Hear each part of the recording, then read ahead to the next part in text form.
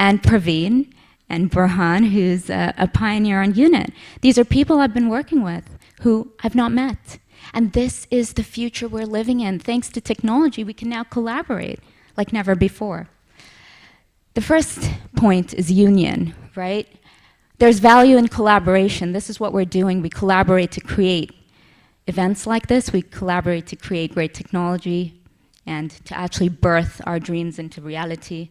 The UAE has been now in existence for 50 years, but it's not just about the 7 Emirates. This country hosts plus 200 nationalities. That's crazy. There's over 200 different nationalities living in harmony in the UAE. That's an 85% plus expat population, right? That's insane when you think about how the working dynamics of this country actually function to bring so much diversity together and to create the beautiful Dubai that you see out that window, right? It's quite fascinating. It gives us a sense of borderless collaboration. That's what Dubai does, the sense of borderless collaboration. And now with technology, right, I can co-create with co-founders who are not even in Dubai. And I can sit out of anywhere. The second is trust. How do we keep our promise? And this is where technology will play a part. We'll get into this today about trustless systems. It gives us a sense of safety and freedom when we can trust, right? When we're in a relationship, we want to make sure that if someone says they're going to do something, they keep their word. Similarly in business, similarly in community. And with technology, now we can actually move past that. Maybe we don't need to be waiting on a human to tell us that they're going to deliver it. It will be recorded. But then there's the human element that we really, really need to hold dear in our interactions when it comes to trust. The third is heritage, honoring our ancestors. He talked about that. And I think that's so important. And as women, I think we do a great job pulling the past into the present. And that's why I always encourage, spending time with your grandparents and spending time with elders, because you have this sense of preservation of culture. It gives us a sense of meaning, humility, and remembrance. What if technology helped us build on these visionary pillars, right? These 4 very important pillars of growth in any city, in any community, in any organization. People aligning on purpose, more collaboration, trustless systems, and preserving our heritage as we go along, remembering where we came from, just like the story of my mom and dad. I'll always remember that if it wasn't for the steps they took and their curiosity, I wouldn't be standing here today. How are we going to regenerate our planet with technology? How can technology help us do that? Can you just imagine that this is the world we're actually creating now? There's a lot of people who are actively creating this new earth that we want to live in, and it's beautiful. As a unit, we're trying to do just that. And so we're just going to play a video to depict why the unit network exists and give you a sense of the direction of the dreams that we want to birth into reality.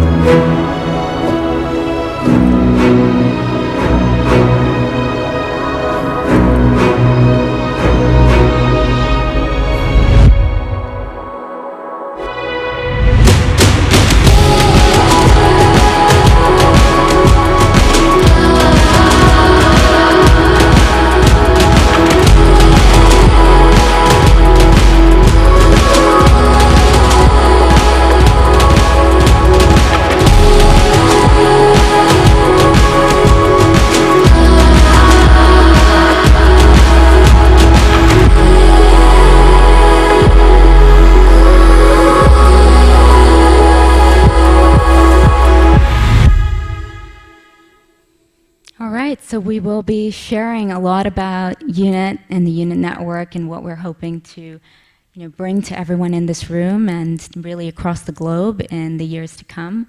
We're here for the long haul, and we want to really disrupt the way things may be going that don't necessarily serve the greater good. And I think we need to ask difficult questions, and be able to stand courageously in making changes for humanity. All right, I could go on. There's so much I want to share. I can see friends that have come through in the room, and I'm excited to be sharing the stage with them through the day. Our first speaker, Reem, is an absolutely phenomenal woman, a woman I greatly admire. She's come a long way. She is a cultural consultant and co-founder of Dukkan Media and podcast. She does brilliant work. I've watched her during the time where I was in the corporate world and we were both going through so many things when it came to burnout and transitioning and figuring out really what we could give back to society. And here she is standing in her power. She's going to deliver a powerful talk right now on the creative economy. That is her space. I love everything that she shares, and people flock to listen to her. So I want to welcome Reem, and I also want to thank, once again, the Dubai Businesswoman Council for making this possible. Without their help over the last year, we wouldn't have this beautiful venue to share together, and we wouldn't have the support that we do. And this goes back to collaboration and union. So a shout out to them for sure. Reem, the stage is yours.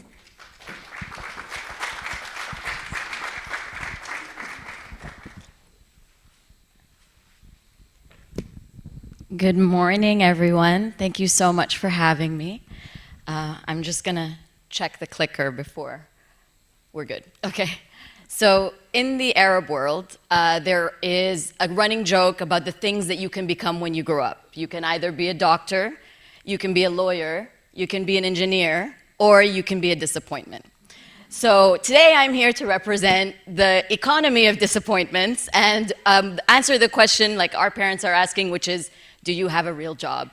And the answer is usually yes. Creatives have a real job. We care very much about what we do. And it takes a lot of heart to be a creative in the Arab world because we do step aside from the traditional norms of what people believe is successful. And it takes a lot of heart and to create change.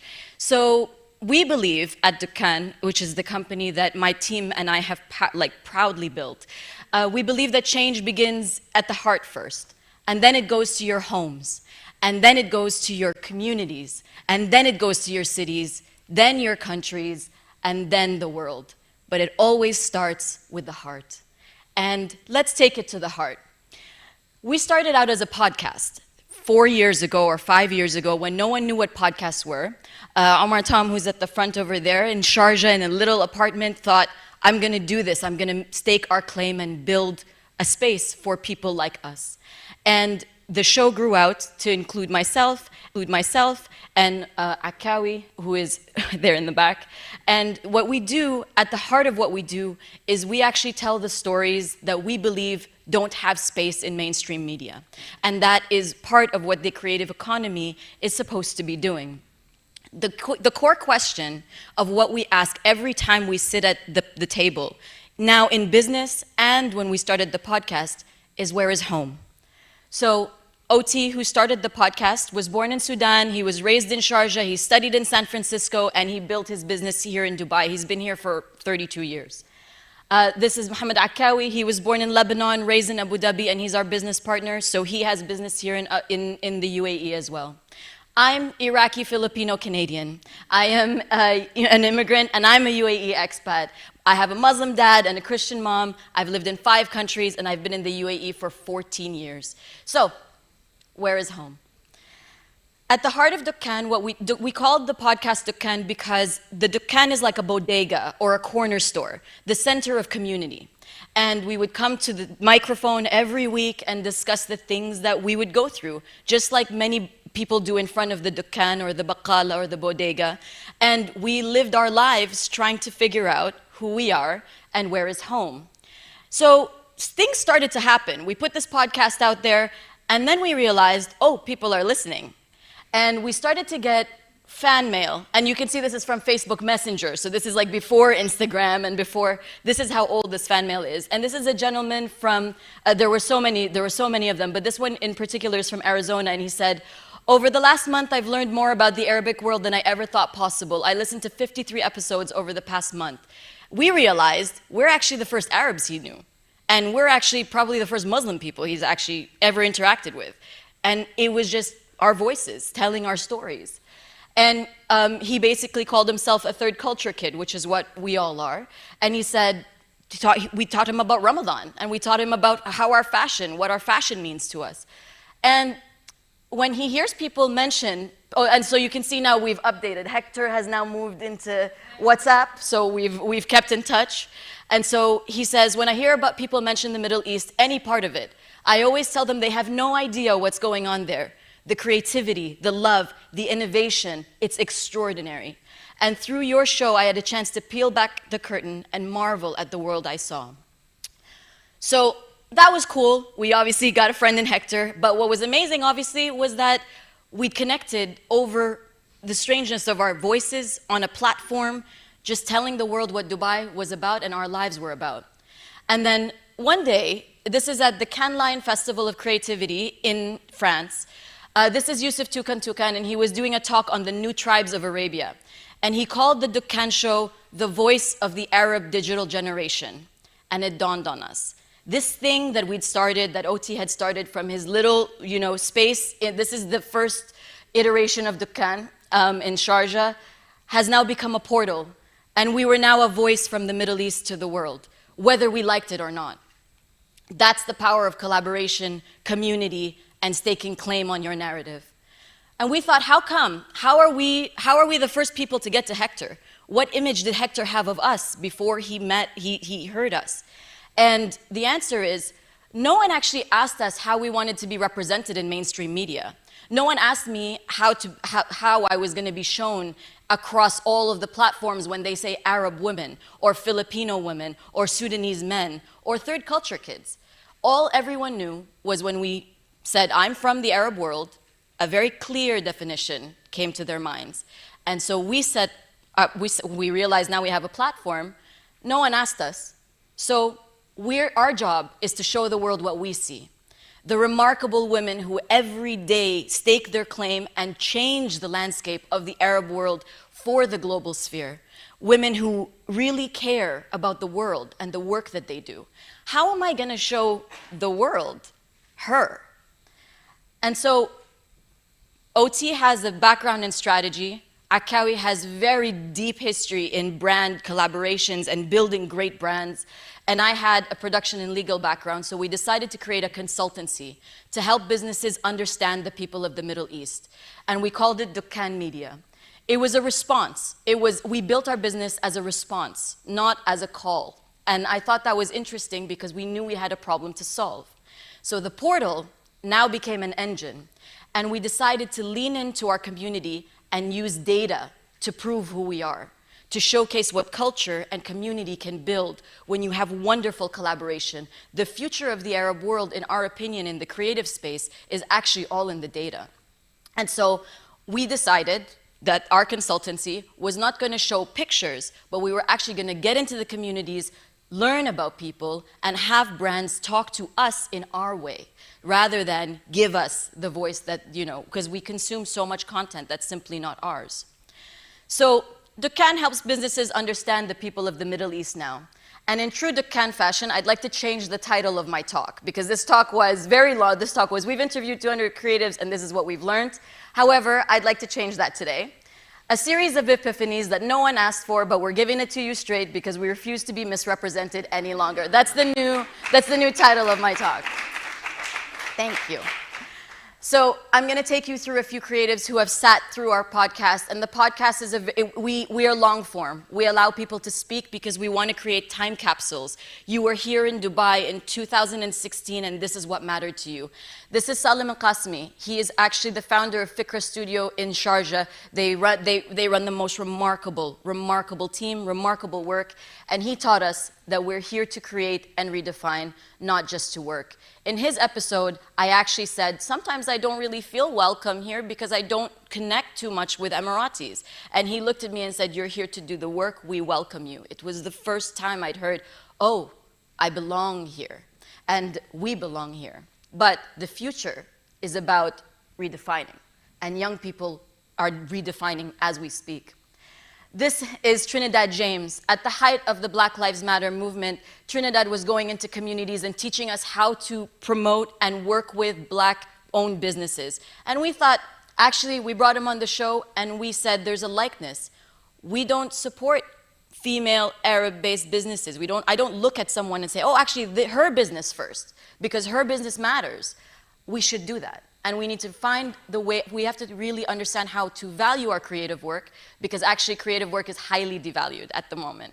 And we need to figure out how to do that as a unit, So this is El Cid. He is a prolific graffiti artist, and now everything he touches turns to monuments. Everything he touches turns to monuments. You've seen his work across the city, and in his episode, he taught us something very, very special. All creative work requires collaboration, and collaboration is a contact sport. At the table every day are women combating, working, making the difficult decisions and having the difficult conversations so that we can create the world that we imagine should exist. And we should never forget that. Pasita Abad, she is a Filipino artist who's passed away, and her estate right now is touring her work. She's actually the first Filipino to have a full showcase here at the Jamil Arts Center. And if you think about how long Filipinos have been in the GCC, how is it that in 2020 is the first time someone's shown an entire, an entire collection of work? It is never too late to stake your claim on your narrative. And it is never too late to say your piece. And there's never been a more important time to say your piece. This is Odyssey, and he's a rapper, but more importantly, he's now a dad, and he said to us that who you are and what you stand for are intrinsically intertwined. You cannot separate them, and if you try to, you're going to feel disconnected. And finally, not finally, but pre-finally, this is Carlos Mayer, and he taught us that when you work in the creative economy, when you work as an artist, or you work in the arts and culture space, you have two passports. You have the passport that you have that defines your nationality, and then you have your culture passport. And that passport is what you use to get into the spaces that you need to.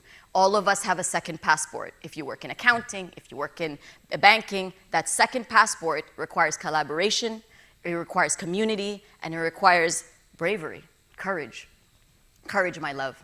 So for our 200th episode, we decided, how are we going to mark this amazing milestone? We'd somehow made it to these remarkable places. And we said there's only one person that we want on our show, and if she's not going to do it, we'll just do 3 of us celebrating the 200th episode. We asked the question, and thank God, Her Excellency Noor El-Kaabi, the Minister of Culture and Youth, was our 200th episode. And in our episode, and I believe in a strange way the world shows us exactly what we need, she challenged us. She said it's no longer about where is home. The question now is, who are you? Who are we?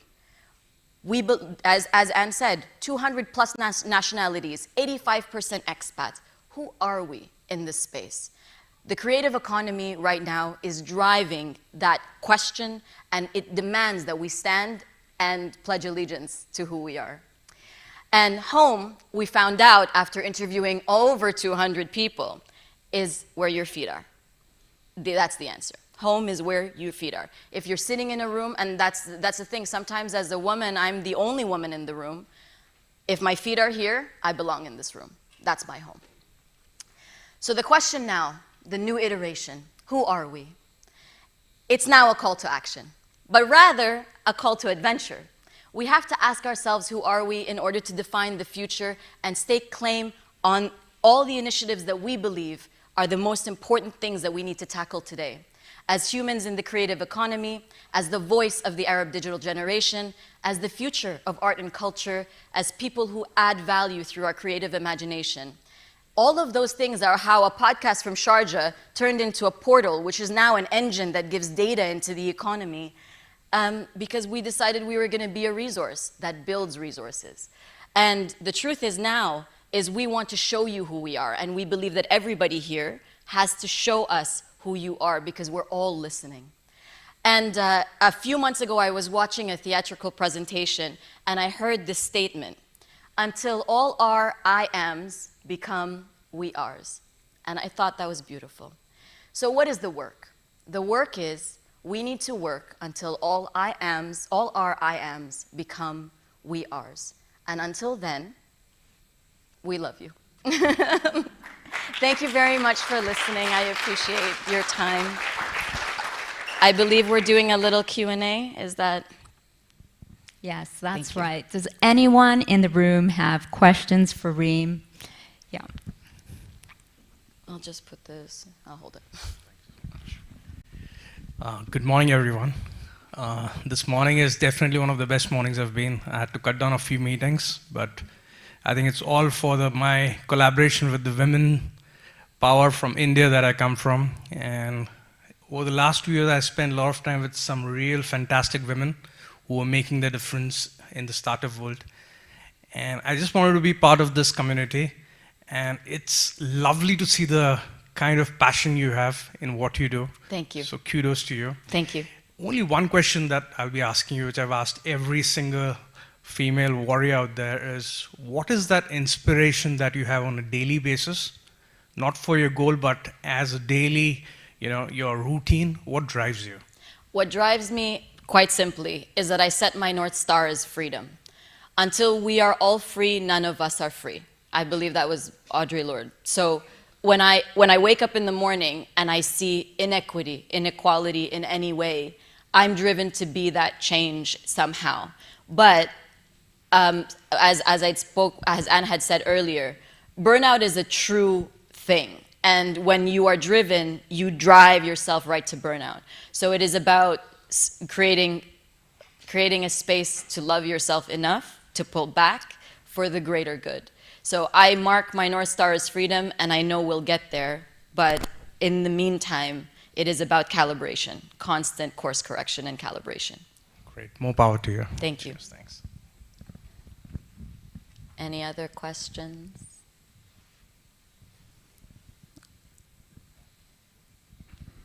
Anne's got the mic. I'll join you on stage. Thank you. All right. Thank you so much, Reem. Thank you. Tell us, what is the future you see for Dukan Media? The future for us is at the heart of it is we need to get into every community and every space in the world that is marginalized, that needs a voice. So the work is cut out.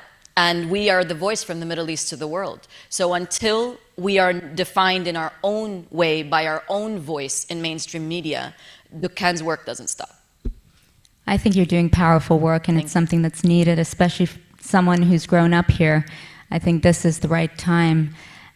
What is your take on the expo in this whole cultural, upheaval? I would even say like cohesion. It's a time for cohesion, but it's also a time of unraveling old narratives into new narratives. So what's your take on what the expo has done for the UAE? So the expo, as we know, the expo was delayed a bit because of the pandemic. For a lot of us in the creative industry, the expo was a mark of faith and courage that, okay, we are going to get out there, we are going to be together, we are going to welcome people, and we are going to celebrate culture. That was a really important moment for our industry, not only because a lot of people suffered financially, but also it gave us a safe space to say, we're creative now, and this is what we need to say in our spaces. The only way to tackle Expo is apolitically. You walk around and you have to remove all the barriers so you can figure out how to connect to people. I met somebody from Tonga. I met somebody, I was looking around at the countries and I said, well, what does your fabric feel like? What does the culture sound like? Expo is an opportunity for us to remember that we're actually made for each other. We were actually more the same than we are different. And I'm so grateful for that experience from a cultural perspective. That's amazing, Reem. I love what you said about, we need to work towards shifting from the I ams to we ares. Absolutely. How do we do that? I think at the heart of it, it's collaboration first. It is about getting together and working as teams to, towards a common goal. But more importantly, you have to find out what is the ship that you're going to be driving, because I think there's a lot of buzz. There are a lot of buzz causes, and at the end of it, true change happens in the minutia. It happens in the details, in the dailies. And so for us, it is about getting into the minutia, not being afraid to have difficult conversations and working and knowing you're going to make a lot of mistakes. We made so many mistakes. I'm making a mistake right now, I'm sure. Like, while I'm here, I'm making a mistake right now, and we'll recover. I think that would fail forward, darling. Fail that way. Yeah. All right, we're in it together. Thank you so much for owning the stage and Thank you so much. representing women in such a beautiful way. Thank you for your time, everyone. I really appreciate it. I pocketed your clicker. All right, I would like to invite Ayman Youssef on stage. We are going to talk about the Dubai property market. I can see my friend Dr. Mahmoud's in the room as well. So we'll be doing back-to-back a little bit about the Dubai property market, what's been going on pre-COVID, what's been going on post-COVID, and then we'll talk about creating cities that we love. Good. Welcome, Ayman. Thanks. Let me give you Oh, yes. Okay, thank you. have a seat. It's an amazing job, and I'm very happy. I had a chance to attend Dream. It's super powerful, as you said. Yes. Yeah. Have a Thank seat, you. It's Ayman. perfect. You sit here? Yes. Okay. So just a little bit about Ayman. He's been in the real estate business for God knows how long, and before his real estate career, that's why he loved Dreams Talk. He was a musician, right? Yes, Heavy and, metal. Surprisingly, I had very long hair. Like. Times change, Ah, yes, yeah. but we love you the way you are, Ayman. Yes. All right. Yes. Maybe it would be great to start with just sharing a little bit of your story, what brought you to Dubai, and what you feel has shaped Dubai over the time you've been here.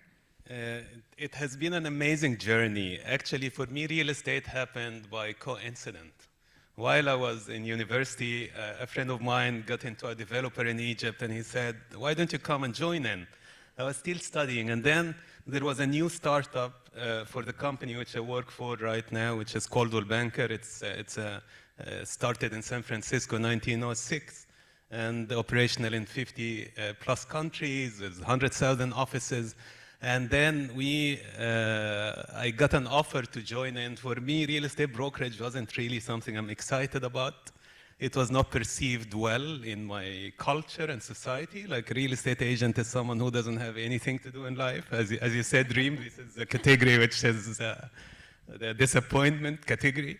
And then I've grown. I joined as an agent, and then I was promoted to a manager, and then I was managing the commercial arm of the company. And we have a good footprint. And then I came to Dubai in 2005. Because we have the franchise in the Middle East, North Africa, and Eastern Europe, and Russia. So we have 33 countries under our operations as a company based in Cairo. And then I came to Dubai 2005, where things are quite exciting at this point of time, yes. And since then, I've been in the same company, yes. So you've seen the regulation shift for this entire duration, and Dubai has yes. changed. It's Yes. welcomed expats.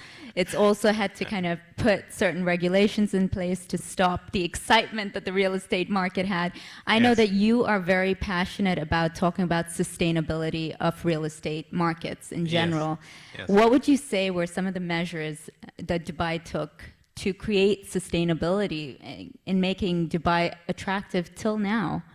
I think that what differentiates Dubai, because I don't want to go too technical, and because like I want to be within the same context of what everyone in the room is about. It's just that Dubai is a city where people come and they can achieve their dreams, because the main competitive advantage of Dubai is tolerance, actually, and diversity.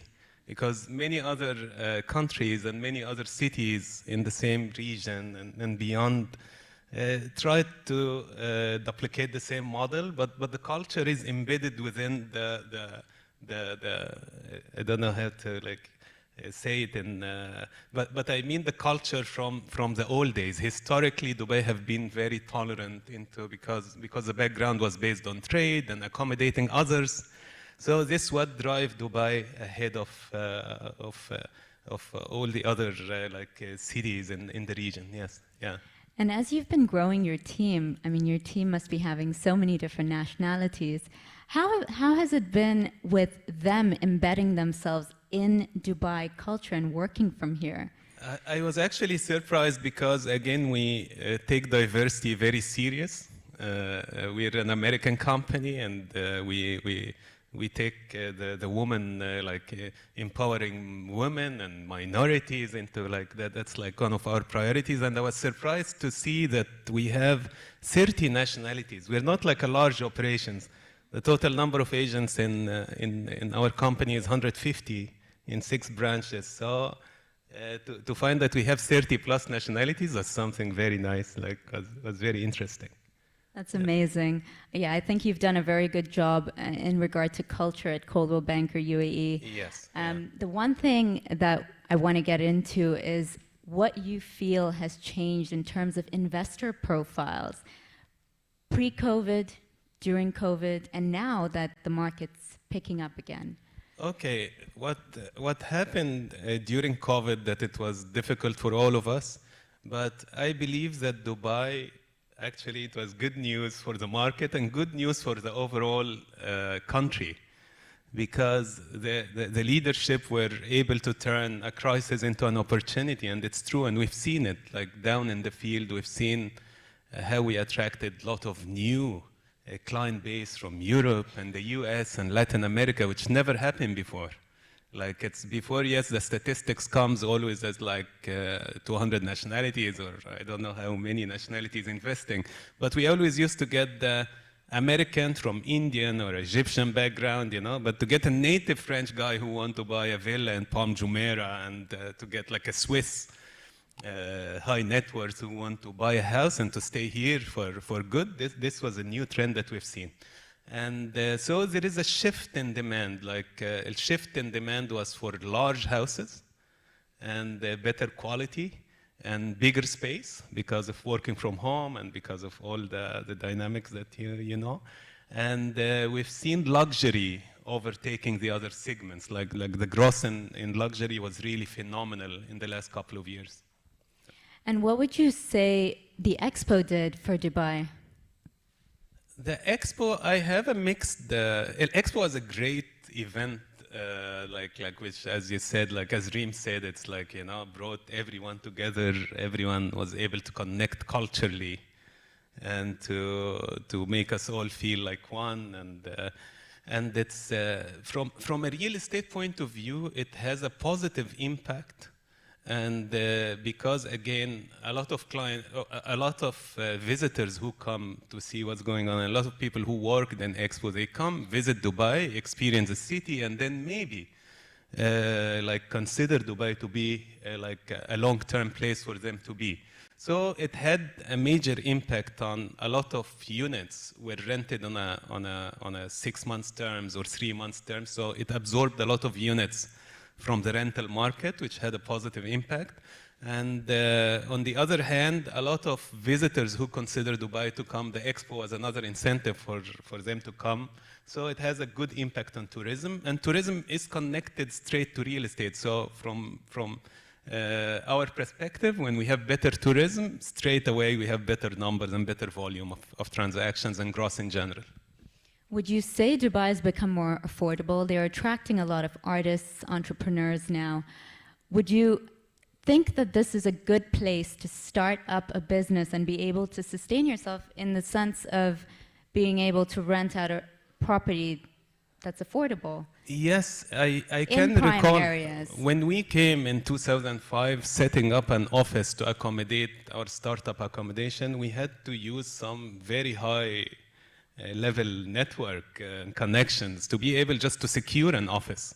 And today you have a lot of opportunities. We have some listings for offices fully fitted at 30 dirhams per square foot per year.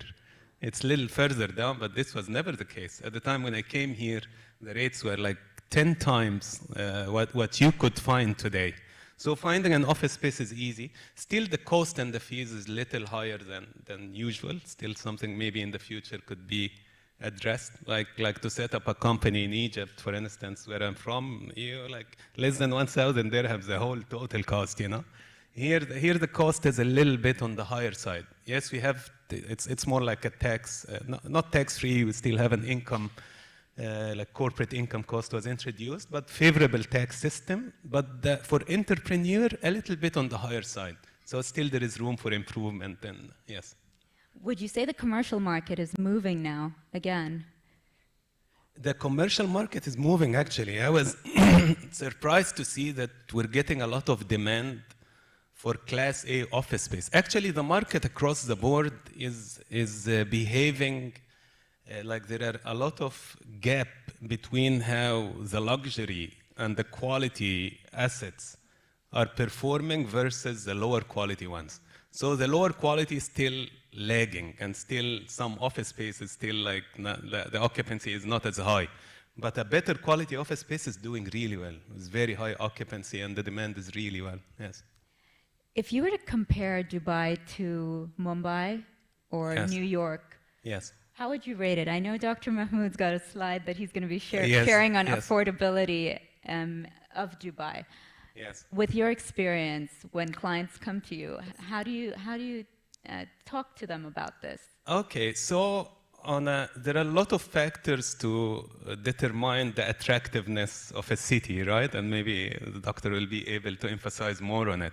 But in a nutshell, the prices in Dubai at this even current level, after we increased maybe 17% last year, as per some reports, we're still at a very attractive level, very close to the reproduction cost. And after the inflation that's going on right now, you still can secure some assets below the reproduction cost of those assets. Like in certain areas, like if you go down into class B, like maybe you can secure a unit in not Motor City or Sports City or Arjan or JVC and all of these, like very nice places to live in. But on the other hand, you can secure very good price per square foot and total price, and you can secure a good yield as well. So the return on investment is higher than the average globally, and the price per square foot is one of the most attractive, even on the region, not only on a global scale. But when I compare everywhere I travel in, even when I travel to India, I went to Bandra, I walked around to see what are the real estate selling at. Travel to Spain, France, Hong Kong, Egypt, anywhere that I travel to, I have to visit a real estate brokerage and find out to understand the price, understand where do we stand. So I can say that Dubai at these price levels is like, that's why when clients come here and visit Dubai, they're walking in the mall, you see all of these developer stands, and then they can take a decision like this. They can see, wow, that's like 100,000 euros, and they get a nice unit, they sign, and then they swipe their credit card on the go. It's like shopping, so the price is very attractive, yes. Can I borrow your credit card? Anytime. Okay, if someone was considering buying property here in Dubai now, in a nice area, Yes. What are some of the best residential areas in Dubai currently? So it's a bit tricky because it depends on how you want to perceive the situation, okay? So some investors, from my point of view, the ultra luxury have tripled and doubled in the prices. Like some clients who bought a nice villa in the Palm for 30 million dirhams, now selling it for 100 million dirhams because it has a beachfront. And it has like an ultra luxury like finishes, and the high net worth individual who came to Dubai, they wanted today to get the unit that will give them that lifestyle experience and not to compromise. So a luxury, I feel, is not the place. The ultra luxury, I feel it's like accelerated way too high. So I see an opportunity in villas and townhouses because there is an organic demand. A lot of people want their kids, and especially that the population of Dubai, we all came singles in Dubai, maybe families are growing now, you have kids, you want to just leave them in the park to play around, you want to have a play area and pool and just accommodate the situation. So villas and townhouses is solid, like good yields, very less operations cost, less service charge, and organic demand, which is like sustainable. And I see the downtown, there will be a reverse flow. A lot of people during COVID, they left the downtown, they wanted to move outskirts to get bigger space, but the city will always be the city. As long as we get out of COVID, people want to be close to transportation and nightlife and shopping, etc. They want to be in the heart of the action. So, and there are a lot of new generation coming into Dubai, a younger age group, which will always favor the heart of the city. So I advise villas and townhouses at anywhere between 1.5 million dirhams to 2.5 million dirhams. This is like a sweet spot. And I advise for the downtown, you can secure still units in the resale market at below maybe 1,500 dirham per square foot, and still there is room for growth because the price have not shifted much in these areas. Some of the guests here have flown in from outside, so downtown Dubai is close to that Burj Khalifa tower over there, and it's always been a prime area for real estate. Yes, yeah. All right, and what would you say, Ayman, in regard to the changing nationalities of profiles post-COVID? I think that, okay, what happened is COVID, I can share a personal experience, okay? I come from a family who take education very serious, and I was like lagging behind. So I was graduated from the Faculty of Commerce. Because of your long hair and the guitar? Yes, yeah. I used to like headbang on stage and stage dive and do like some crazy things, yeah. My brother is actually a doctor in UK, and my brother-in-law, he got an offer in Harvard. He will be like, both of them are teaching, and both of them are like great profiles. I got vaccinated before both of them. I got access to the vaccination center. I got vaccinated before both of them. And then when someone was really sick in Egypt and you need to get an ICU bed, you need to be who's who to be able to. At the time that we were in Dubai, actually, I remember when I got the vaccine, and then there was a local like woman on the registry, and then she asked me, and how's family back home? And I hope everything is okay. And I was really touched, you know, because we're really privileged that we were able to get to be accommodated here. And then it's just like, if you're a billionaire in India and then you cannot get access to an oxygen, then what's it? Deviate the whole purpose. And then, so the whole like mindset have changed, that safety is broader than just your personal security. Safety has to do with health, has to do with your family, has to do with your, like it's a broader perspective, which brought a lot of high net worth individuals and brought a lot of people, they re-evaluate and they said, yes, this is the place that we want to be. Yes. So the impact was really positive, yes. Yeah. Amazing. If we were to wrap up now, what would you tell the audience in regard to the top 3 things you would say are the most attractive about Dubai? The most attractive about Dubai is actually culture and tolerance, because there is nowhere else in the world. I really travel. I traveled a lot, like almost everywhere, and I've never ever seen a place where everyone is really equally. Even forget about regulations. Yeah, some cities have great regulations, okay, but it doesn't matter where you're from, doesn't matter your skin color, doesn't matter your. At the end of the day, you walk down to a place and we're all treated equal. And this is something which I think is embedded in the culture of Dubai, and this is a great thing. A lot of people have misconception, like skyscrapers, fancy life, luxury cars, and that's not actually the core competitive advantage of Dubai. So this is the main thing that yeah. That's beautiful. Thank you so much, You're welcome, Ayman, for your Thank time. you so much. I could keep you on stage. Ayman has so much knowledge on Dubai. This is like, it's so much fun talking to him about the transformation the city has gone through. But that's a wrap for us for now, and I really thank you for taking the time to be with us today. Thank you, Anne. All the best. Thank you.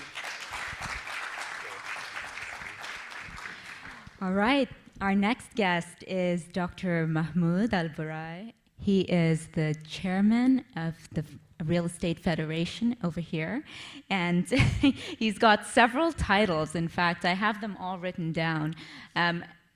We selected one, but he's done amazing work in the space of SDGs. He works with the American University of Dubai as well to get students aligned in what's happening with sustainable development goals. Great work with RERA. He was the CEO for RERA, which is the Real Estate Regulatory Authority, training brokers in the UAE, and they did amazing work for 10 years. I worked closely with them where they actually had put out the initial regulations to stop the UAE property market really from inflating, and it was beautiful to watch the transformation of Dubai working with teams like Dr. Mahmoud's. So I would love to give the stage to him. It's amazing to follow him on LinkedIn because he posts all these motivational posts on well-being and creating a greener, fairer city, and I'm very excited to hear what he has to share with us today. So the stage is all yours. So much.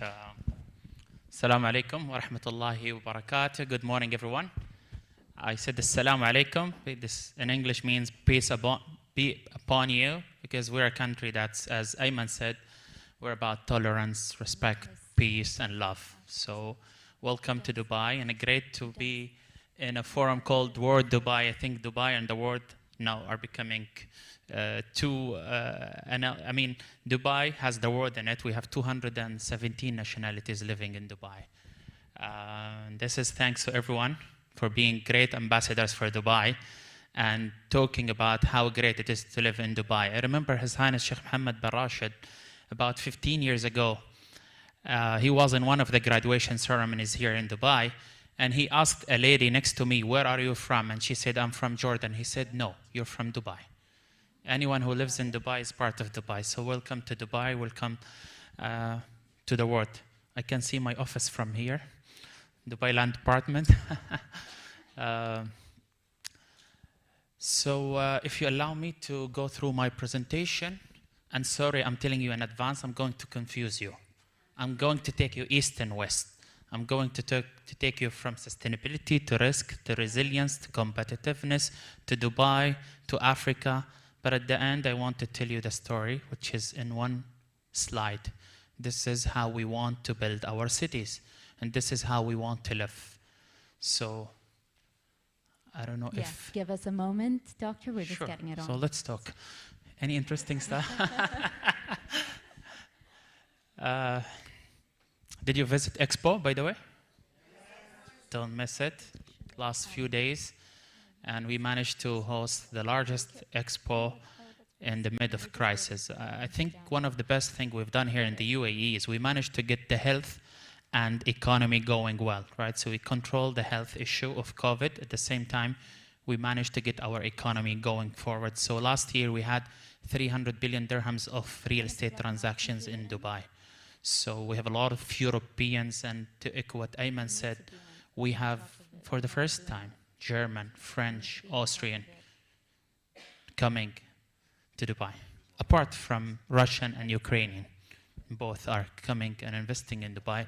So Dubai has been always about safety. It's been always about security. Safety, personal safety, but also safety of investment and future. And His Highness Sheikh Mohammed bin Rashid last year announced the new master plan of Dubai that I'm going to share here today, 2040. And the idea is to double our population. The idea is to increase our economic centers from 3 to 5. The idea is to double our greenery. The idea is to make sure that people are not living more than 800 meters far from public transport. So we are rethinking how we want our cities. And the slogan and the motto of this campaign or this master plan is to be the best city on earth for living. So how do we make sure that how we translate this into action? This means we need to rethink everything we do. how we bring the concept of 15-minute city into concept, how we make sure that everything is walkable and bikeable 15 minutes away from you. Your school, hospital, education, grocery, everything is 15 minutes away. Now the oil prices is going up. We don't need cars, right? Or we need to rethink how we build cities. Instead of focusing too much on cars, we want cities that apply sustainable transport, or we call it mobility. So we need to move from transportation to mobility. It's not about getting from point A to B by car. It's about how we can get from A to B without harming our environment, at the same time costing us less. And the third, don't forget, our health. COVID has taught us something, that our health is precious. The 6 million people who died, the 600 million people who got infected, tell us that our environment has an impact on us, right? How we live, it's impacted by our environment. And we've seen, and maybe Ayman a little bit talked about that, we've seen a trend in COVID. A lot of people moved from city centers to the suburbs of the cities, from smaller apartments to bigger villas, from apartments without greenery to apartments with a greenery. It's okay, take your time. I gave 6 speeches this week, so I know how it will look like. So from smaller balcony to bigger balconies, we now are enforcing on buildings to adopt WELL designation, WELL Health and Safety. Dubai is going to be, we're part of something called Circular Economy Committee. Now Dubai is looking at how we transform sustainability into a commercial business. Sustainability is not about environment, it's not about clean air, that's part of it, but it's about social, it's about economic, and how we combine economic competitiveness with social, with environment, and how we at the end provide a better planet for our grandson and grandchildren in the future. So this is the whole idea of what we're trying to do. Okay. Remind me.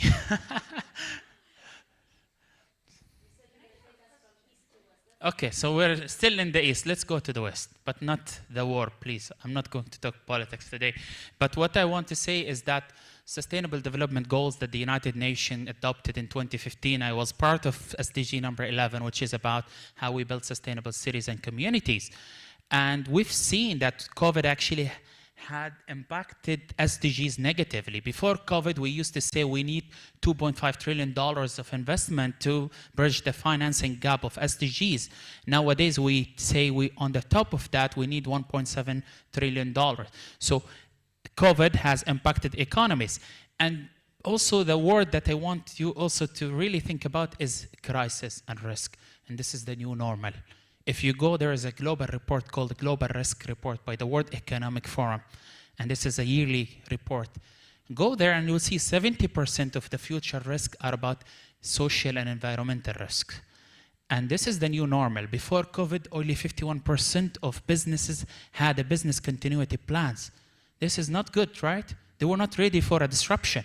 But now the new normal is that we need to build resilience into the DNA of our organizations, and actually before organization, into our DNA as a human being. We need to be resilient, we need to be strong, we need to be what Nassim Taleb called anti-fragile, which is, you know the difference, right, between being a resilient is, okay. You've got your presentation. We made it. I almost finished. We made it happen. Let me get you the clicker. Here you go. So resilient means we'll be under stress. When we're under stress, we try to regain our initial form. So being resilient means, yes, we'll be under stress, under pressure, but you have the strength and power to go back to where you used to be. But in Dubai, we don't believe in that. We believe, no, the crises are opportunities for growth and for future. And anti-fragility means you build into the DNA of you and your organization and your city and your country an opportunities to make and turns crisis into opportunities. The way they write a crisis in Chinese is two symbols. I'm not Chinese, but I was told 10 years ago that my name, Mahmoud, means the winning horse. So I'm very glad that this is part of Chinese. But the crisis, when it's written in Chinese, it has two symbols.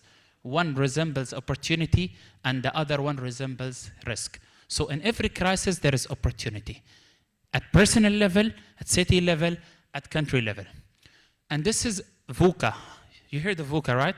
This is the world that we're living in now. It's a VUCA world. It is volatile, uncertain, complex, ambiguous.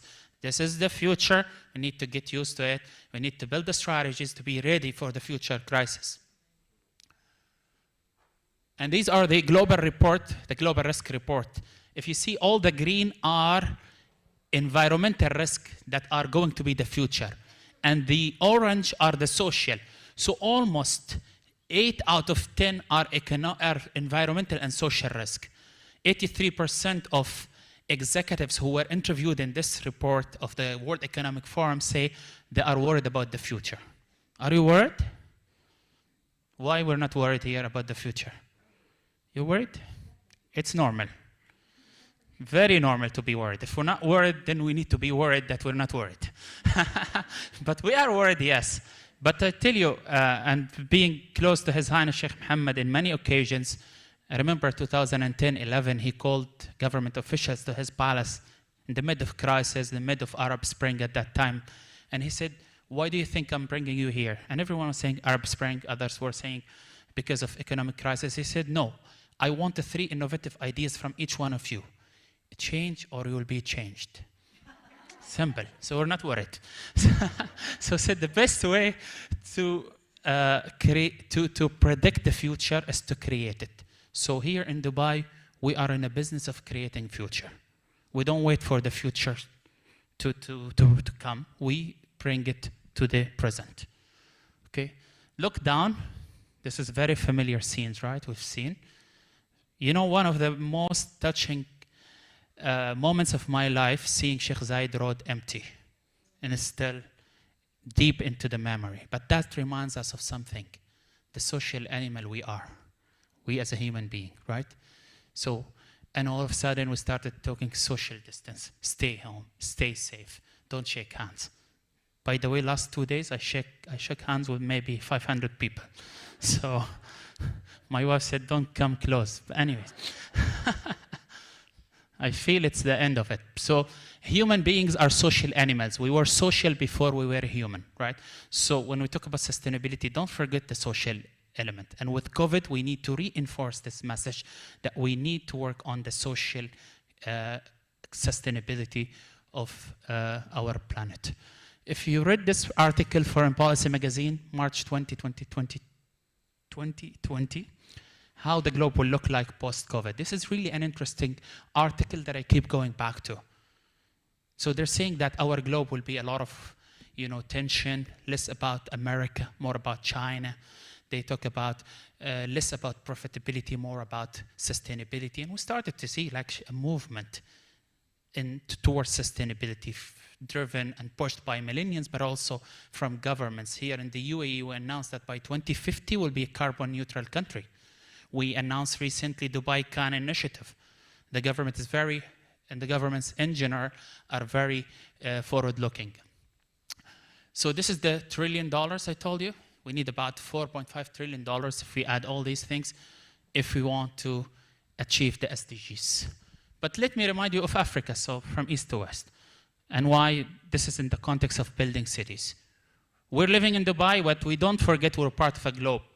And this globe has so many challenges, and one of them is actually economic challenges in Africa. So 836 million people are still living in poverty. And when we talk about poverty, we're talking about $2 per day. So they don't even have that. And we're very lucky to have that, right? So we have to be thankful to God, and we have to be always giving back to our peers. 828 million people still living in slums, and we look at them from our high and tall buildings, right? 65.3 before the Ukraine war. So you add 4 million, we're talking about almost 70 million people who are called refugees, with no home, with no hope, with no opportunities. Okay?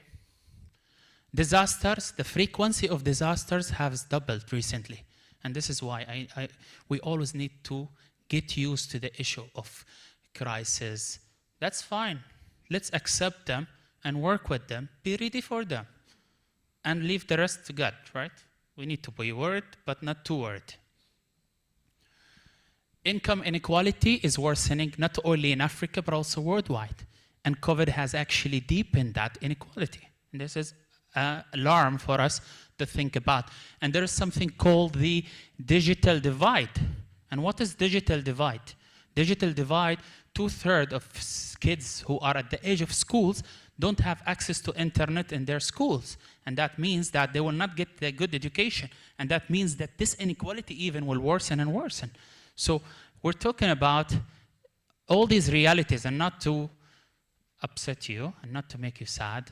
At the end, we'll talk about promising story and future that we all can co-create. So cities are facing also 100 million in new poor and post-COVID era. So even within cities, some people are getting into poverty. Okay? Here in Dubai, we celebrated Expo, which is about connecting mind, creating opportunities. Okay? And the whole idea of Expo is actually focusing on sustainability, mobility, and opportunity. So how we take all these aspects in one go. Okay? So let me talk a little bit about resilience of Dubai. And we've seen it, right, in the crisis, but this is how Dubai used to be from fishing village, especially for our guests who are coming from abroad. This is how it used to look like a long time ago. Okay, so just imagine, and a lot of people think we have a lot of oil now. Currently, oil is almost 0% of the GDP of Dubai. So it's not about resources, it's about leadership. It's about vision. It's about believing in what you want to do. It's not the strongest of spaces who survive, nor the most intelligent, but the one most responsive to change. So we need to embrace change. We need to have a plan for everything. We need to be ready for the future. Okay, so this is also all pictures of Dubai, Sheikh Zayed Road and the clock tower and so on. And this is Dubai Airport. I always bring this picture because that tells you how much resilience has been built in this city. This is Dubai International Airport in 1960s. 2 airplanes leased from Pakistan Airlines, an airport that opens at 7 a.m. and closes at 2 p.m. Okay? So if your flight lands at 3 p.m., you don't have someone to stamp your passport. No, I'm not sure. Okay? But this is how we have now 200 destinations, and this is resilience, this is leadership, this is vision, this is the future. Okay? This is the marina, right? For those who ask about marina, and this is how it used to look like. I used to study in the American University in Dubai. We used to see nothing. We used to see Burj Al Arab from the university. Now we don't see it. And this is how this, so just the 2 pictures tell you the story. It's not about buildings. Whenever I post this in LinkedIn, I see a lot of people like it, but some people from somewhere say, oh, this is building, this is money, this is not vision. No, actually, it's not about business, it's not about money. A lot of countries have money, but they don't have the right leadership. They don't have the right will. They don't trust their system. What we created in here, back to real estate. And how much time I have? 10 minutes. 10 minutes? Yeah. Okay, good. Go for it. It's all yours. The first law we thought about when I joined RERA was the trust account law. And we've chosen trust because we wanted people to trust us, to invest in Dubai, in our country. So we said, let's give them a trust account. So their money will not go to the developer. Their money will go to an account that is managed by the government. So creating trust is part of this as well. We embrace sustainability. This is how we want Dubai to look 2040. Doubling the greenery, being close to public transport, 5 economic centers, and this has been announced by Sheikh Mohammed. So we need to wait for 2040 and see. And you're used to Sheikh Mohammed. I think this may be achieved before 2040, right?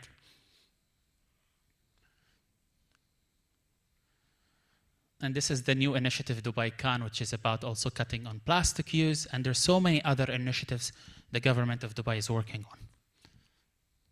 So when you look at the city, it's like reading the hopes, aspirations, and pride of everyone who built it, okay? So we look at the city as hopes, dreams, quality of life, 217 nationalities. Everyone is part of building this city.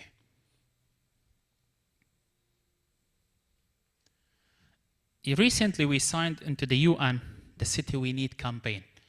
So I don't want to go through all of them, but this is how we're thinking about the future of our cities and our countries. First, the city we need is healthy and promote well-being. See, so the health now is on the top agenda. So how we build cities, how we design them in a way that they become healthy, this is a focus. Peace and safety, climate adaptation and resilience, inclusion and gender equality, economic opportunities, all the way to learning, innovation, culture, identity. So these are the pillars of the future of cities. And these are the areas that we're focusing on and we need to focus on. And this is the model we built. The future of cities should be built on an active government that is not just facilitator. Government should not be facilitator. Government should not be looked as the tax collector. Government should not be the regulator. Government should be enabler. Government should be partners. And this is the government 2.0. Quality of life beyond economics, social life, environment. And I will talk about environment in a couple of slides, economic sustainability and market resilience. So I think the formula for future success is about combination of resilience, sustainability, and digital transformation. This is the combination of what makes a competitive firm, a competitive city, a competitive country. We've done a lot of research in Dubai, and we've seen that people look beyond buildings to the total offerings of the neighborhood. So neighborhood is important and becoming more important. It's not about building, it's about the neighborhood. And the offering, government role should be more important and beyond facilitator, peace and security. We cannot overemphasize, this is SDG number 16, right? That it's very important. And we've seen that we cannot be sustainable if we have wars. And we hope that all wars end and we live in a more peaceful world. Healthy cities is a new concept we need to work on because we've seen that our health is impacted by our environment. And we have the highest obesity rate worldwide in the Middle East. And why? Because we don't walk. Our cities don't foster walking and biking. Now we are shifting thinking. So, and new research finds that the green buildings can increase our health income. We've seen also some research by Harvard that countries and cities who have higher air pollution had higher death rates in COVID.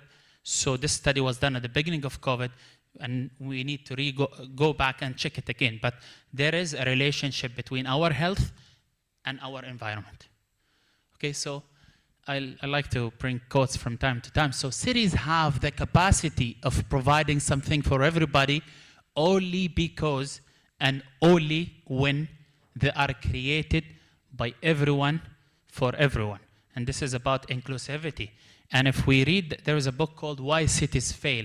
Cities fail and nations fail when they build exclusive rather than inclusive institutions. There is a book that says Why Nations Fails, a 500 years history of failure of cities and countries, and there is one common theme among all those who failed. The ones who built exclusive institutions for very few people, these are the countries that failed. But countries who build an inclusive economy that everyone is part of it, these are the countries that survive. Dubai focused so much on technology, will be the first city outside US to operate driverless vehicles, robotaxis.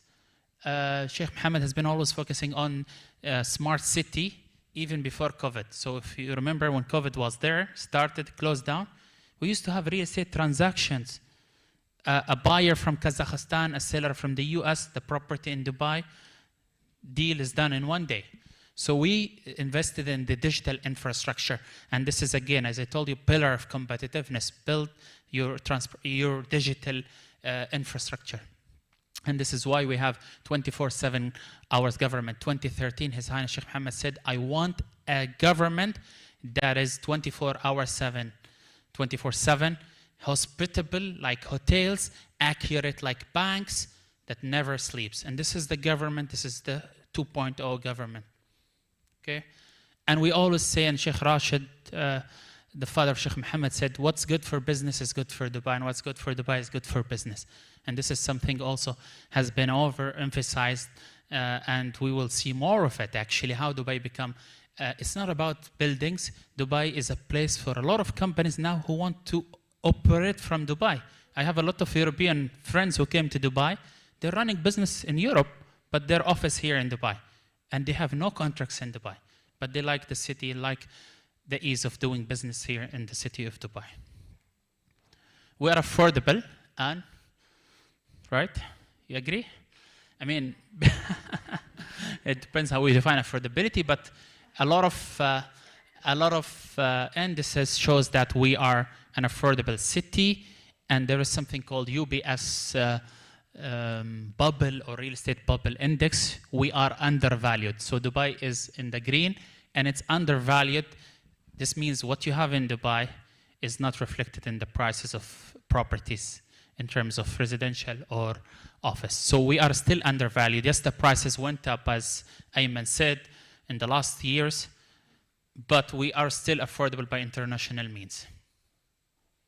Okay? So I added affordability. So these are the key pillars of the future. I have 3 minutes.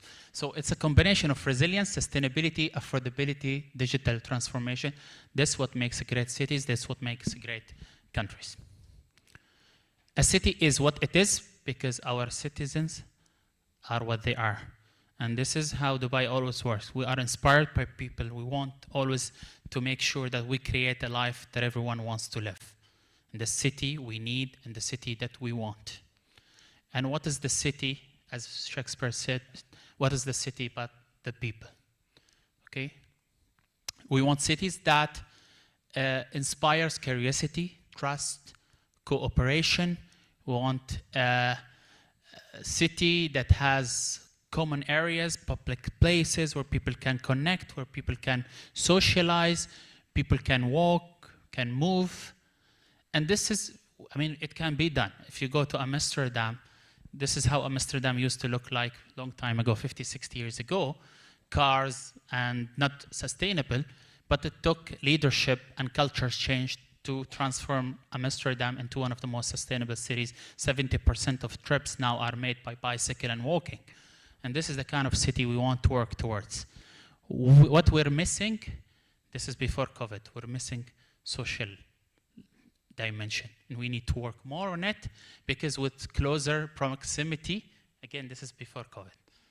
I think now we need to keep a distance. But closer proximity to people means we will be healthier, we'll be also happier, as the research shows.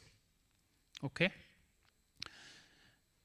So this is the kind of cities we want, and this is the space that cars are taking from our cities, and this is how much we can save in space and emissions and pollution if we become more sustainable in terms of using sustainable modes of transport.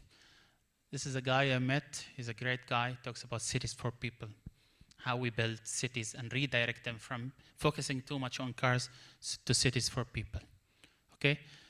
A developed country is not a place where poor have cars. It's where the rich use public transport.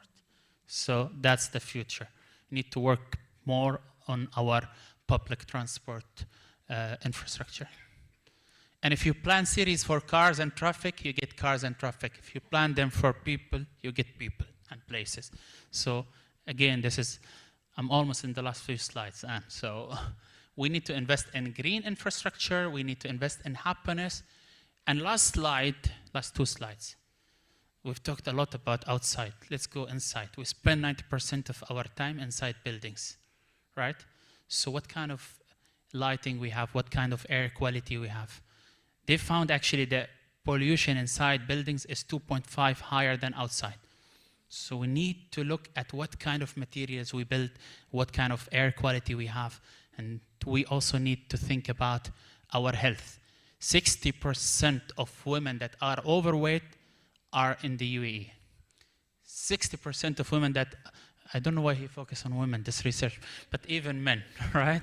So we have an issue with our health because of the way we build cities. So we need to rethink cities. We need to think and rethink our behaviors. I took you east and west, right? Dubai, Africa, US. I took you from resilience to sustainability, to digital transformation, to affordability. So many small stories, but at the end, what I want to reach is that we need to rethink how we build our cities in a better way, putting the health of people at the heart of it, and not forgetting the social and environmental aspect as much as we care about economic growth and future. If it's not for us, it's for the future generations, for your kids and your grandkids. Thank you so much for giving me this opportunity. I wish you all the best. Thank you so much. Thank you so much for being with us, Dr. Mahmoud. Does anyone have questions? Wow. Oh, there we go. Okay. Shy people in the room.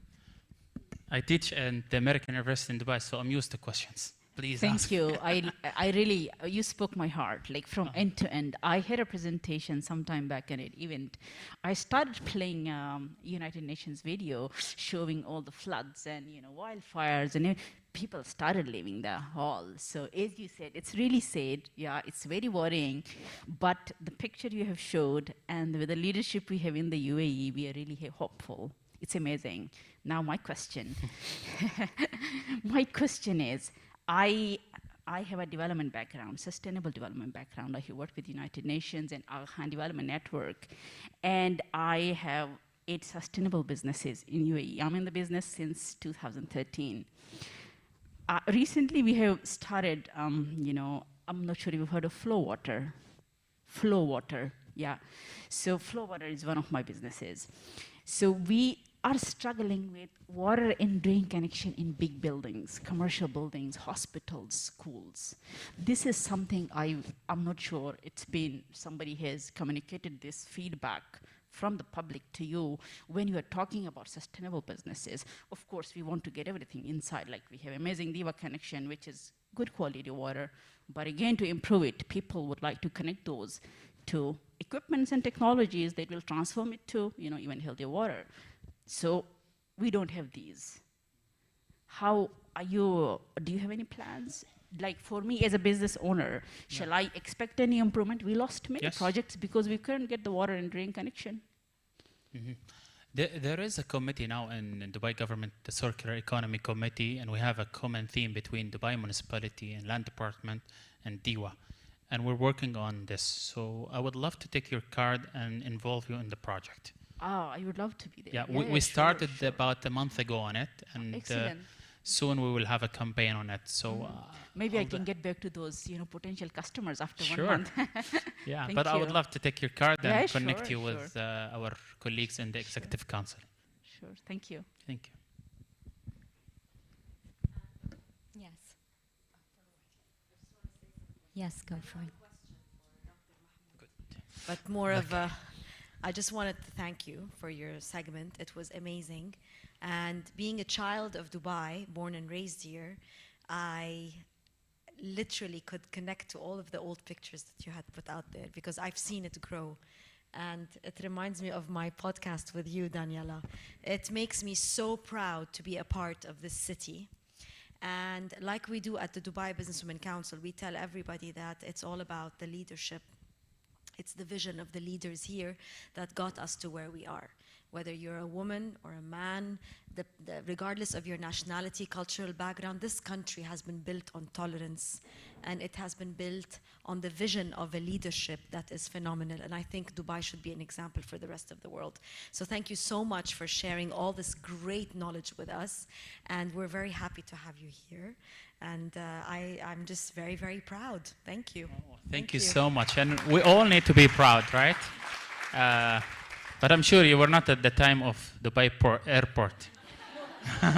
Okay.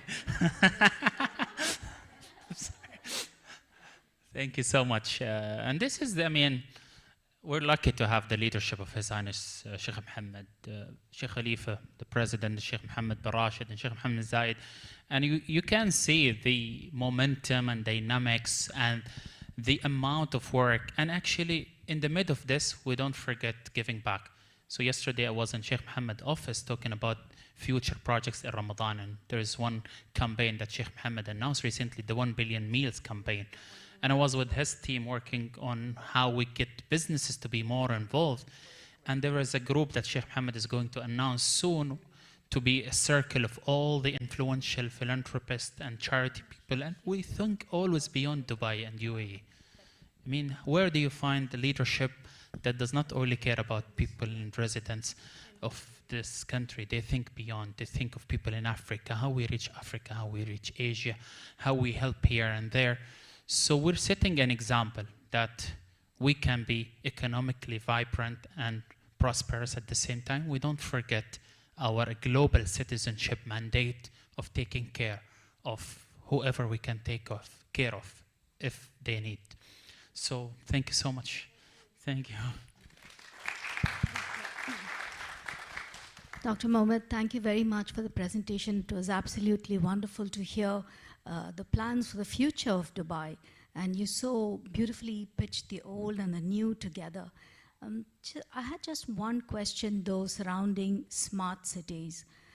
Yes, to build on the new and to get all the right infrastructure in place, keeping all the parameters that are mandated, is something doable. But what about what has already been built? Is there anything that Dubai is doing to address them and reducing their carbon footprint? I mean, definitely. I mean, you know that half of the, or more than half of carbon emission coming from buildings, and we consume more energy. So we work now in Rerun Land Department and Dubai Municipality on cutting energy costs and retrofitting existing buildings, and as well as we're working on integrating them in the future development. So future, we're kind of taking care of. We have a green code. We have so many things on energy saving and water. And now we're talking about tap water. It's safe to be drank, but we need to make sure that we have the necessary steps, that everything is healthy and clean. So for existing infrastructure, it's huge. We're talking about 600,000, 700,000 apartments and units that we need also to look at how we retrofit them, how we advance them. And there are a lot of companies now, they come and they partner with us. We have a program called GAIN, where they go into a building and whatever they save from energy, water, resources, they take part of it as a motivation. So yes, we don't forget the existing stock. It needs to be rethought about the quality of building, the quality of materials. So we're going back to that, but also we make sure that any new stock comes to the city is meeting minimum standards of green, sustainable, and smart. Dr. Mahmoud, Doctor, I have a question for you.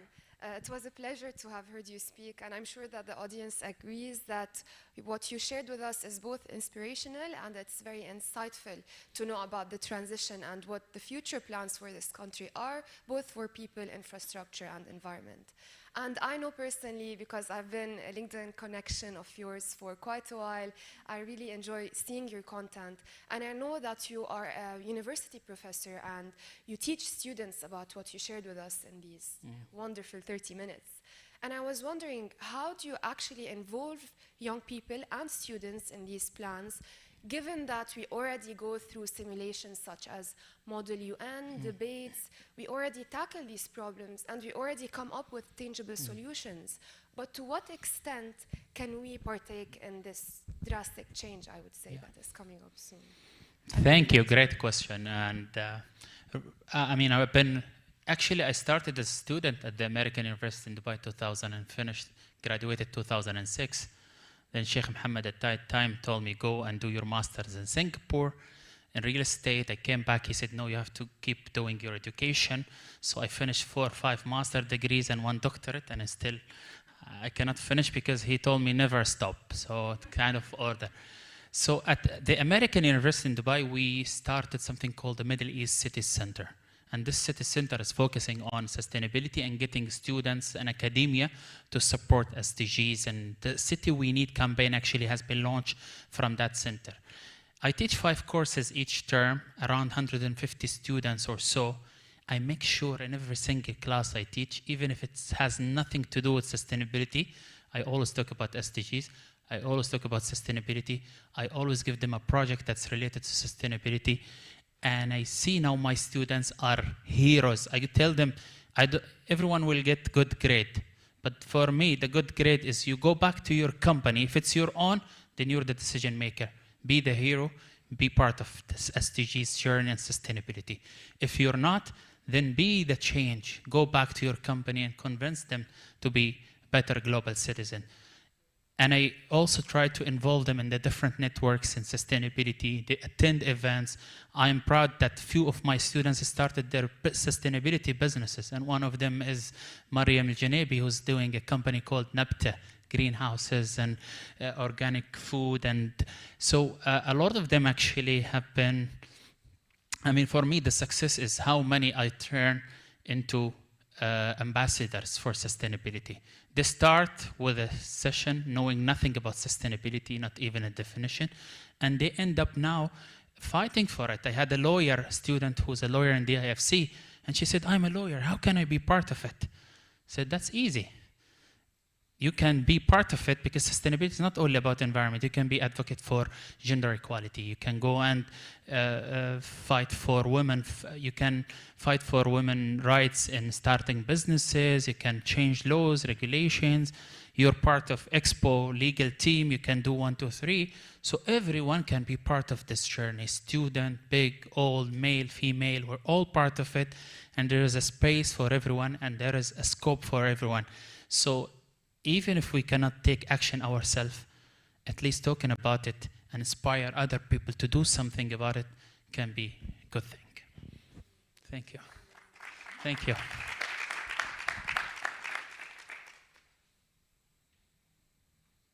so much, Dr. Mahmoud. I think everyone wants you to be here. Yeah, I think we're just going to keep you here. No, that was very insightful. I think there's a lot of wisdom and knowledge shared about the city of Dubai, and I think it's all up to us to build it. It goes back to the initial few conversations of this day, which was about collaboration and union. So exciting times ahead. All right, the next speaker is an exciting one. I'm sure everyone's wondering, what on earth is the metaverse, right? Like, I think the metaverse as a buzzword has been floating around, and people really don't know what on earth it is. So I'd like to welcome to stage Melanie Moore, who is the co-founder of WOM Protocol, as well as the founder of Superverse. If any of you went to that event, if you didn't go to that event, I'd say, you know, put it on your calendars for next year. It was amazing. We're going to watch a recap of Superverse, the video, right now. And Melanie and me are going to share the stage. We're just going to answer questions and have a conversation on what the metaverse really is. Okay. Thank you so much. So thanks so much for having me here. It's such a pleasure. I'm also a very proud recent citizen, or residents, better to say, of Dubai.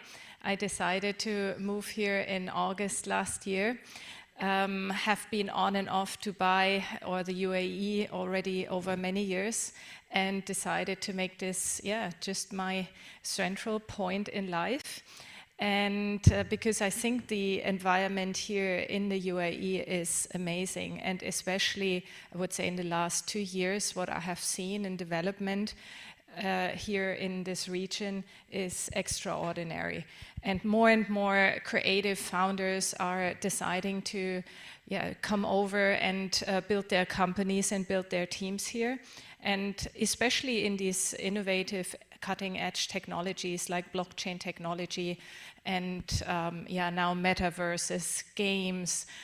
There is so much innovation happening, and it's really great to see that this ecosystem is growing. So maybe just a little bit my CV in a nutshell.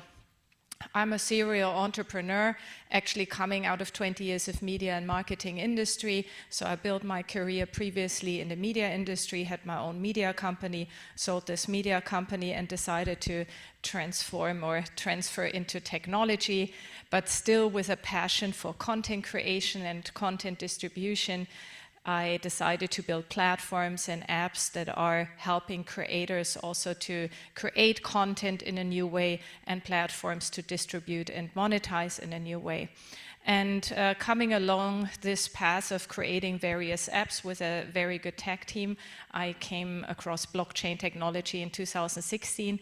And when I really understood what this technology can do for human mankind, it was for me immediately something I really wanted to get involved, and so dive deeper in 2017. And since 2018 I decided to build a protocol, because I have seen over 20 years all the flaws in the media industry, in the advertising industry. I mean, I guess everyone here on YouTube or wherever you are, you see all these ads in between, and we decided, no, that's not the right format, nor for the advertisers and not really for the audiences. Everyone is pushing the skip button on YouTube, I guess. And this is not very beneficial anymore for any brand to advertise the traditional way.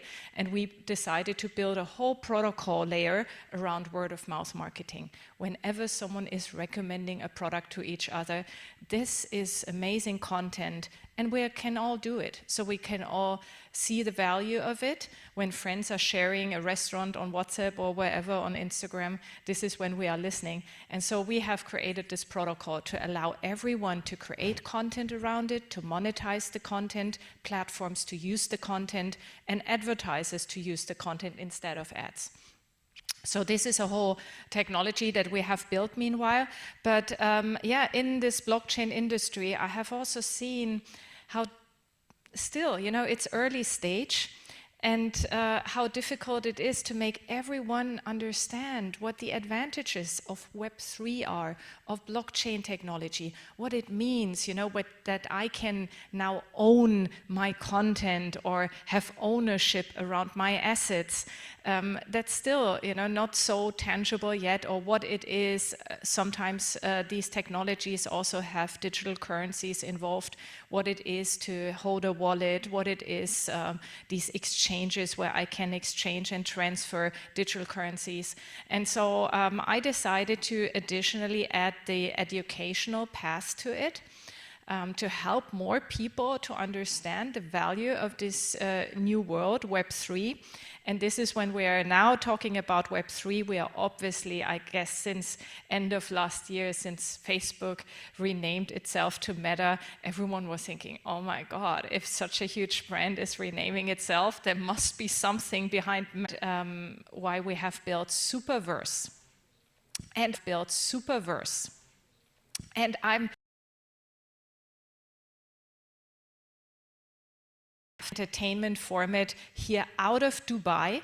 So we also decided to start here in Dubai with this new conference, and we did it end of February in the Dubai Festival Arena. And it was all about bringing more people into the space, having experiences which make them feel what it means to enter a metaverse, how these games that are using NFTs, how you can play them. And yeah, as a content creator also, where are your opportunities? You can learn from amazing experts. So we brought really great tech founders in that were telling their story, why they are building the products they are building. And we had amazing experiences where everyone could really learn and explore how it is to really enter a metaverse and learn, educate themselves in these new digital worlds. Why this is so important? Well, I think if I'm asking you how many hours you're spending on your mobile phone, you are probably meanwhile more in the digital world than you are in the physical world sometimes. I mean, we always think, oh, is this sad? Also I'm, by the way, also a mom of 3. So I have also now kids that are 11, 21, and 24. And seeing how they, use their technology, how long they are on their mobile phone. So sometimes I'm getting the criticism, I'm as a mom are too much. So the metaverse or the metaverses are trying to mirror the physical world to some extent in a digital world. And you can like you are not, or you were not really able to get ownership of these games or parts of these games. And this is now the big difference. You can really purchase real estate in these new digital worlds. You can own them, you can transfer also assets to them, you can build houses, you can build a store, people can come and join a party, they can also go shopping with you in these new worlds. And I think especially through the pandemic, we have seen we tended to also be more in these digital worlds than ever before, because we had no other way to, collaborate and just to enjoy being together. And we have seen, I mean, there was, I would say, it's hard to say, what is an advantage of such a pandemic situation, but opportunities for us all to understand that we can collaborate in a totally new way, that we can engage in a new way. And so we are missing this, physical interaction. It's at least a way that we can talk, can build businesses. And meanwhile, also my team, for example, we are across the globe and we are working together also every day. And it works with all the digital tools that we are having. And so these new opportunities are opening up in all of these metaverses and games. Ways to earn, which I think is the very exciting part, because I think also how we are working, how jobs are perceived, this typical I'm going in an office 9 to 5, especially through the pandemic, we have seen there are other ways of working together. And therefore the so-called gig economy, and you can also say creator economy, because creator can mean so much. You do not only think of being a content creator, yeah. But in the gig economy, you will be able now to earn with little gigs over the day. You can go out and walk and jog a little bit, and you can, earn some sweat coins. Or now there are, I think, Steppen coins while you're just walking around. And, at the end, it's very valuable data that you are delivering, for which you at the end are getting paid for. And, but there are so many other ways. For example, in the WOM protocol, we allow people to earn with making good recommendations. We are also allowing people to earn by authenticating recommendations, bringing trust into recommendations. So basically, you can wake up in the morning and say, oh, I love my Nespresso coffee, and you can create a little video around why you love it, why it's so good, why you cannot, wake up in the morning without. And this could be already this early morning kind of little gig that you can do just to earn a little bit, and then walking a little bit, earning some other coins. And so I think it will accumulate over the day. And then in this combination with a digital world, with a metaverse, where you can also, go in with your, I don't know, avatar, and be able to do several jobs or go shopping. And you can actually go shopping and then get it delivered really to your physical home. So all of these things will be very much more fluid. And this is, I think, a very exciting moment that, we can explore it and can be inventors, creators, communicators, PR agencies in a totally new way. I'm not sure. Is there a question?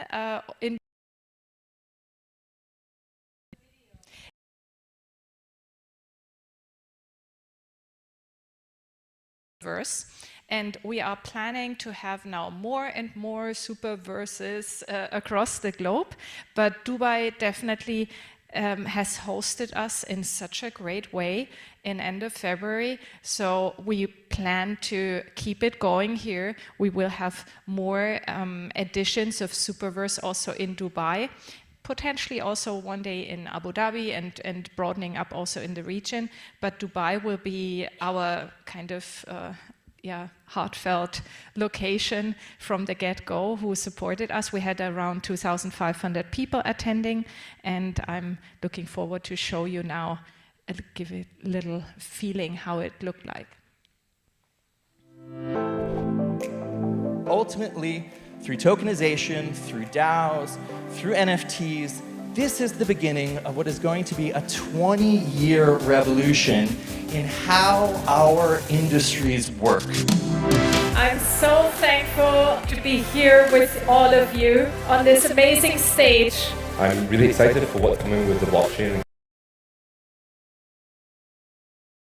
We spend 70% of our life on the internet, yet we own 0% of it. Crypto basically helps you own part of the internet, and that's why I'm so excited about it. We have a big gap in blockchain tech and traditional tech, and we're closing that gap with our dev tools, with our platform. We're starting to create an actual universe that exists online. We're running the entire game engine in the browser with new technology that literally loads you into the game in 2 seconds. You can have rockets for shoes, the green face, you can have an alien hand. Or to travel in time and space with the photorealistic real-time graphics from Unreal Engine. We already offer, as the first automotive brand ever, that applied NFT as a proof of membership. NFTs has a different value in this sort of games because they become a tradable asset. It does come down to the quality of that content, doesn't it? They have to have something to do there. They have to have a place to show off. This has a lot of other opportunities than entertainment,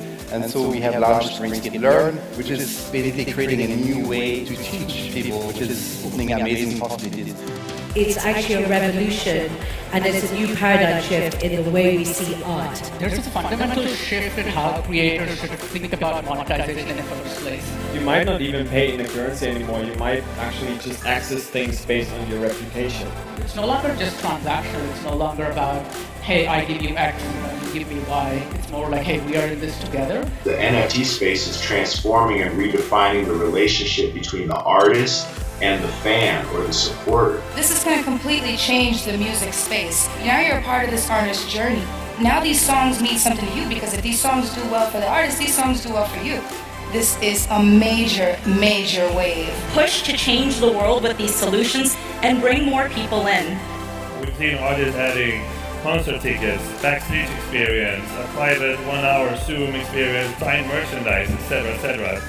Before we took the things from the real world into the metaverse, UGC creations can also be the basis for real life products as well. Big tech is investing billions in the metaverse. It's a crossing between NFTs and artificial intelligence, where you can filter knowledge and let it live in a metaverse, can grow and change.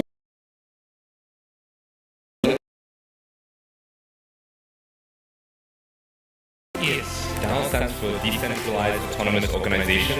This idea is powerful enough to galvanize lots of people to come together to pass their ideas. We are transforming Superverse into a DAO that is really driven by the community, by the people, and to create a new format out of it that is sparking across the globe and that is bringing amazing tech founders together with amazing content creators and amazing artists to really spread adoption and to get us to the next level altogether.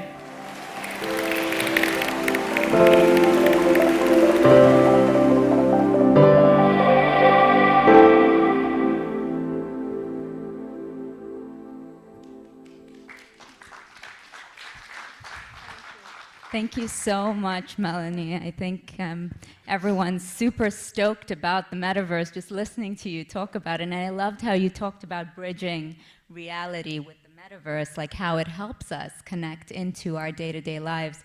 How many people currently are in the crypto world or dabbled in that space? Okay. And for those who aren't, what is a good place to start? Maybe we can have a seat and have a conversation. And our co-founder, Michael Haley, will be joining us on stage as well. You saw him in the video. He was at Superverse. And we're going to be talking a little bit about DAOs and how people can get more involved. Yeah. Okay. But we use this, right? You could use this as well. Yeah, okay. Yeah, I mean, how to get started is, I would say, always the question, what's really your interest? Are you, more coming from a trading perspective? Are you really interested in digital currencies and cryptocurrencies, or are you more a creative and you understand how you can monetize as a content creator or a designer, a fashion designer, or as a communicator? Because there are so many opportunities. I think, to be honest, years ago, I started Googling about blockchain for dummies. And that was kind of my...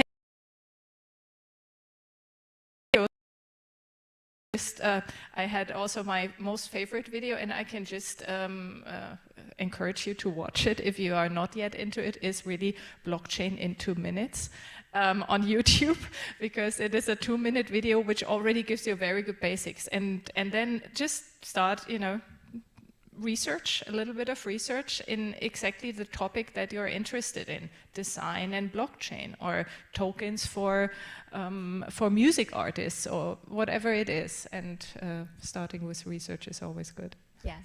I think what you said is super important, right? Just the research element, like be curious, find videos that relate, that resonate with you, that you are curious about watching, whether it's artists getting into this world, or whether, you're thinking about, okay, what does it really mean to build a protocol? I mean, this concept of DAOs that has also emerged from this, this talk about metaverse and blockchain, and this is something we're going to be touching on now. And Michael is a brainchild of the technology we're building behind Unit Network. Very exciting what we're trying to do with DAOs and helping people manage their wealth and manage communities through the plot 3.0 version. But Michael, maybe you want to give some insights on what you feel is, how can someone get started in this space, and then what did you feel about Superverse and being there at the event in regard to the whole ecosystem that's being created in this world? Definitely, thanks so much, Anne. It's been amazing, experience so far today. And this exciting thing about DAOs is it's going to change the world in ways that people can't even imagine. Like how's it going to do that? If you looked at the internet was around maybe 20 years ago, and people looked at this technology and they go, if there was an interview, it was Bill Gates and David Letterman, and he says radio, doesn't that do the same thing? You can listen to your favorite football game, you can play it back anytime like a cassette player. Like, what's so special about it? People are going, who are these geeks? Who are these nerds that keep going on about the internet? What is an email address? It's all so new. Like, how can you apply it to business?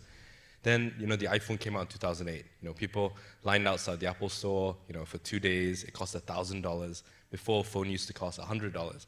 You're like, why would you spend $1,000 for a mobile phone which does exactly the same thing?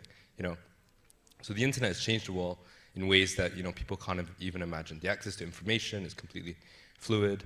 The mobile phone, it used to be maybe $1 or €2 a minute to have a phone call. Now you can speak to someone for hours. You can communicate, you can share information.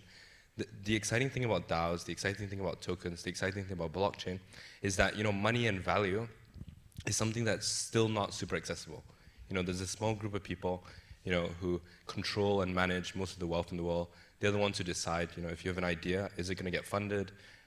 If let's say you want to grow your business, you need to think, okay, who are the bankers, who are the government organizations that control the wealth? And the really cool thing about this technology, it's just going to democratize it. We're going to live in a world where money is still going to exist, value is still going to exist, but it's going to be a very different experience. The same way now you don't think twice about calling your friend on the other side of the world, or just sending a picture or a video. Or now if you wanted to find out a bit, a piece of information, the internet just does it for you.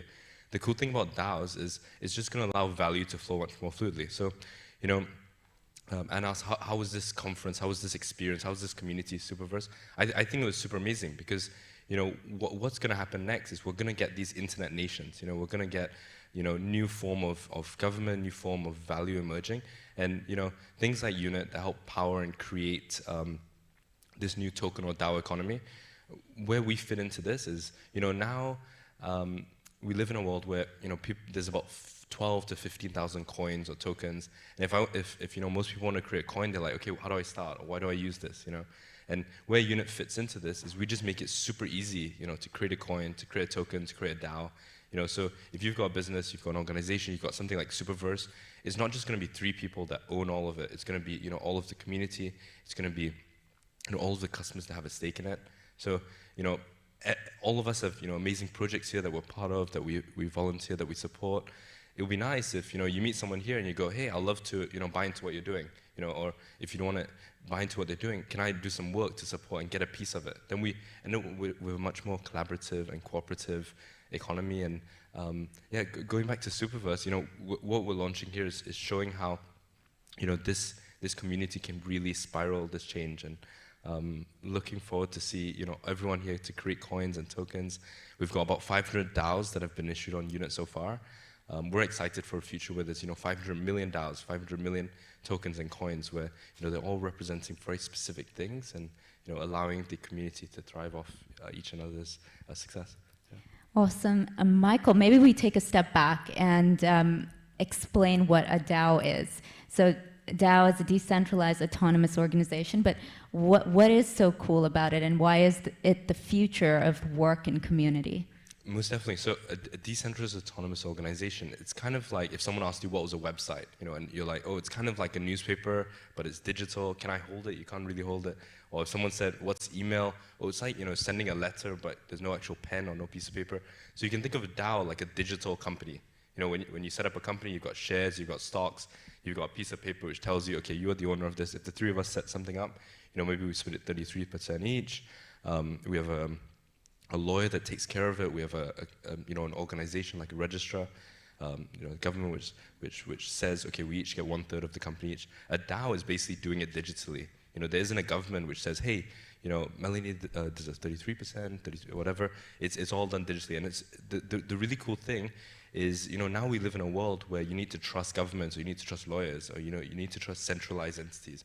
And the cool thing about a DAO is you don't need to trust anyone. You know, you basically have this piece of technology, this piece of code, and when you create a DAO, you create this new digital entity. That is what enforces and protects all the different shareholders or stakeholders. You know, so if you want to get something funded, you can create a DAO. You can sell different, you know, tokens or coins of this DAO that gets it financed. If you've got a business which is already successful, you know, you can create a DAO or a token, and that allows you to be, you know, to sell part of it like it was like on the stock exchange. You know, and lots of different members have a piece of it. So how would you define a token, Michael? Definitely. So a token is just a digital piece of value. So if you think about like a share, a token is like a digital version of that. So Bitcoin, 2008, it was one of the first, or it is the first, you know, blockchain-based tokens or DAOs. And the benefit of Bitcoin, it basically lets you send value or receive value without trusting a bank. You know, I got involved in Bitcoin in 2010. I was working for WikiLeaks, and it was the only way in which we could, you know, fundraise or hold value without, you know, trusting a bank or needing, you know, something like PayPal or Visa. Then, you know, after that, you had Ethereum, which basically said, hey, decentralize, but let's build decentralized news, or let's build decentralized social networks. And then what we're going to see next is where, you know, instead of there being, you know, 12,000 coins, and, you know, someone says, hey, buy this coin or that coin, and you're like, okay, what does that do, or how's that different? It's going to be very real things. It's going to be like, you know, let's say your friend's a musician, or your friend runs a spa, or your friend runs a restaurant. They're going to have a coin, they're going to have a DAO, and you're going to be like, okay, I don't have money to buy into your business, but can I help you with marketing, or can I help you with, you know, video production, and, you know, you just give me a piece of your DAO. And then when it becomes really successful, you know, it grows, it scales, it's generating value and profit, then you get a piece of that. So we're all going to become, you know, micro investors, stakeholders of one another, and, you know, really excited, you know, vision of Melanie with Superverse, because it creates this this environment for creators and entrepreneurs and people to get things funded and create new a new way for this economy to support each other. Yeah, we decided here to really collaborate and also utilize Unit Network for creating our DAO.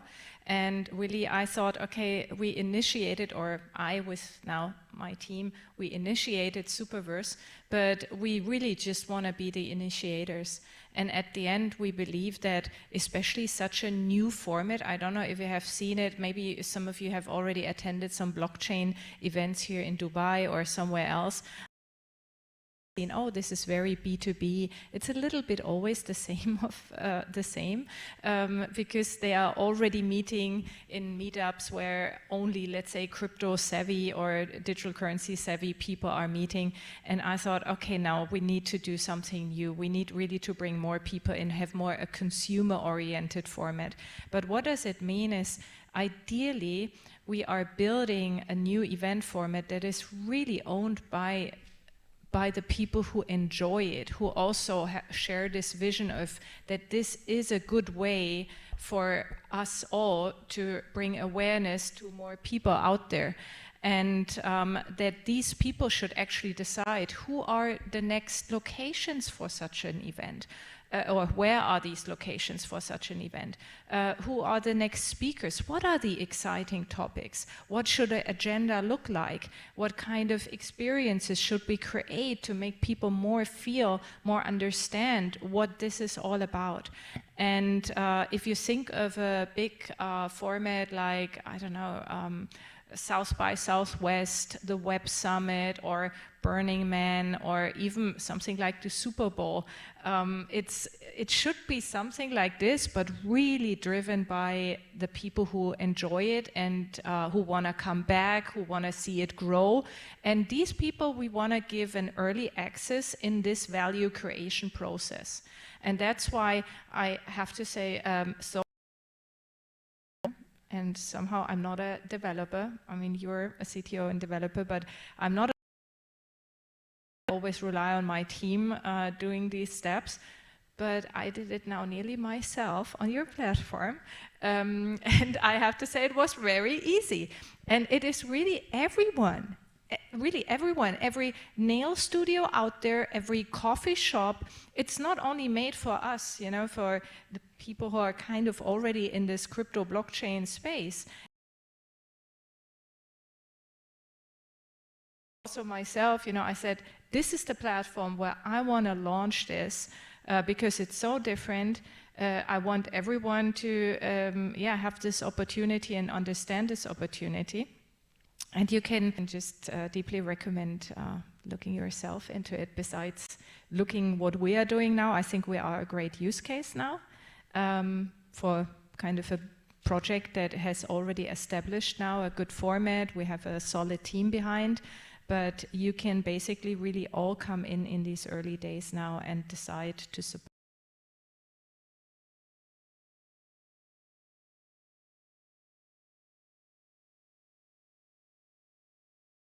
And more about being part of this in these early days.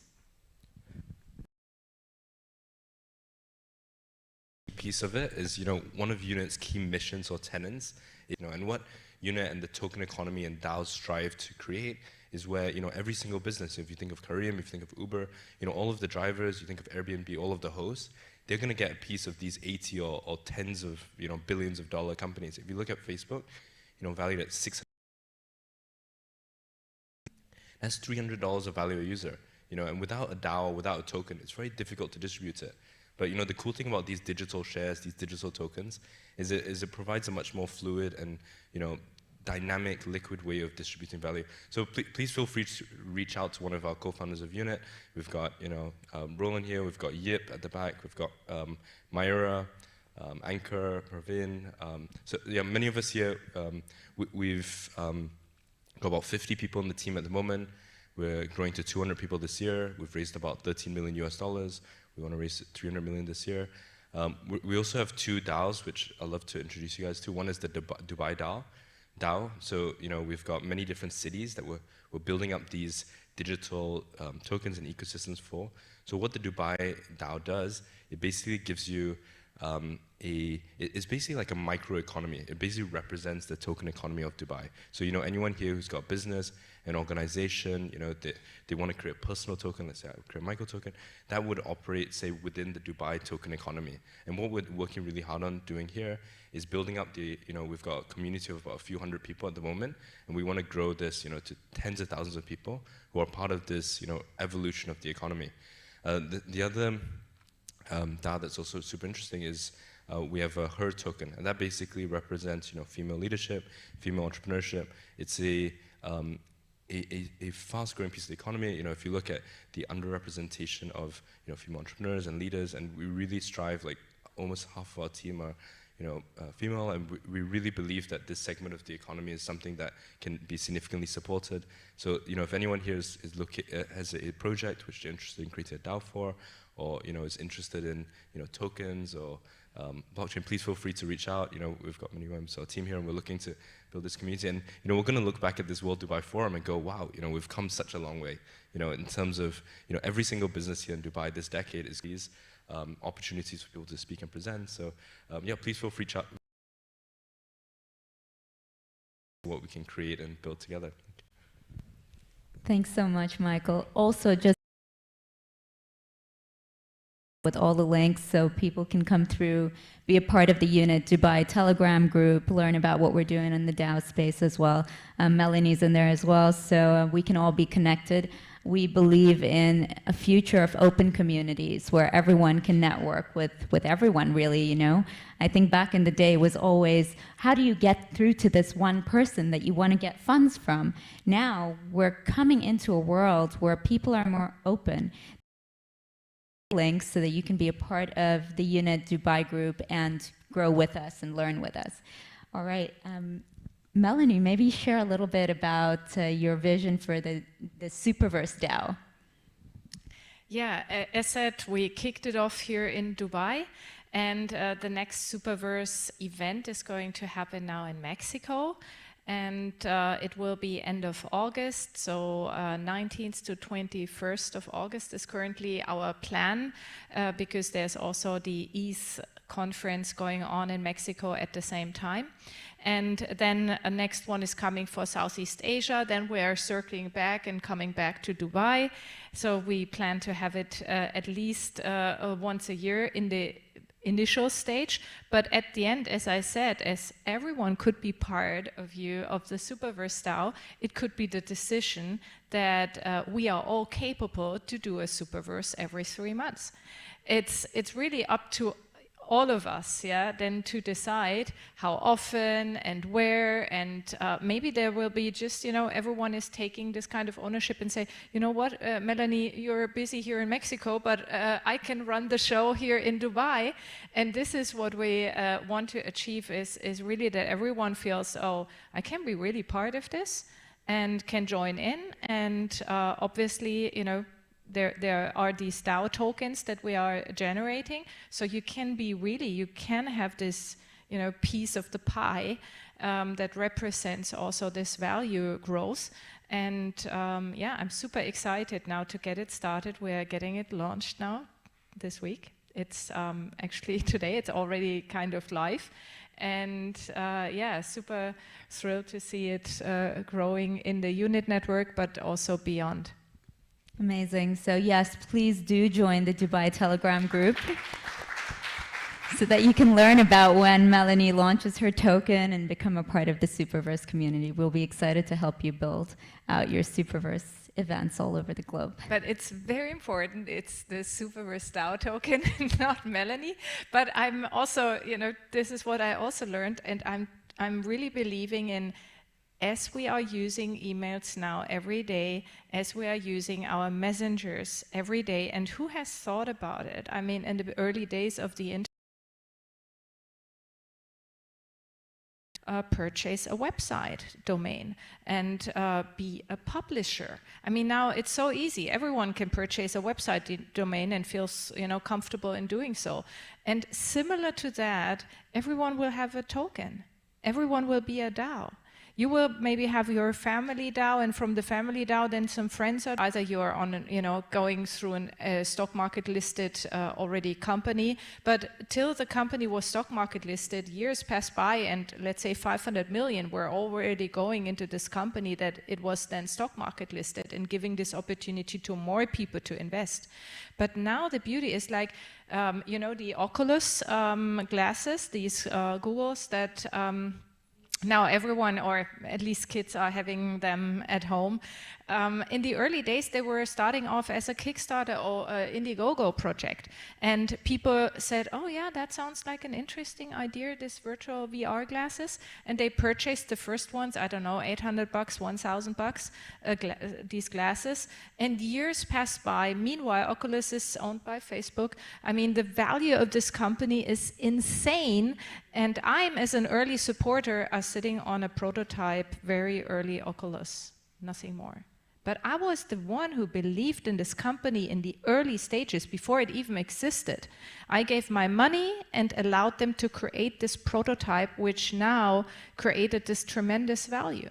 And this is where things, now think of this, if I would have owned in the early days Oculus token, that would be beautiful. Yeah, and this is what this is. You get early access. Obviously, you need to do your good research, because it's always about, do I believe in the people who are building it? Are they capable? It never works without research. Thank you. Okay, so let's take a step back. I think people have become extremely curious about the blockchain world and the metaverse world, hearing about the NFT hype that initially started. I think it was early last year, and then people started to get curious and study a little bit about it, research about it, had a lot of artists launch their NFTs. What's your take on NFTs, and then the evolution of that into creation of token economies? Definitely. So NFTs came out in 2018. I was fortunate to meet the founder of OpenSea about a month from when the standard came out, and he worked for maybe the past 2 or 3 years when nobody really cared about NFTs. They were really struggling. They were trying to survive, get fees. And in this past year, NFTs were the word of the year. Everyone was like, oh my gosh, NFTs are going to change the world. What I love about NFTs is that people realize that digital tokens, and the blockchain can be applied towards anything.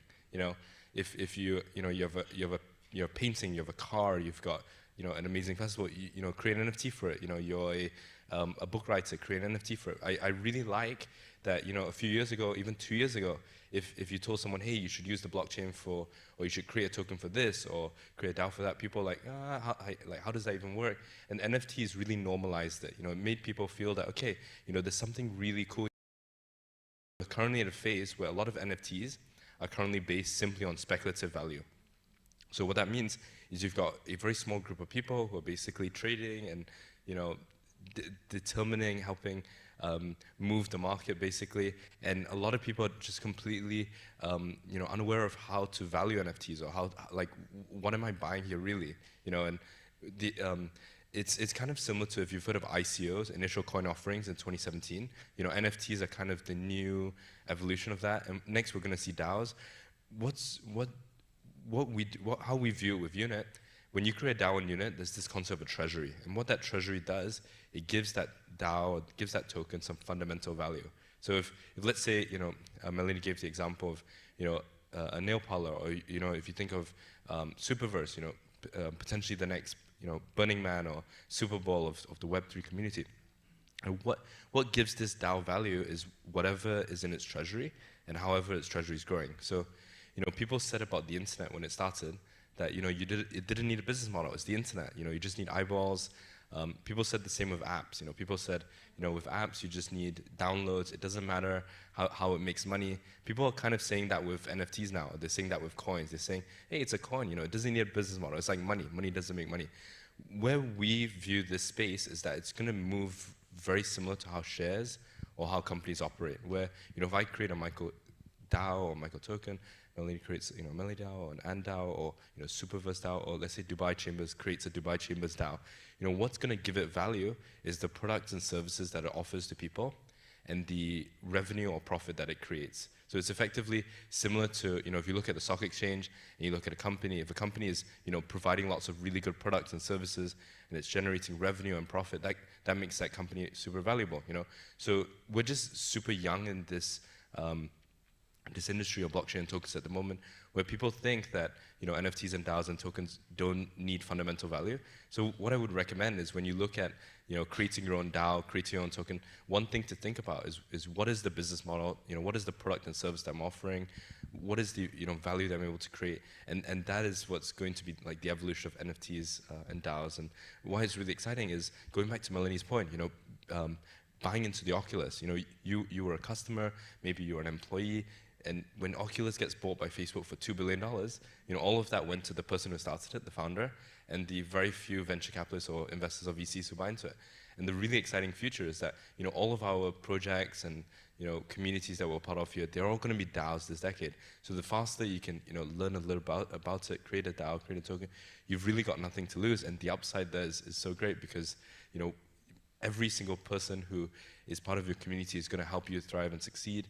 The chance of, you know, a project succeeding is significantly more. You don't have to wait for a big company like Google or Microsoft or Facebook to buy your project. You can sell pieces of the DAO, you know, so you can, similar to selling parts of your company. So really excited there, looking forward to, you know, everyone here launching their DAO. Please feel free to reach out to ourselves, or many of us in the team we're keen to support. Yeah, over to you. Yeah, and coming back to word of mouth, at the end, every project you're starting as a DAO and every community member that is believing in this project obviously has an just intrinsic value in just creating word of mouth and mass to more people. I'm so excited, I'm part of this project. And yeah, you're just, because every recommendation of the project is now gaining value for the whole project, for the community, and obviously also for yourself. And this is what also Bia here, she is an amazing music artist from the US. What she said is, you know, if she creates a DAO about her as a brand, as a music artist, yeah, what does good for the artist does good for the fan. You know, if the fan is invested in this DAO, then this is obviously good also for the fan, whatever happens to her career, especially, you know, when she's growing in awareness. And I think this is now this really exciting part. But coming quickly back to NFTs, maybe just again for the ones who are not so yet in the know of what an NFT is and what the difference is between an NFT and a digital currency, just to explain it shortly. If you have Bitcoin, I mean, there are 21 million Bitcoin that were ever created, and one Bitcoin has as much value as the other Bitcoin. So it's really like $1 is $1. You cannot make a difference. But with an NFT, this can have a totally different value, even if it's created by the same person. And think about, even if there are way more use cases than digital art or art itself, but it started off now, NFTs were on the rise through the art space, because think of Picasso, a piece of Picasso, and obviously every artwork of Picasso has a different value. So everything is, you know, would like to sell it, then the question is always, do you have this proof of ownership? Yeah. So it doesn't make sense, basically, to really copy it. And I think now we have seen NFTs were taking off first in the art space. And this is always exciting, that when it comes to a technology that is thriving, then it's very, very often because it's playful, because it's driven by, you know, an artistic spirit. And that's why, for example, the NFTs, the early days of NFTs were in 1718 with CryptoKitties, was also a game that has utilized NFTs, and where already people were then purchasing and breeding NFTs and kind of two kitties generating a new kitty. And that was so playful that people were saying, oh, that's fun. That may, yeah, it's funny to do that. And like we have seen with the iPhone, when the iPhone was on the rise, always people were not thinking, what's that? Is this a gamer phone? I mean, I have my BlackBerry, I have my Nokia. Why should I use an iPhone? And this is what has, I think history has proven, that great new tech that is finding its way to mass adoption always starts looking like a toy. And then it's always underestimated. People think, is this real? Is this a toy? Is this digital art? Is this real? You know, everyone was now thinking about CryptoPunks and Bored Apes, all these little apes that you might have seen as NFTs out there. What's that? Is this real? But now we can see investors have just made a 450 million bet into this community because the community is so valuable. And so I can just encourage really everyone here to get into this, do your research, and it's really exciting. And the opportunity is for everyone, and male, female, all ages. It's really there is no, we are not behind now, or it's so early still. So you get into it now. I love what you said. There's value in community, and I think that's the future. I mean, Michael and you have talked about DAOs. DAOs really is about collaboration and union and coming together and participation, and I think this is what we're going to see more of in the future. So very exciting times ahead. Also, we have at UNIT the UNIT Masters program for anyone who wants to learn about this space. It breaks it down really simply. It's a 6-week free program. Why? Because we want education in this space completely democratized and accessible.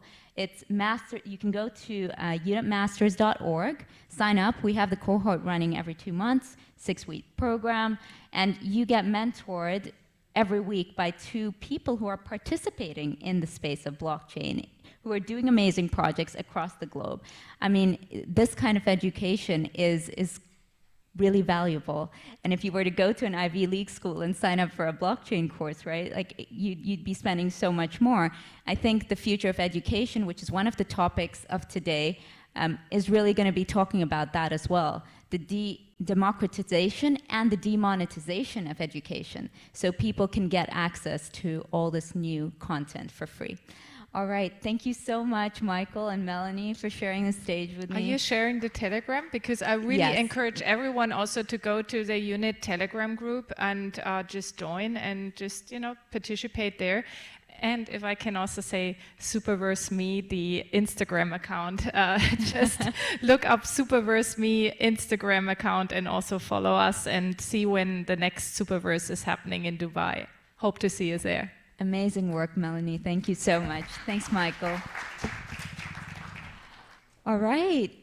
We have... Yeah, all right. So there's sign language from the back. So if you scan that, you can join the Dubai Telegram group. And if you scan the right, you can join the UNIT network.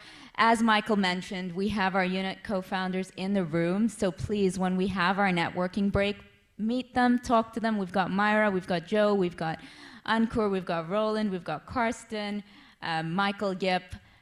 Look for us, talk to us, and we'll tell you a little bit more about UNIT Network. I'd like to invite Ahmed Odeh to the stage, who is a managing partner at MIO Law Firm, a wonderful human being.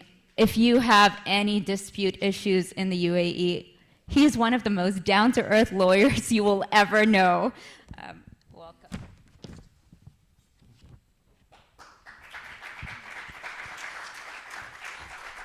Hala, hala. Hello.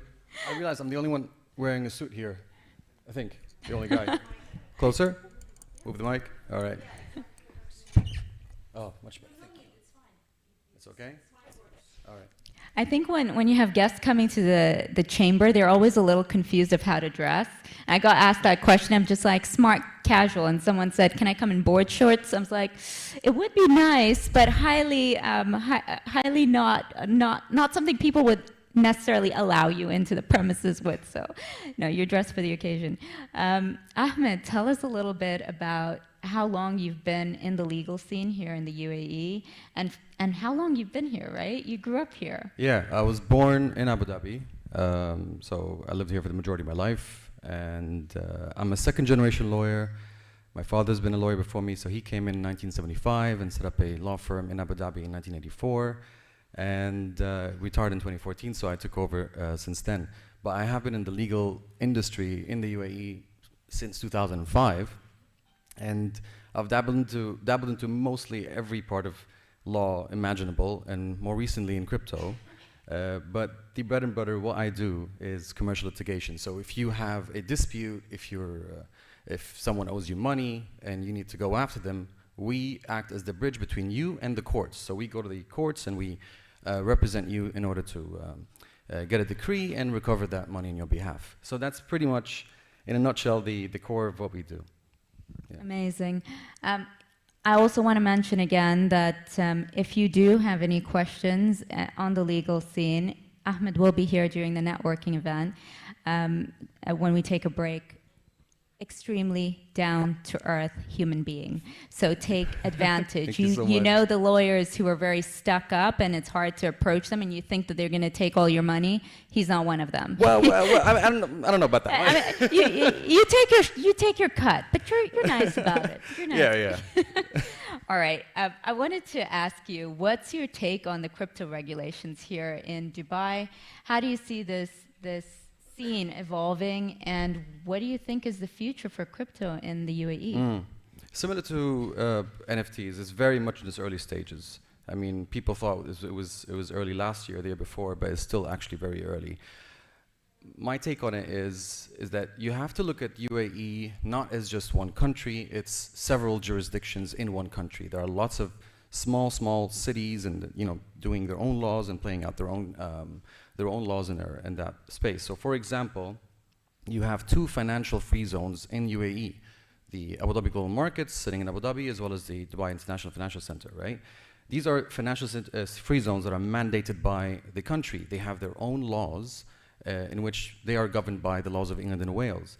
And then you have the mainland companies, right? And the mainland companies, as we all know, some of them are regulated under Dubai, others in Abu Dhabi, and some of them have their own competent authorities.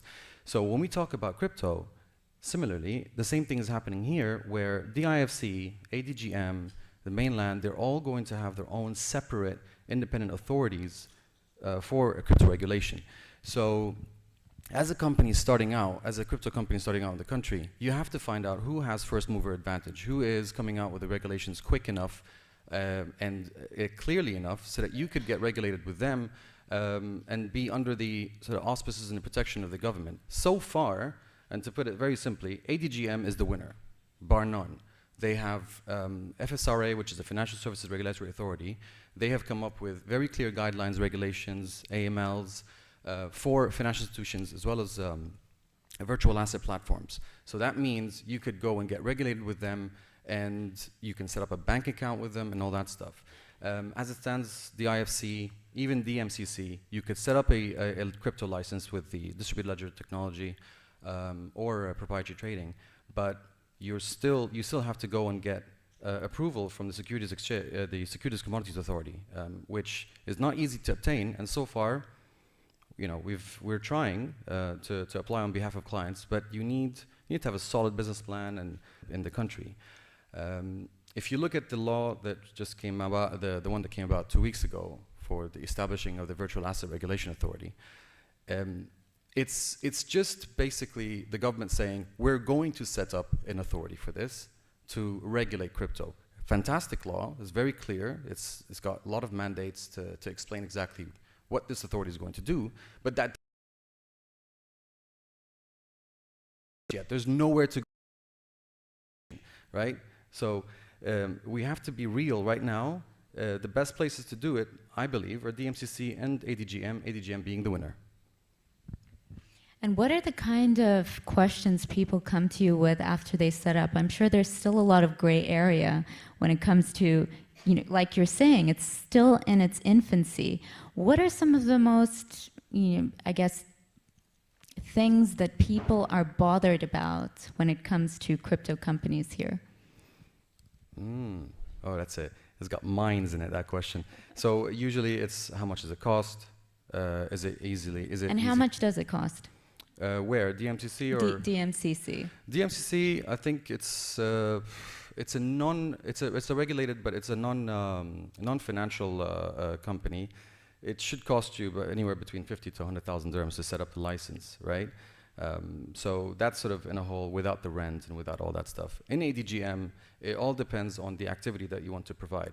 And there are lots of classes of activities. If you want to go to the highest one, which is the virtual asset platform, crypto exchange, you're talking about $120,000 plus levies on fees on the transaction. So the government takes a fee on every crypto transaction that is taken, which is great.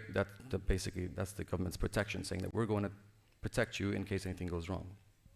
All right, so so it's relatable to the audience, and let's talk a little bit about DEXs, decentralized exchanges, right? Yeah. And you know, what is it? Firstly, right, for people who don't dabble in the world of crypto, what is a DEX? And after that, we'll get into talking a little bit about investments in crypto. So Ahmed is a crypto investor, and he's been playing in this space for a while, and he has a lot of tips and tricks on how to look at how not to get your fingers burnt, right? And what to look out for when you're trying to handpick projects to invest in. So we'll start with DEXs. Explain a little bit about what is a DEX. Before we talk about DEXs, let's talk about what is a virtual asset platform, which is pretty much similar to any stock. A virtual asset platform is divided into two, centralized and decentralized. The decentralized is called a DEX, and the centralized is where you have a company similar to Binance, to L-Bank, KuCoin. These are centralized exchanges where you could fill out KYC paperwork and then proceed to pay via credit card or bank transfer. You could go and buy your crypto there. A DEX, however, is a whole different animal. It's literally the people setting up a bank. Everybody just comes together and they provide liquidity on that platform so that you can purchase your BTCs, your Ethers, and so on. Which is what we're doing on Unit, by the way. Correct, yeah. Similar to Unit, Uniswap, PancakeSwap, and that's it. Of course, there's a lot of benefits and also risks associated with DEXs, where you could buy great projects that are still under the radar at fantastic prices, and then in the hope that they can sort of go to the moon. And also, you could buy certain coins at lower gas fees or say lower commissions than centralized exchanges, which usually take about 0.5% of the transaction itself. The risks and the downsides of that is that a lot of the projects that are on those DEXs are BS projects, right? They don't, they're not exactly well audited or doxed, and you could get wrecked with those projects. So you should be very, very careful with what you're investing in those platforms. So what got you into the world of crypto? Why did you start investing? I got fascinated with the idea of a blockchain being fast, secure, reliable, and that's what started it all. Because by virtue of me being a lawyer, I always wanted to sort of protect my data, the information, and I wanted to, first of all, adopt a private blockchain. I wanted to see how that looks like in the firm, and then I found, okay, wow, there's other public blockchains that are killing it in the market right now, and I started getting deeper and deeper into this. So like Polkadot substrates, like Avalanche, Cosmos. So I got really fascinated by the tech, even though I don't understand it. And let's be honest, most of us don't. It's the genius stuff. But I found that this is something that nobody could stop. This is definitely the future. And if history is any indication, you cannot stop the level of progress of tech. It's going to happen. And I'm so happy that Dubai has actually been the first country that's gone off and started the regulation process for it. Yeah. So what tips would you give our audience if they want to get their hands into crypto? How would they handpick where to start? Okay, before I get into the tips, I just want to say... it is live streamed, yeah, so... the thing is with crypto is that there's an underbelly of side of crypto that nobody talks about. Or if you want to find out about it, go to YouTube and search for crypto scams, crypto rug pulls, getting wrecked. And then you'll see massacres. You'll see blood all over the wall, right? On a lot of crypto scams. We're not being dramatic. It's a sad world actually for many investors that got into projects which they genuinely believed were going to the moon and stuff like that, and didn't happen.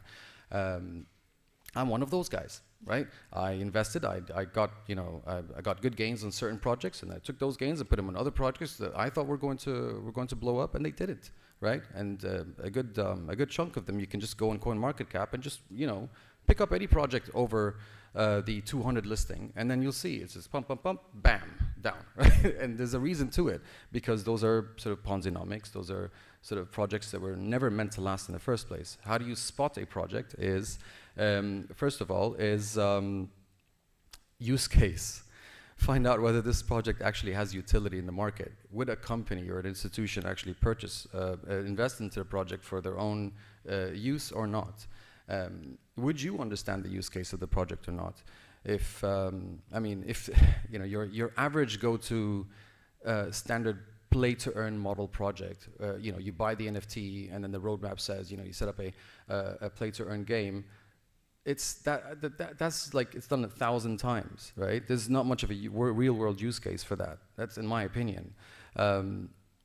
Second of all, developer activity. You can monitor developer activity on certain websites on the internet, so you can find out if a project actually has developers working on the project and if it's gaining momentum, and making sure that the developer activity does not equate to the price of the coin. Because if the price of the coin is not pumping and there's a lot of developer activity in the project, that's good.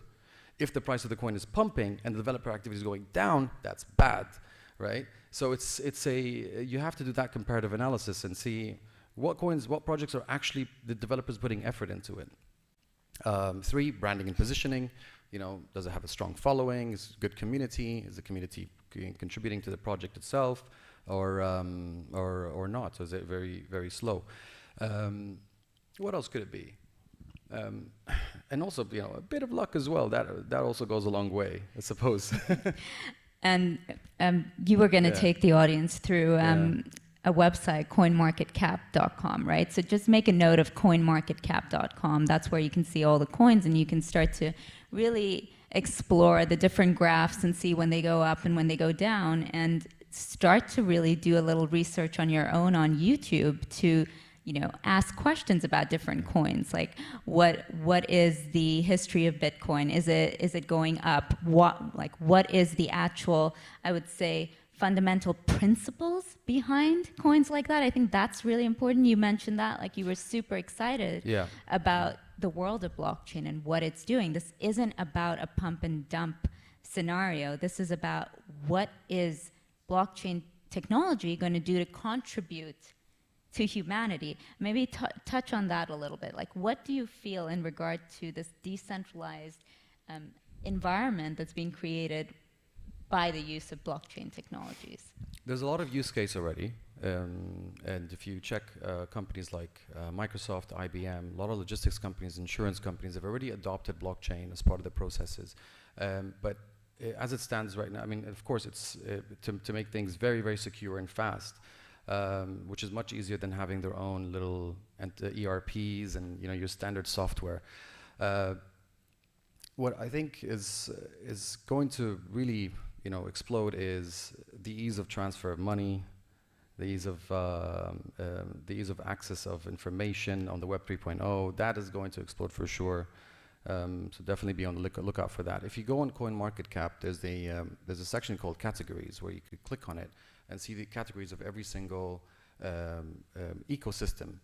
And if you go all the way down, you will find that there are VCs that have invested in certain portfolios. You could open those VC portfolios and see what they're invested in, right? What kind of ecosystems that they're part of, and you could follow them, or you could invest in some of those coins as well.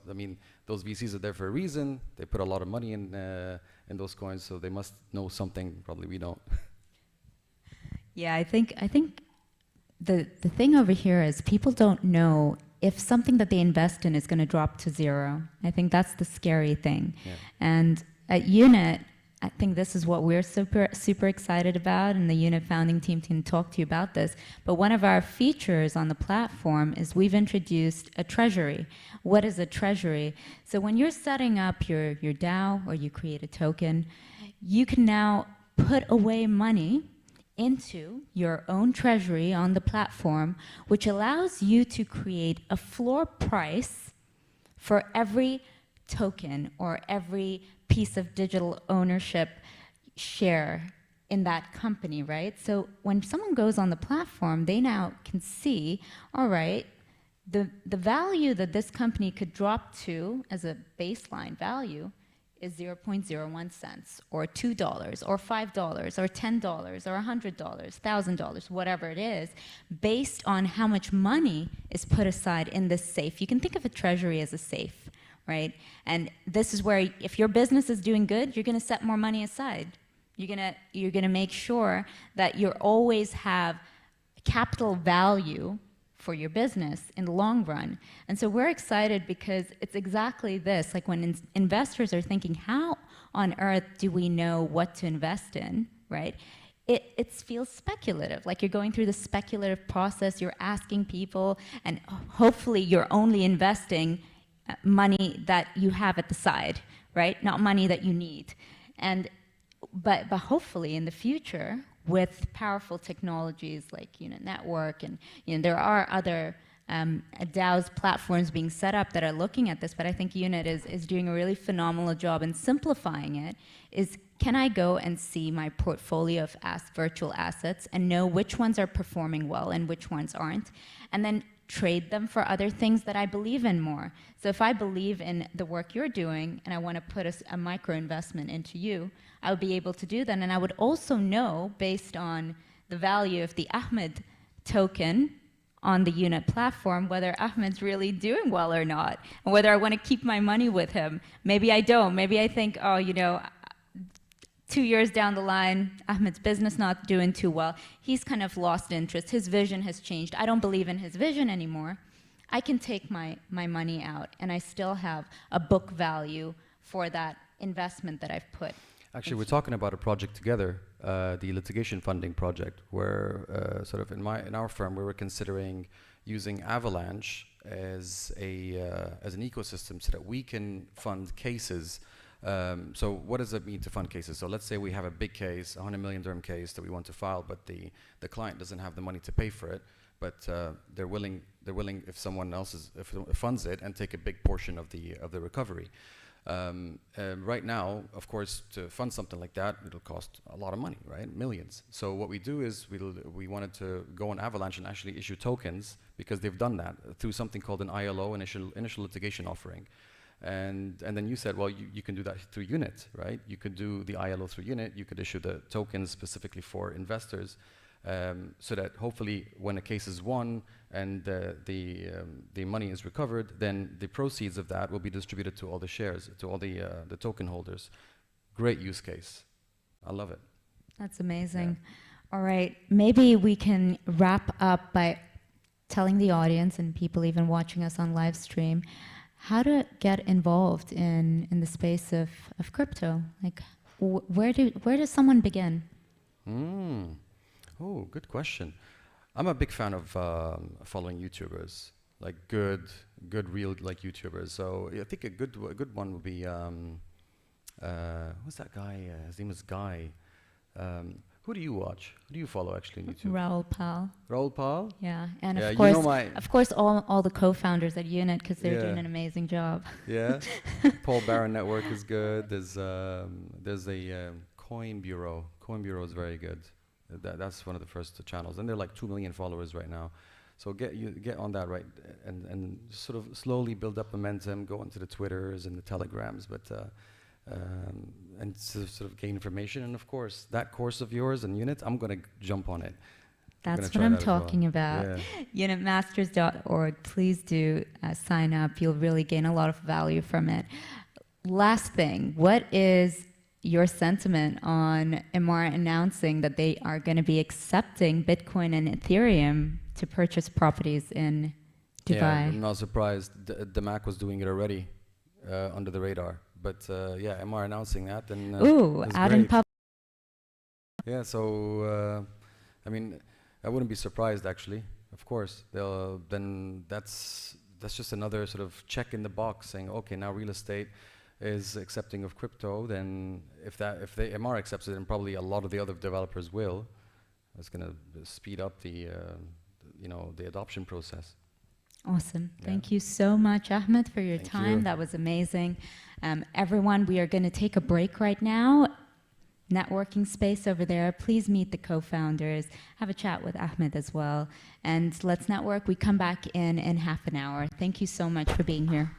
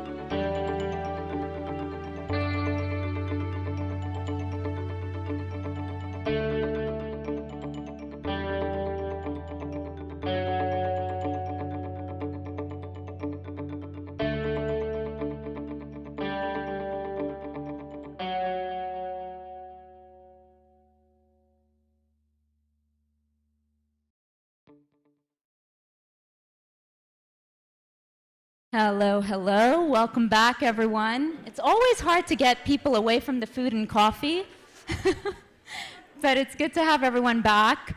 All right, we kickstart. Our next session is going to be about cybersecurity, crypto security, things, you know, that people normally worry about in the world of crypto. Everyone, let's have some silence so that we can give our speaker undivided attention. He's going to be up with us for half an hour. So the point I wanted to make is there's a lot in the market, around the globe about what is happening in the world of crypto. You know, there's so many projects out there. Is it scammy? You know, is this project a Ponzi scheme? And I think getting into the topic of security is important for us to understand really the technology and how much it's evolved.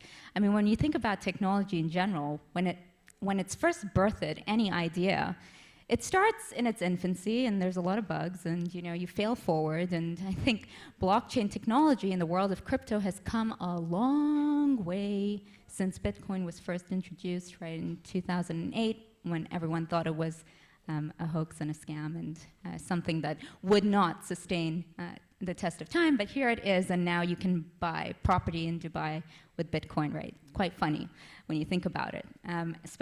It's especially hilarious for the people who bought Bitcoin for $1 a Bitcoin, right? Because now they've got they could buy a beautiful property in Dubai on the Palm if they had, you know, a couple thousand of Bitcoin. So I'll leave the stage to George, who's going to take us through a little bit about cybersecurity of crypto, and also talk to us a little bit about, you know, demystifying this world of crypto so that we know where we're heading. All right, I'll leave the stage to George.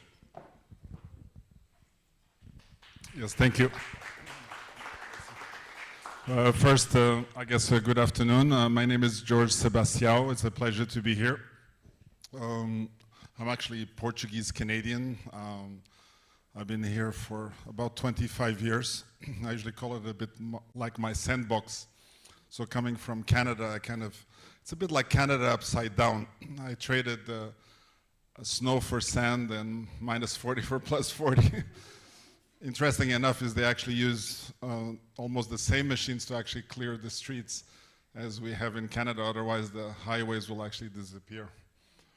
My background is actually mathematics first and then cybersecurity, and I've been in the blockchain space for about 7 years or so, and I've helped quite a few of the projects just to move along. So today I will give you a little bit of an appreciation of maybe some of the elements about what I would call protection, or obviously to do this in a proper way you would need maybe a few days. So I'm going to give you a kind of a very bird's eye level condensed view. The interesting aspect about cybersecurity and blockchain to some extent is the blockchain is built mostly on cybersecurity technologies, something we call PKI, or public key infrastructure, which really means just encryption and digital signatures. Is just what blockchain has done is package them in a very interesting way, in the sense that you actually do not need a centralized authority. So that means if you have people that do not know each other many miles apart, even as extraterrestrial, I guess, if you want, if you go into space or Mars, you know, Mr. Tesla comes here from time to time, and you know, I think we will have a few people in space. You'll be able to transact without knowing or meeting that person face to face. So it has enabled a whole new generation of applications. Many of you have probably now heard about things even like metaverse, and also those technologies have been with us for more than 10 years. I think what is interesting is how we're packaging them together today by enabling e-commerce between different persons or different entities. So cybersecurity is primarily today about speed. Why is speed important? Because if you're not protecting your assets in your information in real time, you're very much at a high degree of risk of exposure. I actually created a framework of cybersecurity. I call it the 4 A's, and eventually became the 6 A's of security. But each A means actually a separate thing. You know, assess, architect, apply, administer, awareness, And then the last one was actually agility. And why agility is important is because if you look, for example, at the world of blockchain and crypto, it happens 24/7. So it's like even the banks actually close at the end of the day, but crypto does actually not close. It's really operating all the time.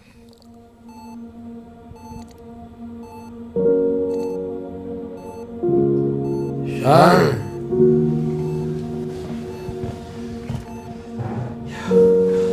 We're here, Dad. We're here. Hey. Life. Short. Just a breath is short. Hey. Life. Short. Airport. Airport? Oh, God. I love you, Dad. Quiet! Life. Short. Airport. Tennis. Thunder. We're writing this down. Daddy, look at me. Look at me. What's the last word? Wake up, buddy. It's only 11, Dad. Come on. Okay. I think this kind of got the message across for those that actually know what I'm talking about.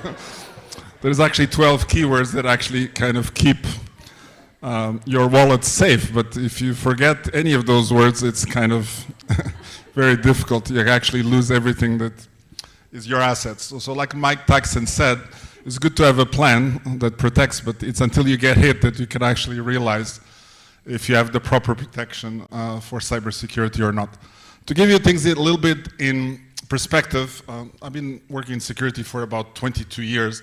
And if you rob a bank and you steal $1 billion, you actually need a pretty big truck because $1 billion actually weighs about a few tons, ton and a little bit. But the point is you cannot just carry it out. But if you steal $1 billion in crypto, it doesn't weigh anything. It's actually just a small, you can say passwords that actually allows you to access that wallet. So in reality, your wallet does not have the contents. It's actually the password to access the contents. So it's actually stored in the blockchain itself. So we lost about $2 billion in 2018, and I think the numbers keep getting bigger and bigger. And if you read on the newspapers, I think you probably see it on a regular basis. And primarily those numbers are getting bigger and bigger, not because the blockchain itself is vulnerable, because the environment in which we use that blockchain and crypto is not safe. Now, what are the environment that we use? What's your primary tool to use the internet today? A mobile phone, or the browser inside the desktop or laptop. What happens is those are not really originally designed for e-commerce. So that means, if you, for example, use Chrome, which might be your favorite browser, about 50 or 60% of the people use Chrome today, but you put extensions inside. Some of the extensions are actually even digital wallets like MetaMask. However, it's not a very safe environment. So what it really means is that the hackers don't have to hack the blockchain. They just have to hack the most vulnerable thing, and that most vulnerable thing will probably be your mobile or the browser that you use every day. So people will fool you into putting your keywords, and then it's what we call game over. Game over here is actually for a Canadian entity called Quadriga, which is actually a crypto or digital exchange. So it's actually a professional organization operating. The founder of Quadriga actually died in India of some mysterious disease. And what is that actually was what happened in the first introduction video that I played for you. Without the recovery words for the wallets, that means several $1 million. I think it was somewhere between $175 and $225 million vanish in a few minutes. But it was not just the money that went. It was the organization and the funds that actually belonged to the users of that specific organization. I mentioned a little bit about the mobile. Mobile is actually being used for cybersecurity for everything of your life today. Many of you probably, when you log into Google or your social media, you probably made it more secure because you have dynamic passwords that are done through your SIM card. That means you receive an SMS to know it's really you and it's really your mobile. However, that itself is extremely vulnerable. It is extremely vulnerable for many things. One is called SIM swap. There's many others, but I'll pick just one. And SIM swap just really means somebody that collected a lot of information about yourselves How do people collect information about yourselves? Through social media. They know where you live, they know your birthday, they know the name of your dog, your firstborn, and everything else in between. So eventually, if they have enough information and they contact the mobile company, they can easily impersonate yourselves. And what the mobile company will do is release your SIM card to them. This is what's called SIM swap. And what it really means is once they have hold of your SIM card, they have a hold of your digital life, not just your digital wallets. I have a few friends of mine, again, another one from Canada, his name is Khurram Shroff from Aga Khan family. He actually helps manage the Aga Khan Museum in Toronto. And he lost his SIM card for a period of time, and it was quite expensive. My friend this one from Las Vegas, his name is Michael Turpin. He actually raised about 50% of all the crypto that is on CoinMarketCap. He got SIM swapped. He sued AT&T to the tune of $75 million. He actually win, but he still has not seen any of that money because AT&T's got very good lawyers. So I think he's going to be waiting for his money for some time to come. So there's really a lot of things that you should aware to take cover. Many of you probably will install some wallet, and those wallets themselves, because they're code, because they're hardware, they can also be vulnerable. So there's been or discovery some very critical severities in some of these wallets, including sometimes MetaMask, which behaves as a browser extension as well. The other last part I want to highlight here is that exchanges are not safe. So what do I really mean by that? In the world of blockchain and crypto, because not everything is still crypto today, you need to move between the world of crypto to fiat, and fiat to crypto means you still go, if you go pay for the coffee outside, you still need to pay with somehow real money because nobody really accepts crypto. Although in Dubai you can buy an island for crypto, you can buy an apartment, you can buy a high expensive car. You can even pay some government services in crypto. I think in the US some cities have already accepting as well for taxes and other services. But how we create this bridge is what we call digital or crypto exchanges. So they have what we call on-ramps and off-ramps that allow you to bring money from your traditional banking system into crypto and vice versa. People, however, make the mistake of leaving a lot of their funds in these crypto exchanges, and they get hacked quite often. They have what we call hot, cold, or different types of wallets that I'll describe shortly. But when you attack an exchange because it has such a high pool of money from a collective of people, the hacks tend to be quite big. The last one was Bitmart, and it was to the tune of about $275 million. Good thing is that the good exchanges will actually give you all your money back because they make so much money every minute that 270 million for them is not really such a big risk, but definitely they're not as safe. So if you make an exchange, you make the transaction, take the money out and put it into a safekeeping, maybe like a cold wallet would be a good thing. Now, you would expect that cold wallets are cold. In reality, they are not quite cold. I would call them semi-warm wallets. And the reason for that is the only really cold wallet. And by the way, what do we mean by cold? There's different types of wallets, hot, warm, cold. Cold really means a wallet that is not connected to anything, not connected to the internet, does not use any technology. So, because most of the cold wallets still use some kind of technology, firmware, which is kind of the programming that goes inside the wallet itself, they have also vulnerabilities and risks associated with them. I have a good colleague from Israel that did a complete report analysis on this, and he was quite surprised of what he found, is that most cold wallets have quite serious vulnerabilities in them. But the good thing is that if they find them, they tend to patch them, and they can, keep you at least, let's say, 98% safe or 99, but never 100. One thing you should know also, if you know about this Nano wallet, which is kind of popular French company, somebody also hacked their customer database, and they were really interested in their database because what they wanted to do is to know who is using these Nano wallets. So if you know who has the wallets, then it's very easy to actually hack them. So what they've been doing is shipping replacement wallets for many people. So if you receive a free Nano wallet, you should be aware that it's probably Trojan horse, meaning that they save the keywords with that wallet somewhere else. So any funds you put there could easily disappear as well. like the first video that I played, I would say probably about 15 to 20% of all Bitcoins that have been created have been lost so far. Now, each one has been lost for many things. Maybe somebody died, maybe somebody forgot the password. Other people put the passwords in environments that don't know where they are anymore. The important thing is that when they're lost forever. I mean, some cases we've been able to recover them if enough information is available, but 99% of the time that is almost impossible. It's a password worth hundreds of millions of dollars, a long, complex string of random letters, numbers, and symbols guarding the contents of an ultra-secure thumb drive like this one. I tried to pick a very secure one because I was very concerned about losing those coins. For nearly a decade, Stephen Thomas has had more than 7,000 Bitcoin locked away in the device. These days, cashing out the stash of digital currency would pay out more than 260 million real dollars. Much, much, much more than it was worth when he first earned them.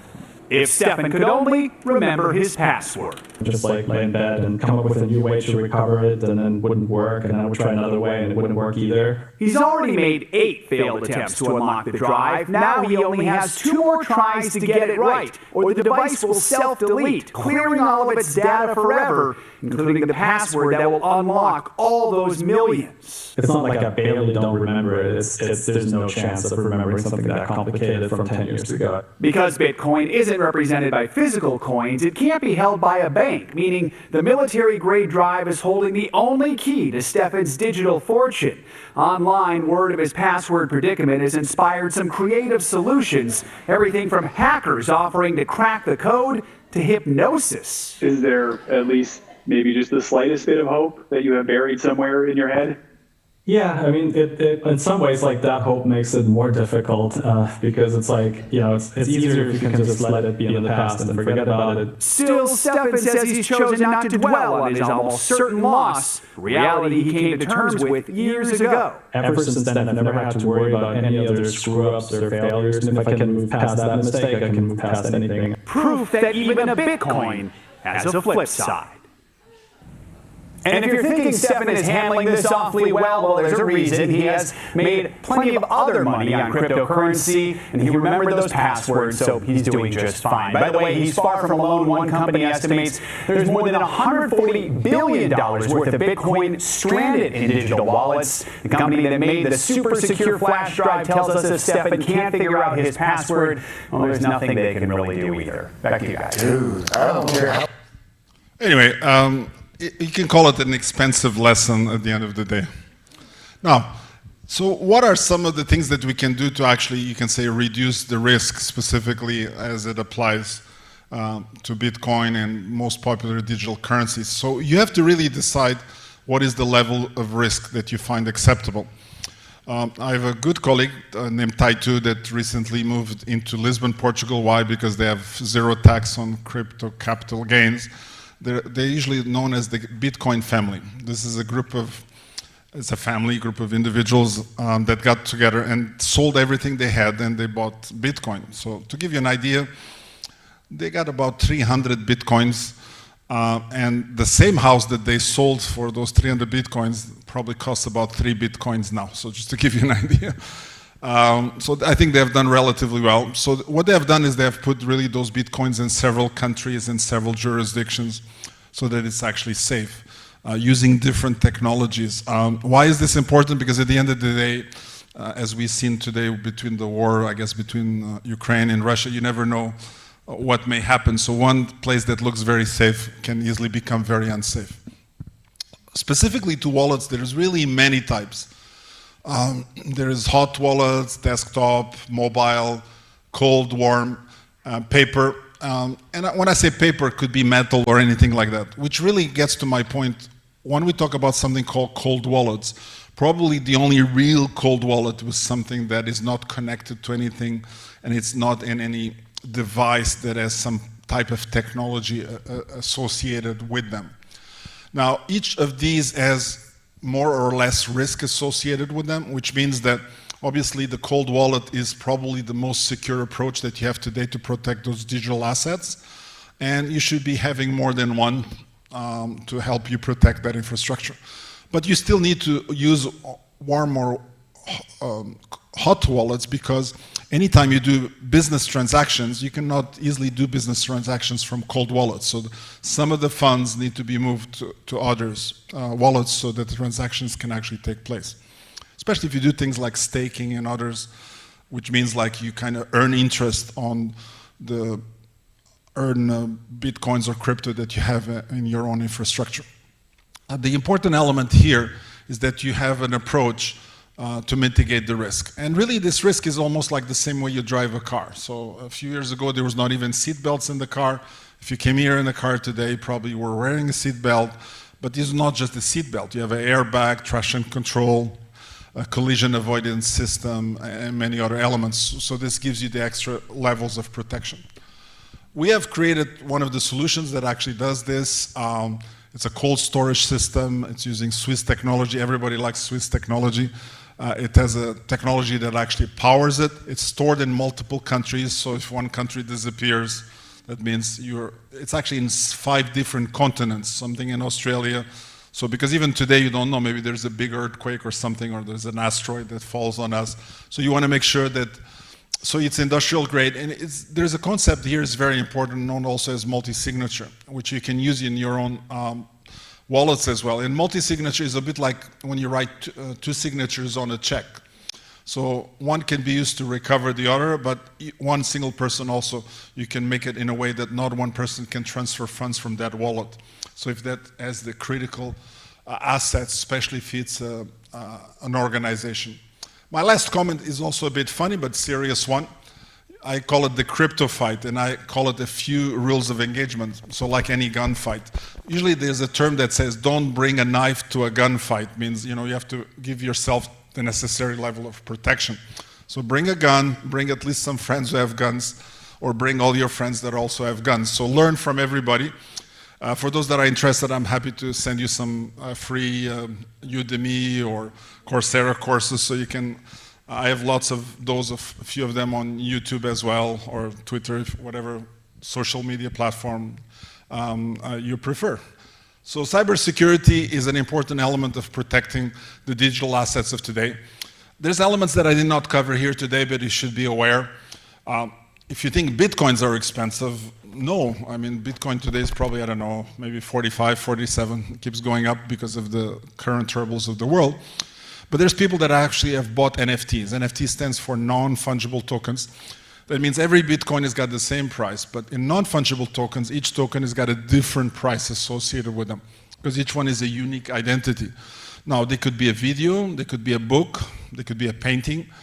Probably one of the most expensive NFTs today runs for about $65 million. So you probably want a proper technology to protect such an NFT, and you want to make sure that it stays relatively safe. I thank you very much for the opportunity to be with you here today, although it has been short, but I hope it was educational and you enjoyed. The rest, I don't know if there's any questions. I'll be more than happy to answer any questions that you may have. Thank you. Anne, they take questions or? Does anyone? Yes, please. There we go. Maya, if you could kindly pass the mic.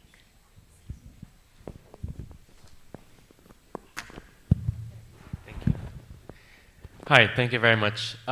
You mentioned at the beginning that short video where everyone laughed about the man dying and he forgot to give his son the seed phrases. So this is one of the serious topics that people have been talking about. What if someone dies of age or accidentally? I think things happen. So what are the solutions that people are proposing at the moment when it comes to seed phrases? Actually, today there are several solutions that exist. That video is actually extracted from an Israeli company that created that video. It's an organization called Kirobo. It has something called a box where you can actually have one again in different jurisdiction. And one of the elements, both in Simba and Kirobo, is that you can have what's called delegate who's your next of kin.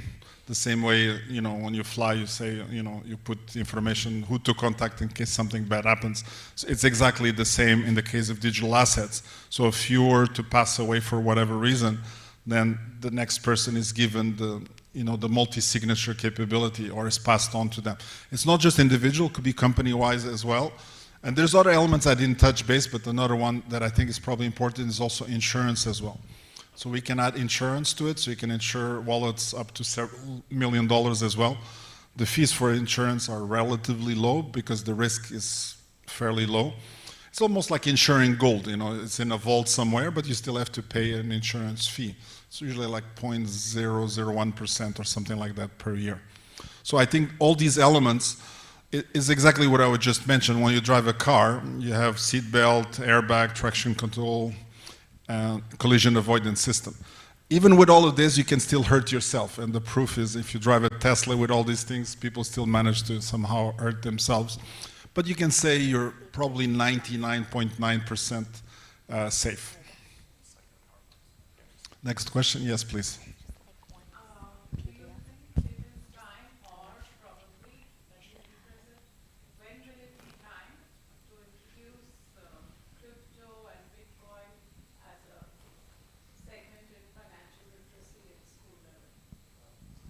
When to introduce this to young people, you mean? At any age, really. Actually, if you ask, I can send you, there's an interesting video that exists on the internet that explains digital assets to a 4-year-old, a 17-year-old, and up to a 65-year-old. So I don't think there is any age today, because today you can have children probably as young as 4 or 6 that have the capability. Now, will they fully understand that? Probably not, but definitely there is a way to do that. I do that, for example, with my own children as well, in the sense, if you have anybody here has used Revolut before of you. In Revolut, there's a feature called Juniors, or where you can give a card to your kid, and they're able to go and make payments themselves. By the way, that card can also have crypto as well, which is in custody of Revolut, but doesn't matter, it's just a wrapped tool. But then you as a parent can kind of teach them the value of money, and they can learn how to make small transactions, and over time actually grow. Actually, it's even much better than that. Let me put another perspective. This is only from the money management perspective. For example, there is a kid from India that made about $200,000 making NFTs. So it's not, there's actually a book called, I guess, Rich Dad, Poor Dad, but I think today is Poor Dad, Rich Kid. And I think it's probably more likely to happen, because the kids today are very entrepreneurial. So if you give them the tools, I have also a good friend here that also teaches kids how, for example, to do metaverse, virtual reality, and to as young as 7 years old, which means the only thing they have to learn is how to use an iPad or equivalent device. They know how to move a mouse or a pen, and that's it. You're ready to go. So you'd be how intuitive it is to modern kids today. The other thing interesting about kids today is they consume information very quickly. And they tend to consume information in little bits rather than very long bits. So I usually call this like snack TV. And that's what YouTube and TikTok and Instagram is really all about. So if you use those as educational mechanisms, then you're giving them a modern set of skills so that they can survive in today's world, which moves much faster than in the parents' age. Yes, please.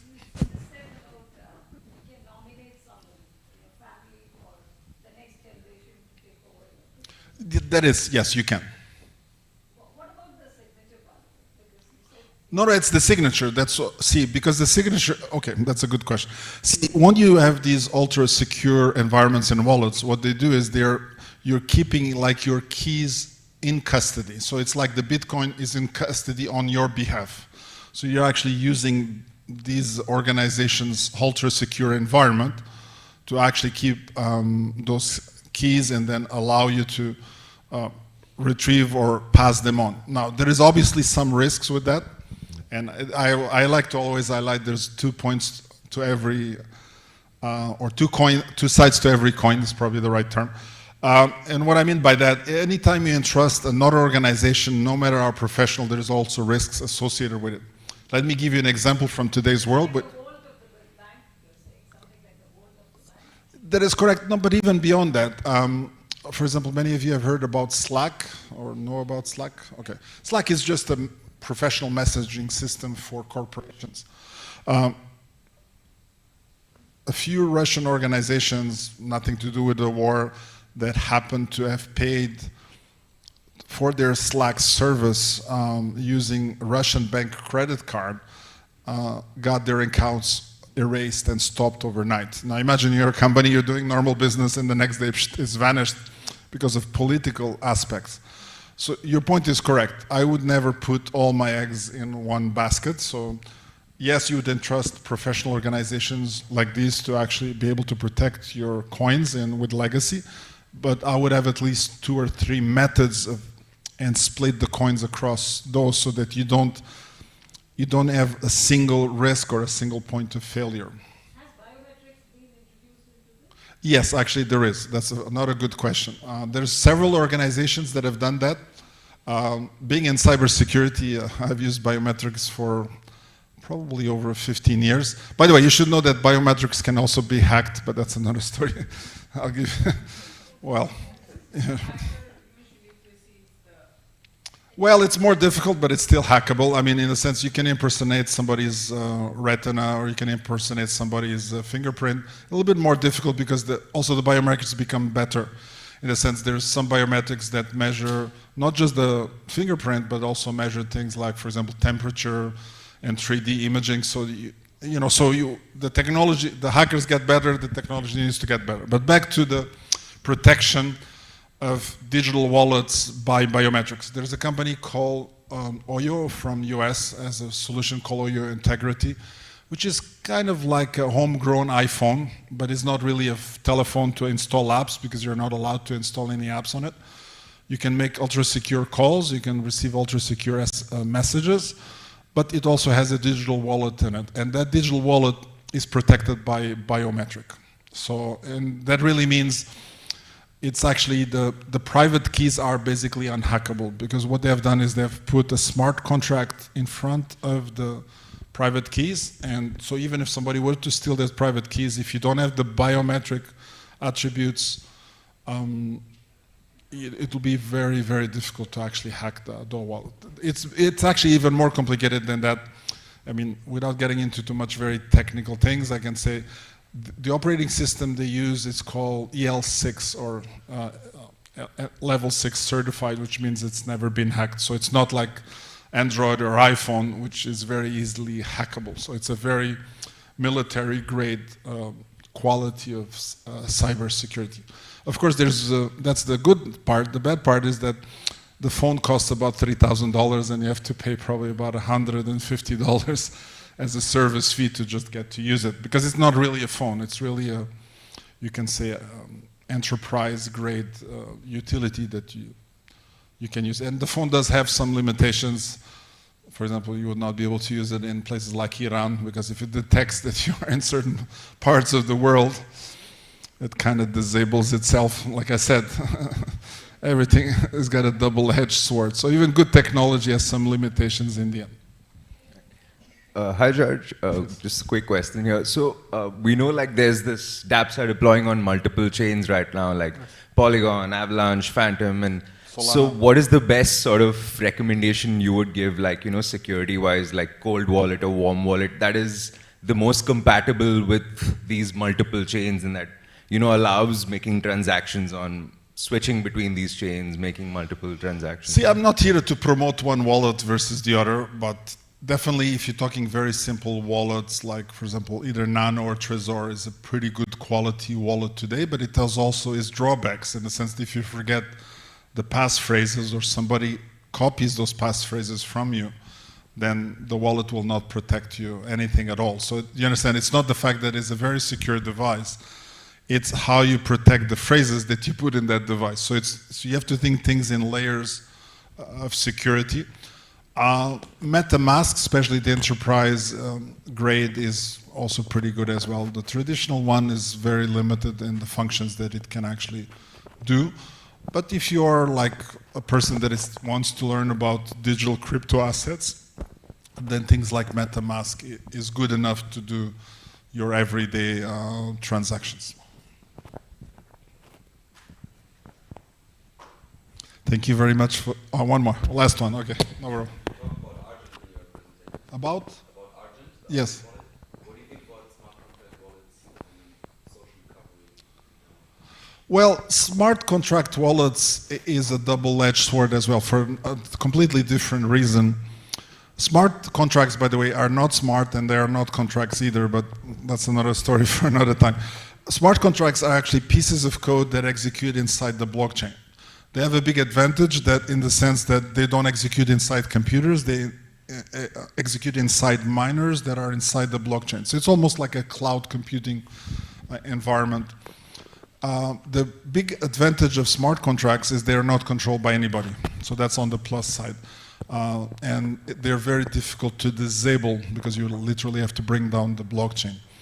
On the minus side, smart contracts are as vulnerable as anything else because they're code. Typically when we have lines of code, we have one vulnerability for 1,000 lines of code or one critical vulnerability for 10,000 lines of code. Something like wallet smart contract driven probably has at least 50,000 lines of code, which means it will have at least 5 critical vulnerabilities. That's why companies which do these wallets today also have something called a bounty program, which people that are hackers or what we call good hackers or white hat hackers, if they find flaws in those systems, they can show them to the company and the company will give them like a reward. And the idea is that probably the most important element about security is that it's not something you do once and then you forget. Security is something that you do continuously, so you have to kind of upgrade yourself. And when I say upgrade yourself, you have to also upgrade the smart contract code, and the same way you have to update the firmware inside the Nano or the Trezor wallet. So as vulnerabilities get found, you have to stay up to date. You should not, it's like a refresh. And by the way, this is happening today in every device you have. Your Android, you'll probably happen, you put updated all the time. Your Apple Watch, because it can Apple Pay. Your Tesla car gets updated all the time with new software as well, so it drives a little bit better. It's just anything that is driven by software, you have to have a continuous approach in order to remain safe. Thank you so much, George. That was amazing. So insightful. Thank you for your time. I did not mention earlier that George is well known in the crypto space here in Dubai, and the more you get into this world, you will probably see his face pop up on many flyers as a speaker. So we're very honored to have him here. He's also an educator on the Unit Master's Program. He's done a session for us, which has been really received a lot of good feedback. All right, we are now going to change the conversation a little bit, and we're going to welcome Nida Summer, who is a powerhouse. She is someone who represents underrepresented women, and I love the outfit.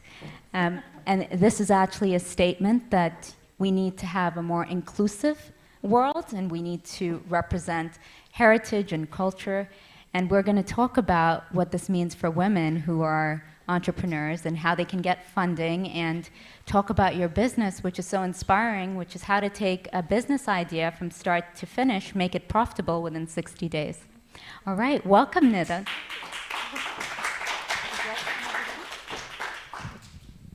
Would you like to? Hi. You can use that one. Yeah. Oh, this one? Yeah, that works as well. Super. I think. Does it Can work? Can everyone hear me with this, or am I? Yeah. All right then. Are we using this? Or You could pick. We could switch. Okay, sounds good. We could switch from mic to mic. All right. All right. So Nida, maybe you'd want to start by just sharing a little bit about your background, your story. You've got a really amazing professional background, and the work that you've been doing for women is amazing. So maybe start by just sharing a little bit about your story and why you do what you do right now. Sure. Thank you, first of all, for inviting me to this forward conference and conversations. Really important ones that we're having today, one of which is equity amongst gender and inclusion in all areas of business. It's a cause that I've been passionate about for a very long time now. and only recently decided to, well, put the passion to action. Because if I wasn't doing anything about it, then I had no right to complain about the issues that are presented in this world at the moment. So a little bit about my background. My professional career was in finance, traditional finance, for 12 years. I'm a CFA charter holder by academia, and then trained as a chef, and had an underground supper club, and then later started an accelerator, a virtual accelerator for underrepresented women, where they could take their idea from idea to revenue, not profit, but revenue in 60 days, which is a, fail fast sort of, formula, I would say. So that's kind of the journey.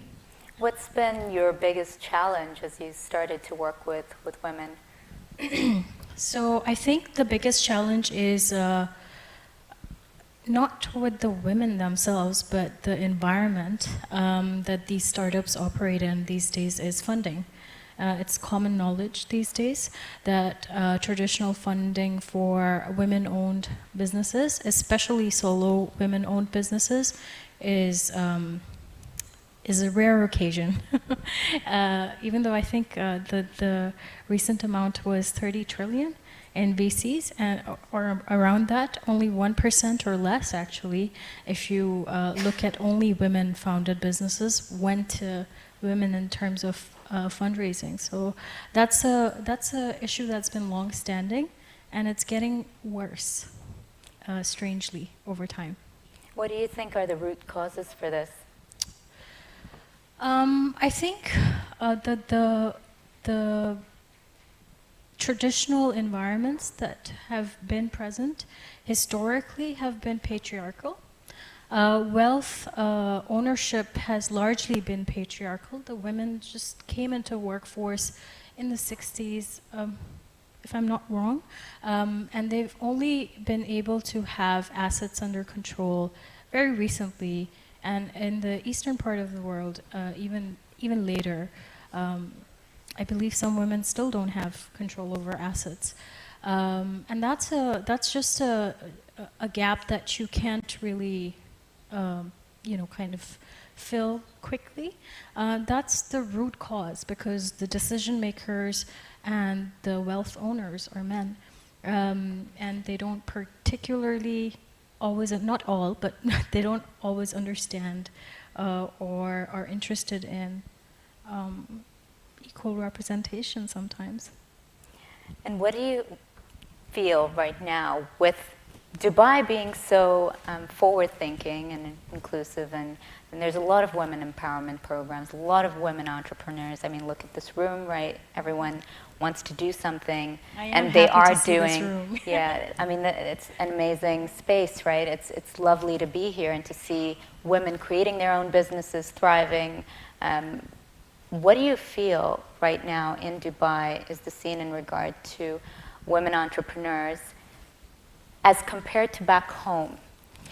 Because I think we had a really interesting conversation about underrepresented women. I'm from India originally, and Nida is from Pakistan, right? This is love across the border right here. And we were talking about how we could support women in our home countries. So when you look at Dubai and the environment being created here versus back home, how do you look to tackle getting more women in Pakistan, for example, to get the funding they need? And we talked about how blockchain technology, right, can help us with these borderless economies. This is a monster problem, just to kind of present the base level. It is a monster issue, and I alone or one person alone can't really do too much. We can get started and obviously work together towards eradicating the gap. But obviously UAE being a young country and a very progressive one, the opportunities that exist in the market for women are a lot more. However, I will still say that the funding gap remains. There's not a very large difference if you see in the Western world and the UAE.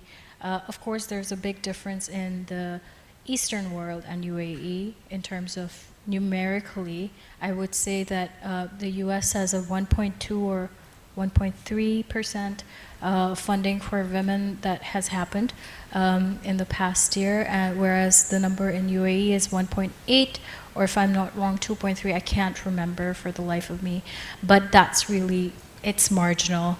And the problem is still quite there. However, things are changing because the leadership is aware, and they are putting in place programs that require a certain level of representation or gender representation, so that that gap can be filled. However, when you come to talk about India or Pakistan, just the basic sort of entry point to business is kind of really, really low for women. That can be cultural, that's educational as well. There is a wealth gap that's obvious, and the number is ridiculously large. So how to change that is honestly, I may sound biased, but have more programs like 60-Day Startups, which is the accelerator we run, which is a virtual accelerator, so that we can be inclusive. And it is a fail-fast, bootstrapped sort of program where women are not necessarily pushed towards fundraising activities, but more revenue-generating activities, so that they can create wealth for themselves. Another, obviously, and very obvious and very important development, I guess, for the UAE has been crowdfunding, which is very recent, and DAOs, which I have been trying to, sort of get started for 60-Day Startups. But that's really our chance to fix the gap, to have more women in the digital finance sort of space, and not allow that kind of time that went where women were delayed in getting into traditional finance, sort of mainstream finance roles, and kind of remove that, get women started as soon as possible in these areas. So that's what I think. Long answer, but How do you see DAOs solving this problem? We had a conversation before you actually came. I think it was one of the earlier sessions with Michael Haley, who's also co-founder of Unit, and building out the technology for creating DAOs in a really simple way. But I want to know from your perspective, if you were to create a DAO of the 60-Day Startup or any project for your female entrepreneurs, how do you see that shifting? So I think community is becoming really important, and everyone wants a say in how their money is spent, really, and they want to create impact, and they want to see their impact, they want to measure their impact. Banking on that, a DAO just makes sense, because let's say, for example, you have 60-Day Startups, you believe in the mission and the vision, you believe that you have the capital to sort of make the mission and vision go further.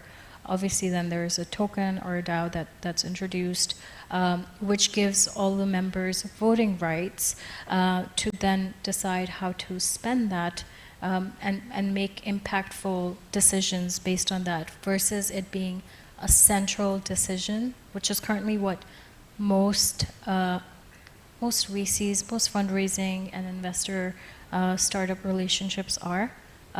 Whereas a decentralized investor startup relationship generally means that there's a higher chance of it being more aligned with the mission versus return multiple. And how soon do you want to set up your DAO? I know you said you've been thinking about this for a while. Yesterday. I've been trying for almost a year. I lack the technical skill to be doing that, very honestly. I know enough about crypto, and I've believed in it for a very long time, and the blockchain.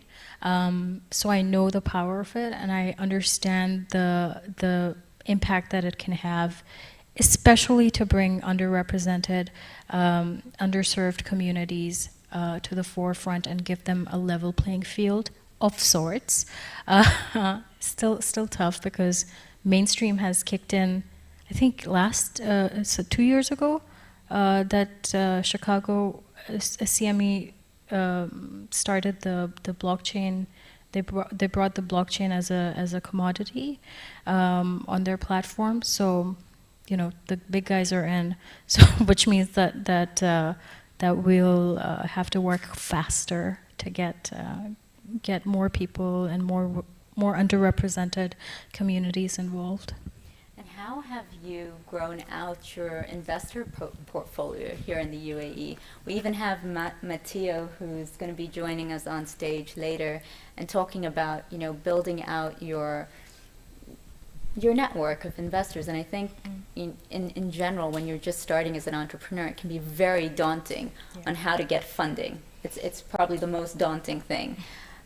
What have you experienced with your cohort, with the female entrepreneurs you work with? And I know you said you want to take them to making revenue more than getting funding. Yeah. So how's, because eventually they are going to have to fundraise, and if the DAO aspect comes in, then it's micro investments, and it becomes a lot easier.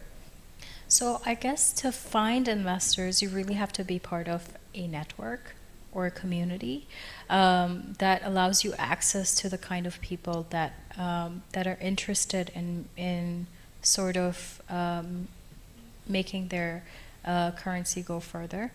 And I think, and I don't want to sound biased again, but you know, like communities like 60 Days Unit, obviously all of these are communities which allows access to networks and you know, kind of meet the right people.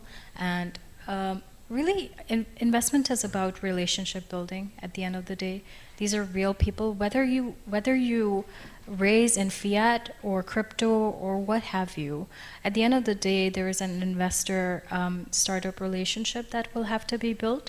And the more you make yourself or make your startup a part of a community and make your vision and mission broadly known, the better your chances are of fundraising.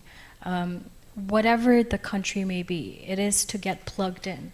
That's really the kind of answer to that.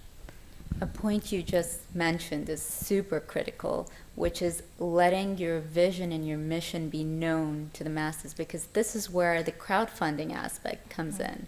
Is how can you get people on board to microinvest, but now you're not talking about a typical Kickstarter platform, you're talking about really investing in the vision and hoping that it grows in value over time, which is super exciting for everyone. What is your vision for the world, like, with the work you do at 60 Days Startup? How would you like to impact the masses? I hope in time 60 Days ceases to exist, because it doesn't need to. That's really the ultimate goal and hope, because there need not be any organization to help underrepresented. There should be no underrepresentation in ecosystems like these. I think that's really the ultimate goal. Whether that is achievable in my lifetime or not, I don't know. But I mean, honestly, in traditional finance, mainstream finance, it's going to take 127 years to fill the gender gap. So probably not in my lifetime, but that's really the hope. But for 60DS, I guess for the near future, I really hope to see it in more communities where there is a need for more gender equality and representation, and a sort of a need for impact. So that's where we'd like to exist. Can you summarize what it is you do at 60 Days Startup? Okay. Yeah. So 60 Day Startups is a 60-day program where underrepresented women apply virtually. We have a network of 40 plus mentors that volunteer their time to train them in their areas of expertise, which are foundations of building their business. So essentially, they will not need for the next 12 to 16 months any fundraising to be able to do the things that they need to do to build their business. And 60 days is because when a business is bootstrapped or an idea is bootstrapped, you only have so much time before funds run out, especially if you're underrepresented women. You don't really have that much in terms of assets in your holdings. So you really have to make use of that 60 days and fail fast. Whether it is 60 days or 90 days, I mean, we can be flexible about that. But the idea is that the format remains, where you're trained on different sort of things, you build out your business, and hopefully you get to revenue, which is proof of concept. And once you get to proof of concept, then the investor becomes more interested. So yeah, that's kind of what 60 Day Startups does. Amazing. Thank you so much for spending your time with us. We'll open the floor for some questions before we invite our next guest on stage. Does anyone have any questions for our wonderful host, Nida?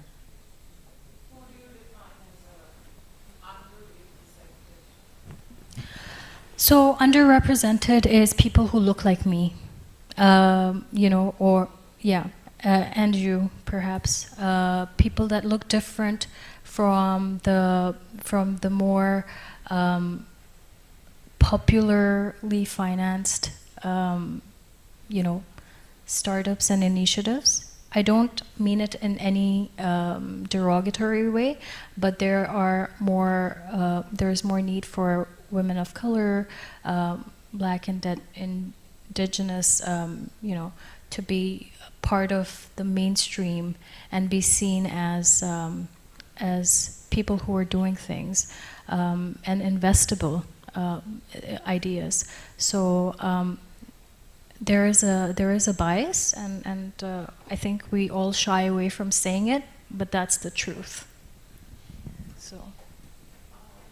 I just have a very basic observation on this mindset. It is usually accepted as a legal mindset. We are both on the Unfortunate. we are both on the same page. But I observed something just yesterday. And you know, this is where probably there is some doubt that has seeped into my mind vis-a-vis underrepresentation of women probably in the mainland. There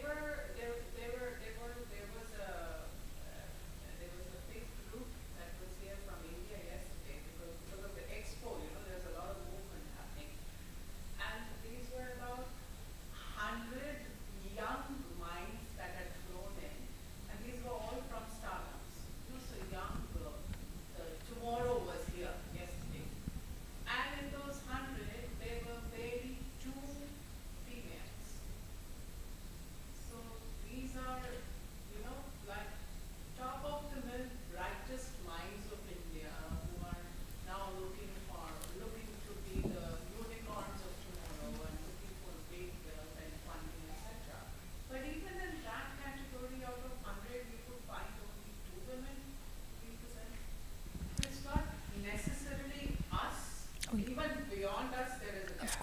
Of course, and you know, So how even, you know, after 60 or 90 days, suppose I say, oh, no longer underrepresented, maybe now somebody will see that I present myself fairly so. But beyond that, the next lap is probably as challenging. I totally agree, and I'm so sorry that you had to see that, because and we always see it, but we kind of choose to ignore it, right, and not talk about it.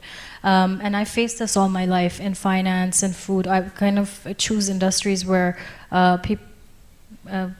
faces like mine don't exist. I've been in finance conferences where which is sponsored by 100 women in finance, but there are 4 out of 200 women. One of them was me. You know, so I see that all the time, and I appreciate your question. But really, I think the answer to that is awareness, talking about it, and saying it. being unashamed about it, and talking about it as an actual problem that exists, that needs fixing. Whether that requires mandates to be made, or whether that requires more programs like 60-day startups to exist, or networks like UNIT, which can help fund this gap, that's sort of the answer. And then what really happens is, hopefully, the snowball effect, which starts kicking in. And really, from underrepresented to underrepresented, it is up to us to let our issues be known and do something about it. Nothing's going to happen if we just talk. Yeah. It's a little bit of a biased comment. Sure. First of all, I represent the chamber. Sure. And I represent the city. Yeah. And I was born and raised here, and I've seen a lot of things happen. Yeah. Underrepresentation for women of certain ethnicity or cultural backgrounds, etc., maybe does apply in other parts of the world, but I feel and I know, and what I've seen from growing up and from working here, it's very minimal in Dubai, very minimal in comparison to the rest of the world, and there are factors behind why it's so minimal. Starting from the leadership's mindset, moving to the way things are imposed in schools, there's more inclusive environments in schools, in homes, in workplaces, etc.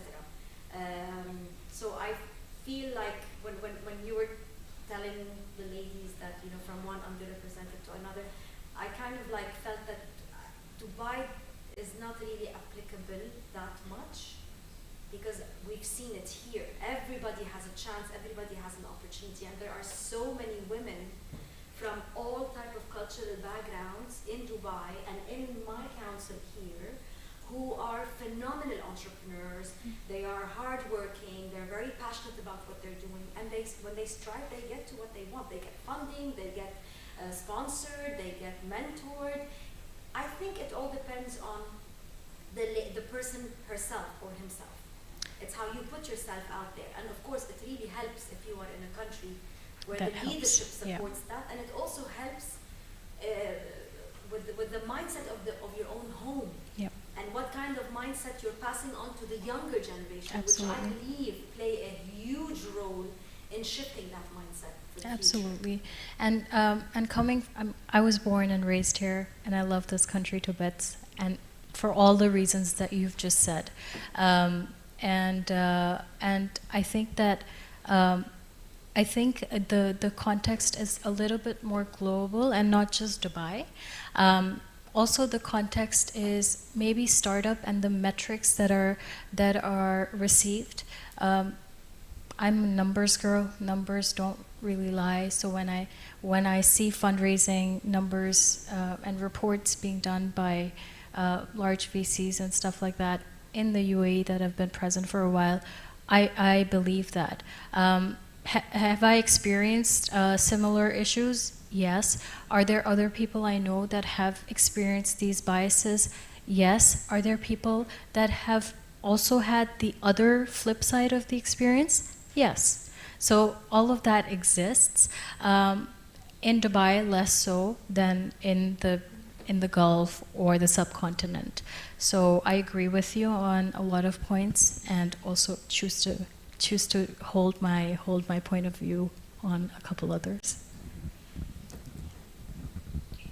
We'll take one more question or comment.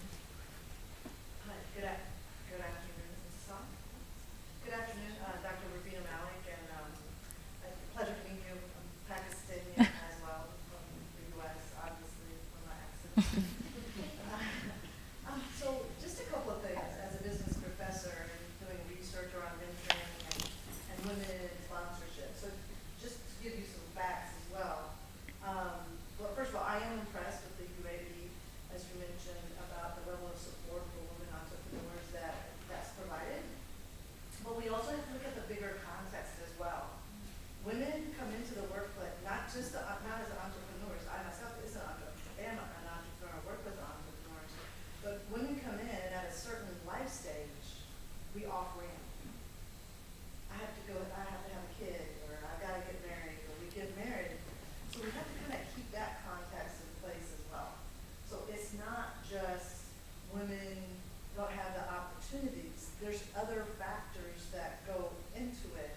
So then, how do they on-ramp? You know, once they have their talk, but when do they on-ramp? So maybe there's opportunities. I just thought of this business idea. I just thought of this. Maybe the idea is to help women when they're young, but also when they off-ramp when they're a little bit older. So, right, because let them go, let them get settled, let them have their family, you know, because there's certain things that we have to do. And then the other thing is, I do see some gentlemen here, and even other women that are successful entrepreneurs, it's our job to mentor and be allies for women as well. Right, so I do research around sponsorship, it's in the corporate environment, but also we need to do that in the entrepreneurial environment as well. That we need to sponsor other women. We need to encourage and be allies for other women as well, versus, as we say in the U.S., it's a crab in a barrel mentality, like, no, I'm getting mine, you can't have your, does that make sense? So I think there's a lot to unpack, right? And sometimes it is underrepresented. Sometimes I think it's just the gender, and we just want to make sure that when we're looking at what is in the way, that we look at the bigger picture. Because I myself, I do stuff with the State Department, and I do a lot of entrepreneurial coaching and mentoring in Pakistan. And so I've had that fortune to actually even do that in Bahrain as well. So from remotely. So. You know, there's opportunities, and our countries are doing it in our regions. We also just need to understand what are other factors and how can we support those factors. So maybe let's come up with, 40 plus on the women entrepreneurs versus 20 plus. Yeah, for sure. And that's so 60 Days Startups actually supports moms. Some of them are actually here. And older women that have taken a career break and are coming back, and we recognize that kind of support that's required and allyship that's required, and not really questioning life choices and really looking at skill, passion, and those sort of things, and drive instead of why did you have a career break or that sort of, questioning. But really also it is about time, right? It will take time to overcome in a broader, larger context, all of these things. And a lot of entities have to start working together. It's not just the individuals, it's not just the corporates, it's not just the governments. It's really everyone will have to start taking some sort of responsibility for creating this allyship, and just looking at it as a number that we need to improve, So. Thank you so much for that very enlightening conversation, Nida. Thank you so much. And I loved, the different opinions from the women, right? I mean, there's an aspect that is about self-determination. What are we doing? Like, how are we portraying ourselves? How are we showing up in the world? Which Nadine mentioned so well. And then also, how do we support each other as women? Which is so important on this journey. But then I also see so many great men, to be honest, that I've worked with, that have supported me on my journey, right? It's not just about, I've experienced amazing mentors who are men who've kind of paved paths for me. And so, 60 Day Startup mentors for men. Yeah. So this is not like a... It's just for us to be more in harmony. And the problem with women is they do not support each other enough. Full stop. That's it. Yeah. And we need to change that. Let's reach out and help each other. Yes, more. exactly. It's not rocket science. Exactly. Yeah, absolutely. I agree. All right. Thank you so much. It's a men's world. It's just the women who make the world difficult for women and men. I think what we're going to do is we're going to have a night of dinner and wine and have this discussion. Dig deeper. Thank you so much for this. All right. The next session is going to be with Raya. And Raya is the CEO of School of Humanity. And she's going to present to us what the future of education looks like. She's been building out an amazing organization, helping, helping young entrepreneurs shift their mindset, really give a 360 view on what it means to now live in this world. So everything in regard to well-being, in regard to being more present, in regard to, how do you take an idea and make it profitable, and also just talking about all these exponential technologies that are disrupting us currently, right? There's so much happening, but disrupting us in a positive way. Like, there's so much benefit. Like, I think there's a lot of dystopia that's painted with the power of technology, but there's so much hope in it. There's so much that we've gained from it, especially with COVID coming around. I mean, if it wasn't for Zoom, we would have serious issues with connecting with each other, right? So, we're excited to hear Raya talk about the future of education. I love what she's doing. She has spoken at the chamber before, very inspirational. I hope you guys are with her, stay with her through the end. And then we have 3 of her young entrepreneurs who are going to present about the Dubai token economy. What does this really look like? Talk about blockchain a little, and the future of money. Raya, welcome. Yes.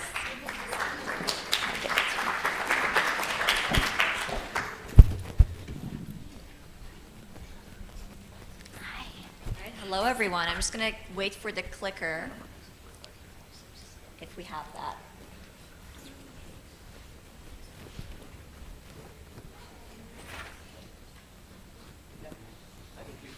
Oh, amazing. I'll just signal you then. Thank you so much. Okay. No, I'll get it for you. Okay. Yeah, I have no idea. The clicker always disappears. Happens at events. We always lose the clicker as well. It's very common. Oh, I think it's it. There. Amazing. Thank you. Awesome. All right. So hi, everyone. My name is Raya. I'm the founder and chief executive officer of School of Humanity, and I'll be talking about what School of Humanity is in a moment. But as Anne mentioned, my mission is all about reinventing education and reinventing schools in order to better serve humanity. Now, more often than not, I don't need to have a problem slide because everyone agrees that there's lots of issues with our traditional education systems. But to recap, there's issues with how we learn and why and what we learn, as well as why we learn. So if you survey most learners in schools today, according to research, 70% of them say they hate going to school. That's a very strong word. Combine that with the fact that we're seeing a global skills gap, which is a gap between the skills that we need in the workforce and the skills we focus on in education, and combined with the fact that many of us, 84% to be specific, state that most of the information we memorize in school, we don't use in today's world, right? So there's mismatch with how we're learning and what we're learning. Now, what I'm hoping to guide you through today is this journey of what if we started from scratch? Right? So more often than not, when we try to innovate a system, or in this case, try to innovate the education system, we work within the constraints of the existing system. We're working within the constraints of exams, university admissions, and that kind of forces us into a box. But the question I want to pose to all of you is this. So imagine you erased our entire education system. Imagine none of it existed. And you got to design it from scratch. Right? So you got to design an entirely new model of education. The question is, would you still have exams? Would you still have subjects? Would you still have schools? What would the role of the teacher be? And this is an imagination exercise, but it's also a practical exercise that I think we need to take. So what I'm hoping to do is share a few case studies of schools that did this well. So one of the schools is the Agora School in Netherlands. They're a school with no classrooms, no subjects, and no teachers. Every student has their own personalized curriculum. Instead of classrooms, they have open learning environments, and the teachers are coaches. They help personalize the curriculum to each learner. Then you have the New View School in Boston, where there are no subjects. The learners develop their skills in an interdisciplinary way through 2-week studios. And then there's an example of this in the elementary school context, which is Prisma Education, which is an online network of primary school homeschoolers that learn together by solving real-world challenges. Now, what I want you to keep in mind is all of these schools have a history of learners getting into universities and becoming successful, because some of these ideas will sound really radical. So what I want to guide you through before I hand over to our awesome learners to present on the future of money is what would a model like this look like exactly, without exams, without schools, and without classrooms. So if we erased exams, what we all, I think, would agree would be a better assessment of learning is project-based assessments. Real-world projects and solutions that are tagged to skills, mindsets, and values that a learner has learned. This is what we also refer to as formative assessments in the education space. Instead of one exam at the end of the year determining your worth, it's a question of constant projects. What if we didn't have report cards? There's a movement in the education space towards skill transcripts, which show you all of the transferable skills you've developed tagged to a portfolio of projects. So this is an example of such a transcript. This is actually from the Mastery Transcript Consortium. They're a consortium of thousands of schools from around the world that have started to adopt this kind of a transcript. They're also lobbying with universities in the United States to start to help admissions offices read a transcript like this. So it's a much more holistic overview of understanding the entirety of a learner and the evidence of the kinds of work they've done. What if we designed a model with no subjects? So if you think about reality and the world at large, reality is interdisciplinary. Right? So all of the challenges of our world, whether it's the gender gap or climate change, are interdisciplinary challenges. Not a single discipline alone can explain and solve them, but a collection of them can. And when we talk about interdisciplinary learning, we mean having themes and challenges guide the learning experience, where you still learn math and English and science, but in a connected way through these interdisciplinary projects. Another question is, what if we designed this model without courses? Right? So courses traditionally is how we framework, how we design the learning experience, the learning journey. And what we're seeing now, progressive schools like the ones I mentioned, like us, instead of courses having challenge paths where a challenge guides the learning experience, or self-paced projects that learners do at their own pace that guides the learning experience. So when we erase courses, it's interesting to imagine other ways we would set the framework for learning. Now, this is a controversial one, and I'm not stating that we won't have teachers in the future. In fact, I think teachers play the most important role in society, and we need to make it a more prestigious and well-paid and well-balanced role. But the role of educators in a model like the one I've just described is radically different. They're not lecturers, they're not transferees of information, but they're learning facilitators, helping every learner on their journey with their projects and their personalized learning paths. They're mentors, they're coaches, and we might have different words for that role of a teacher with that in mind. So I want to give you a bit of context to School of Humanity before I hand over the mic to three of our learners who are here today. So School of Humanity is designed to be the high school for the world. We essentially saw that these progressive schools like the ones I mentioned were only accessible in the West. They were only accessible to wealthy families. So we moved it into an online-first context through online and hybrid programs to make them accessible to the rest of the world. So we're an online school with a really innovative learning model and an interdisciplinary curriculum, and our learners develop their skills, mindsets, and behaviors by tackling real-world challenges. So the way we've designed it is pretty much the journey I just walked you through. Instead of subjects, it's interdisciplinary. Instead of exams, we have project-based assessments. It's online, but we're moving towards hybrid as well. No lectures, all workshops and mentorship sessions. We don't have courses. Instead, our learners undergo their journeys through challenge, skill, and career paths. And everything we've done so far has been through, go back for a second. Everything we've done so far has been through after-school and summer school programs, but we're moving towards launching our 4-year high school shortly. Now, I want to leave you with a quote, which I think is relevant to education as well as our economies and any system we want to reimagine.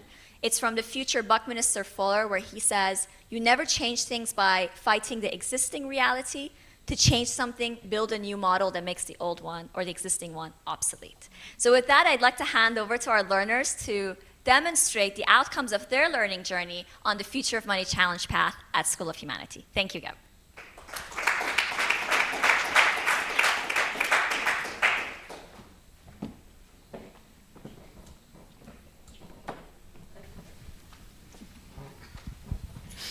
Thank you so much, Raya. So just to begin, can we have a raise of hands here?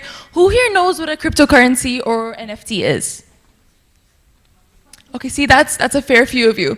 However, if I was to ask the same question to any member of one of these lower economically developing countries, this most likely would not be the response. So through root cause analysis, we found that one thing that each of these countries had in common is a low financial literacy rate. This being prevalent in our way of through Nigeria, with a 31.1% financial literacy rate. So this brings us to the overall problem of providing easier access to funds through modern forms of currency for people in LEDCs.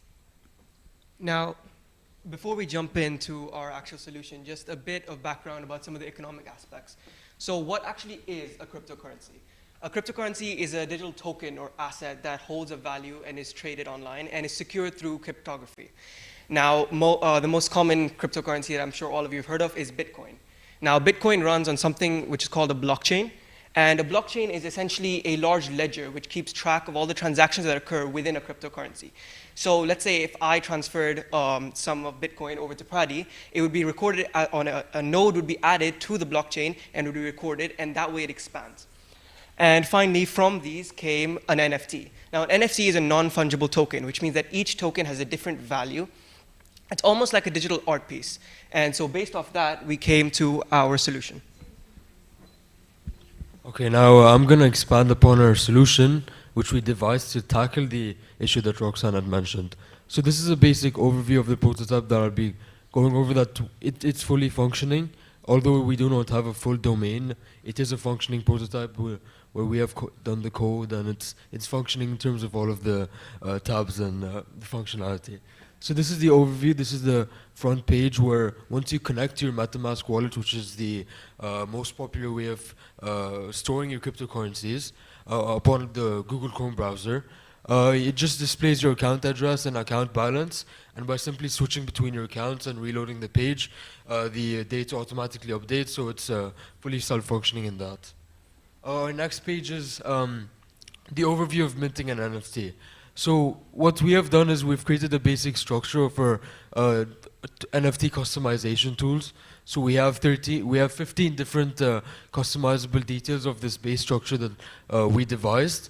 And you can create your own NFT's name, you can upload your own price, and on the prototype we've set the cryptocurrency form as Ethereum because that is one of the most popular cryptocurrencies. However, we are looking at other forms of cryptocurrencies such as Solana, which have lower gas fees, which is sort of the commission rates in the cryptocurrency terms. So by using the cryptocurrencies that diminish those to the lowest, we're kind of allowing for better use of the platform.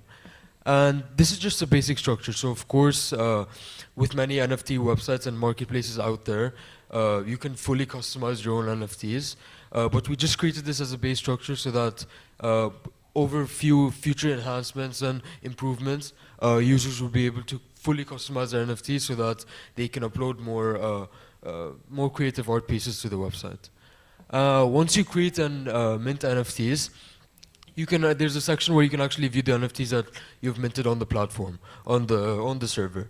So we have on the server there's like what are these 7 different main points of each NFT, including the token ID, the name, the account address which minted the token, the current owner, and how many transfers. And you can even change the token price really effectively. So it's a really efficient way to constantly update your token price. And you can even remove your NFTs from sale as well from the marketplace. So that's a good feature as well. And here's the number of NFTs you own. This was a marketplace, so this is all the NFTs minted on the platform. This is the number of NFTs you own. And then finally we have queries. Now why have we decided to include queries? So you can easily refer to NFTs that have been minted on the platform. Usually a token ID on say many marketplaces such as Rarible and OpenSea, they would be randomized 7-digit alphanumeric codes, but we have designed them to just be see, you've minted the 7th NFT token on the website. The token ID will be 7 just for simplistic purposes, and you can easily refer back to the tokens. So if you just upload your token ID inside the token owner and get token owner tab, you click on the button and then voila, you have the account address of the owner, so which displays there. And then respectively, if you upload the token ID to the corresponding section, you can also get the metadata of the token, which holds the token ID, token name, and all the metadata of the respective color values, because I showed there were 15 different customizable color values, so it shows all of that once uploaded. And this is just an example of the gas fee going through. So this is one of the transactions taking place on the actual website. So now you may be asking, what's different about this from any other NFT platform? And the key thing is how we actually apply it to solve the problem statement we had mentioned earlier. So obviously people in LEDCs, they are more skeptical about these modern forms of finance. They're less likely to invest in them and they're less likely to buy them. I mean, I've heard of hundreds of people within Dubai, a first world country, who are skeptical about this. So why wouldn't people in third world countries do the same? So what we do is we have a special sort of, we have a charity section, which these charities are charities that we've connected with, and we would establish connections with those charities, through those charities with people in the LEDCs, because they already have that built-in trust. And what would happen is the gas fees that we mentioned earlier would be negated for people who are uploading NFTs using the charity themselves. So this would create an incentive for people to use our website and for people to for people within the LEDCs to actually do this, because they don't have any loss then, and it not only gives them exposure to this modern tool of finance and to this modern world of finance, but it also allows them to raise funds which could then be reinvested within those economies, improving education and then improving further literacy rates, which tackle the root problem.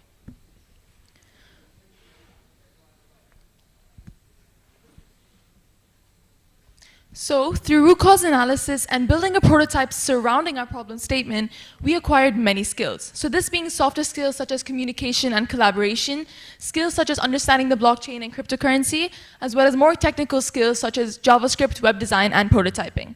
So via the combination of these skills, School of Humanities enabled us to provide easier access to funds through modern financial methods for people in LEDCs. And this is our team. And our contacts. Good, good. So, a little bit more. So now moving on to the research internship we had with UNIT, we looked into city tokens and how specifically a city token would be applied to Dubai. So yeah, those are the points we'll be covering. So to begin, what is a city token and why do we need it? So a city token, I would describe it as an avenue as such that is incentivized for people to really partake in the development of a city and partake in its projects as well. So this being prevalent in two of our examples of the Miami coin as well as the NYC coin. So the Miami coin is a prime example as it really establishes that connection with the person and the city of Miami itself. It's proven to work really effectively as of now. And similarly with the New York coin, it's a way in which people interact with the economic growth of the city. And this was implemented recently in November 2021. And now there's upcoming one with Austin, Texas, known as the Austin coin.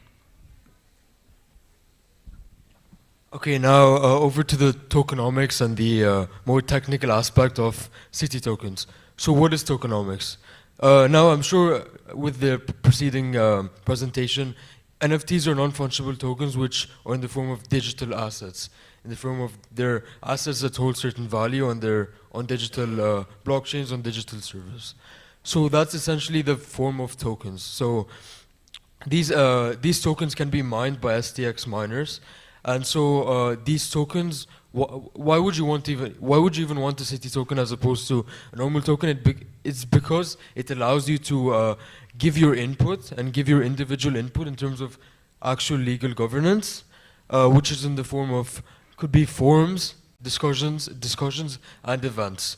So owners of said city tokens could participate in collective discussions about the owners of the city tokens. It could be tokens in general. If you hold a wrap token, say, if that was created and you hold this wrap token and you can participate in discussions, in events in which owners of these wrap tokens can participate in discussions, they can gain insight into maybe a new industry, innovation, etc.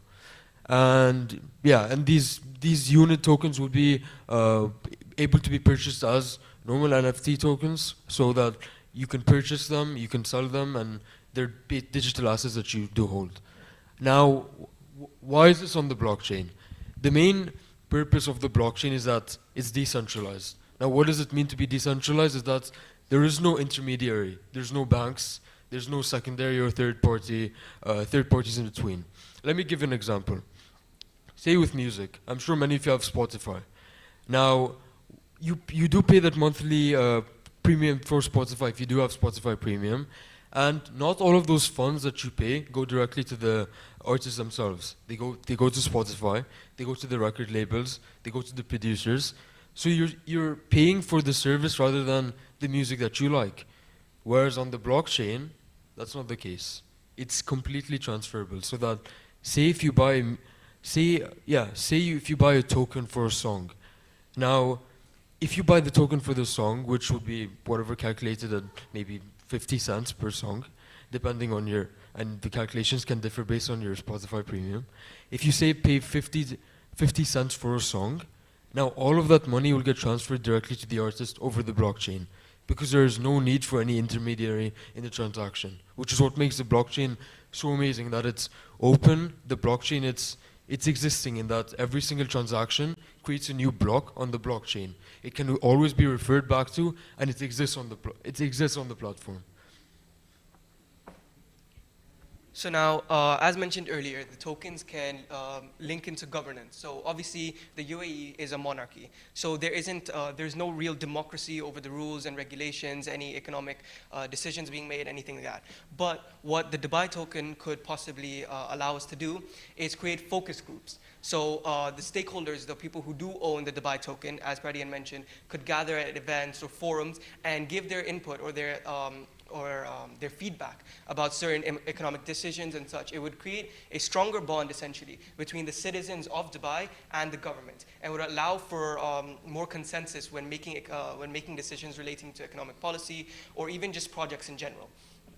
Or another avenue is a suggestion or survey system. So people of the Dubai token would have special access. They would basically have special perks that would allow them to have a direct link with the government through a website or whatever it is, and be able to give suggestions or feedback on certain aspects of the economy or just Dubai in general.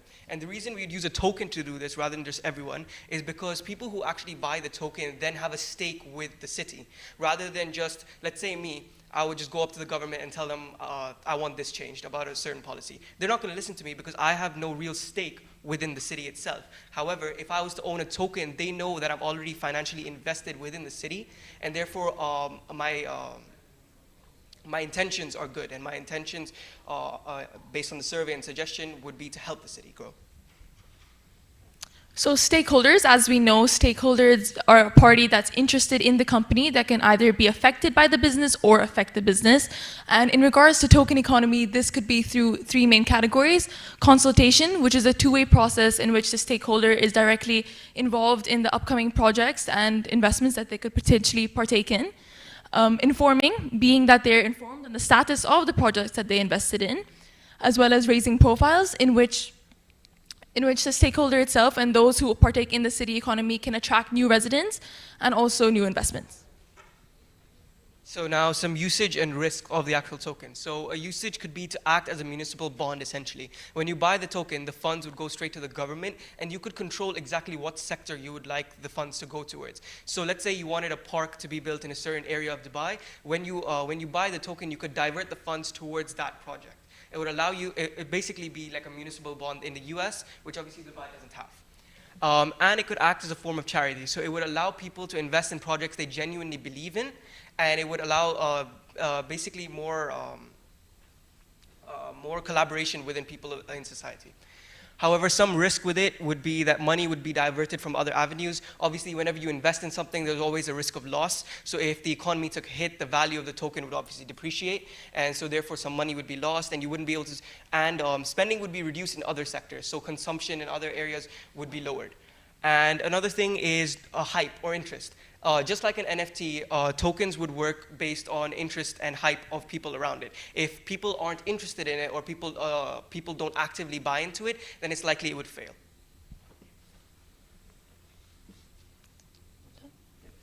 That's it. Thank you.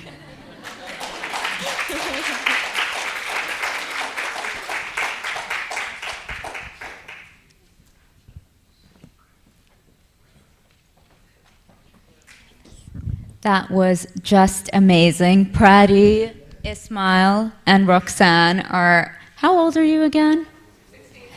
16, 17 years old, right? Like, yeah, yeah. So this is what I'm talking about when we talk about the future of education, and Raya is doing a fantastic job. I mean, I think her business is super disruptive, and if you do have kids, do explore the curriculum that she offers. I'll give her the mic to just say a few words, and we can wrap up with this session. Thank you, Anne. So I actually want to see if anyone has any questions.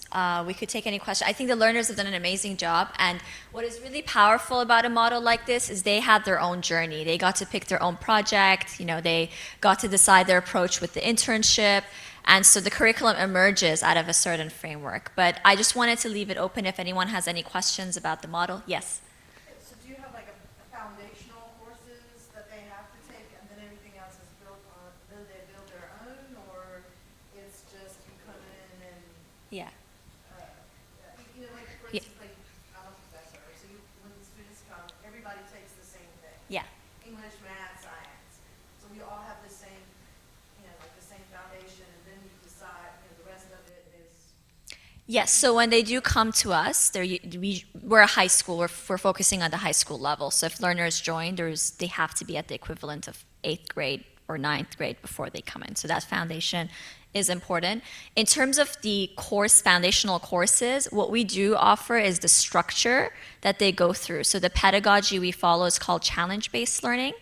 And it's broken down into phases. You start by engaging with a challenge, then you investigate a challenge, and then in the ACT phases, you upskill to solve that challenge. So in case of this amazing group here, they were on the Future of Money pathway, so we guided them through that process, and they had an industry mentor who was also an expert in this field, particularly who was guiding them through the process. So to answer the question, there is some structure. There are some core workshops that everyone attends. And then a layer above that is their own personalized journey and their own personalized curriculum with the kinds of skill paths they pick and whatnot. Of course, yeah. The key thing with models like this is not like you don't learn science, English, and math. That's a common misconception. You do it, but in a completely different way. You learn it through the context of real-world issues and real-world challenges. You might improve your writing skills by writing a business plan. You improve your public speaking skills by presenting and stuff like this, and apply your numeracy skills through real projects. And so it's really important that we continue to assess and develop those skills. It's just a completely different way of doing it. Good. Do you have time for more questions? One more question. Yes. Actually, I was wondering, is the classes taken online? And also, do you guys do exchange program? Like students from abroad to take the classes? So, just think about my nieces. Sure. Sure. So yeah, we are primarily online. We do hybrid programs as well, and we're launching a hybrid campus here in Dubai. In terms of our online, we've had learners from over 25 countries participating, and we usually have cohorts across different time zones for that reason. So while we don't have an exchange program, there isn't a need for one when you have an online global base. Yeah. Great. Thank you so much, everyone. Thank you. Thank you so much, Raya, Ismail, Prati, Roxanne. That was amazing, very inspiring, great job. We do want more of the youth to present at the Dubai World Forum. It is going to be a biannual event, so there's going to be more of this, and we're going to be growing our community. The next person I want to invite to speak to you is a wonderful woman who has also gone on her own deep inner journey, Wafa, who is a master therapeutic coach, an artist, and recently an NFT artist. And she's going to talk about her experience on the journey inward and how she's helped several clients in her journey, as well as talk about her art. All right, Wafa, the stage is yours. Thank you very much. Thank you. Good afternoon, everybody. Very excited to be here with you. Hello, everybody. Very excited to be here with you today. Hello, everybody. Very excited to be here with you today. everybody. Very excited to be here with you today. Okay, enough of that. This was obviously a bit of acting. Of course, I'm not an actress. But I just want to ask you a question. What did this sequence inspired you? What word would you put on that short sequence? Just what did this inspire you, if you had a word? Anything? Okay, cool. So that's... Yeah. Okay.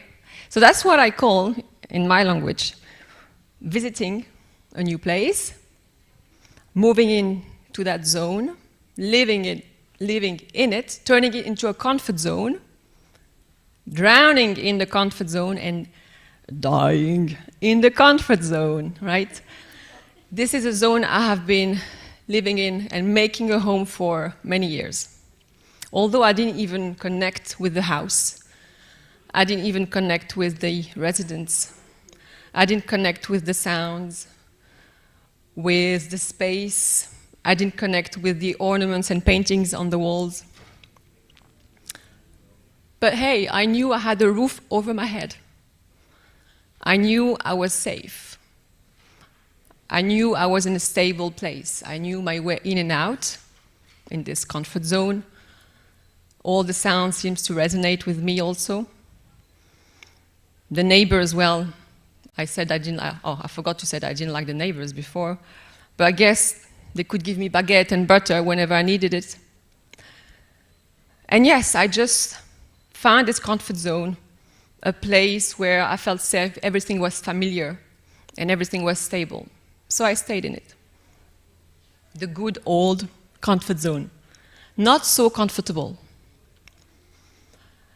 Because I did realize, basically, until I realized that the comfort zone was actually a zone of deep conflict, a deep confrontation, a con zone. Was fun included in that zone? Well, if nervous laughs, are fun, then yes, please include. So, how did I get to this comfort zone? How did I end up living in the comfort zone? Well, I come from humble beginnings. French Moroccan, my parents came in France in the mid-70s from Morocco. So I was born in France. I have 2 brothers, 1 sister. I'm the eldest. So the values that I had from my early ages were all about perseverance, hard work, courage, resilience, responsibility. And unfortunately, there was not so much space for vulnerability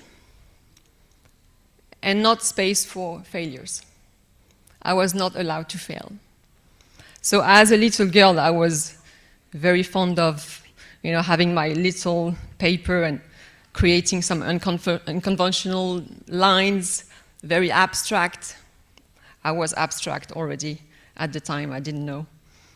But I had to follow the rule. So I obviously studied international business and foreign languages. And I had internships in Poland. I don't know if the Polish person is still here. No, he's gone. He was impressed with my Polish earlier.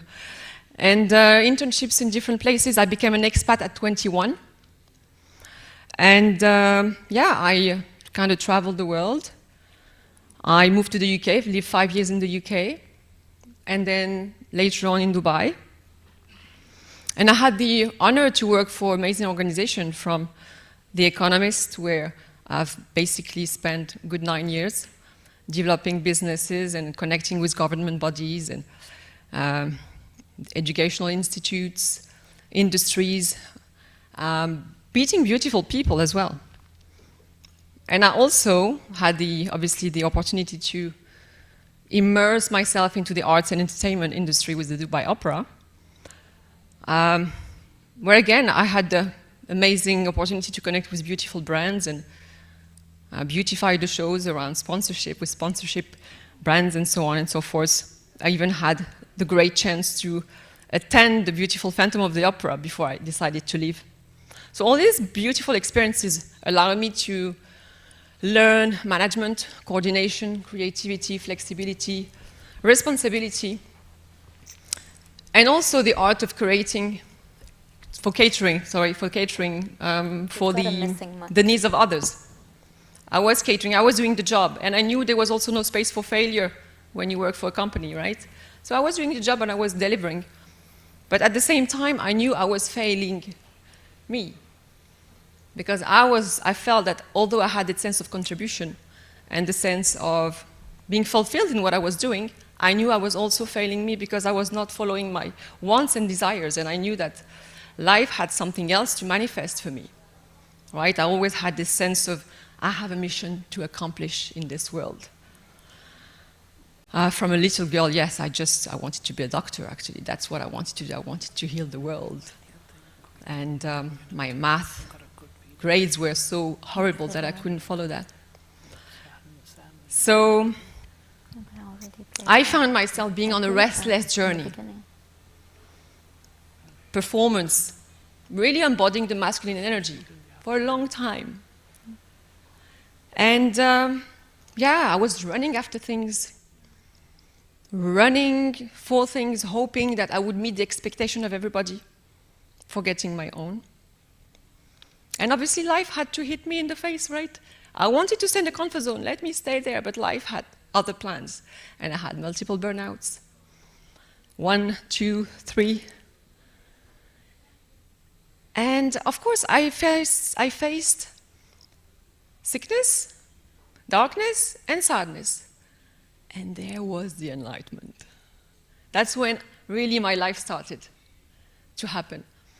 That's when I received healing. I went into therapy, personal development, so much things that allow me to self-explore. I get in a place of freedom, right? Because that's how I realized that I was in deep conflict of not wanting to have my creativity emerge, and on the other side, wanting to stay in the comfortable survival. I knew I was also in deep confrontation with not being happy and just obeying the rules of others. And I knew also I was in a con space because the comfort zone is so tricky. You think you're in comfort, but you're actually tricked. You're only fearing the unknown. You're only fearing what's outside of the comfort zone. Fearing of not being able to make it if you were to make it as an entrepreneur. What would happen if I leave my job? What would happen if I become a freelancer? What would happen if I launch my artistic career? What would people say, right? So, but art, spirituality, personal development, all these beautiful things allow me to see that actually the unknown, the uncertainty part, is part of the cycle of life. The uncertainty and the unknown is part of the cycle of life and the cycle of evolution. Right? Change is bound to happen, and change is inevitable. So, my realization is that as a creator, part of a creation, I had this innate power to create. What? That was for me to decide. But this innate, and also this duty, not just an innate power, but a duty to honor the cycle of life and the cycle of evolution. Because from the unknown, you go from a place of discovery, interrogation, until you master your subject. And then you go back to the unknown. That's how it should be. You always go back to the unknown so that you keep on growing. So that's what I did. I just kept on moving. Nomad by heart. And I just decided to follow even more my heart, right? And that's when I deep dive into art, even more. I was working, I was doing my job, but I was diving into it because this was my space of freedom, creativity, wanting to explore myself, heal as well. This was the me time. This was my me time. And later on, working for The Economist for 7 years, I had built up a full exhibition, which I just realized, oh, I think I have an exhibition to celebrate here. So after resigning, after 9 years, 1 month later, I was opening my art exhibition, the first solo art exhibition, collection of paintings and poetry, celebrating myself. I was so happy. So, I forgot the clicker somewhere. Is it somewhere? Ah, it's here? Is it here? Yeah, thank you very much. So, yeah, that was my journey. And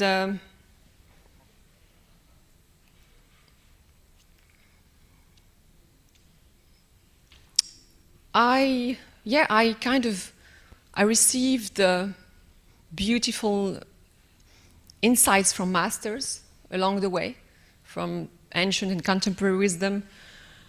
I certified as a coach. I did all the things that I had to do to be able to get out and do what I had to do. And today, I kind of live between comfort and discomfort, between stability and movement, between high and lows, because that was what my way to be. And today I'm introducing myself here as a creative spirit, as a forever emerging artist, as a therapeutic coach, creative lifestyle advocate, because that was the mindset I had, and that's the mindset that I want to encourage everybody to have, is to be a creative in the heart, to allow yourself to get out of the comfort zone, to follow your dreams, because they're going to be high and lows anyway.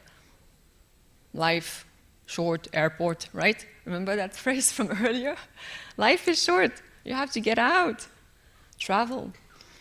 So here is, obviously I'm introducing myself as well as an NFT artist. This is something that I thought, okay, because change is part of the game, and I'm very much connected to the physical art. But when I saw the opportunity, I thought, why not? Let me explore that. And Peace, Love, and Colors is a motto that I had for so many years. That's how I finish my videos. That's how I, Peace, Love, and Colors. So that's what I wanted to celebrate with the NFT. My first collection is called Peace, Love, and Colors.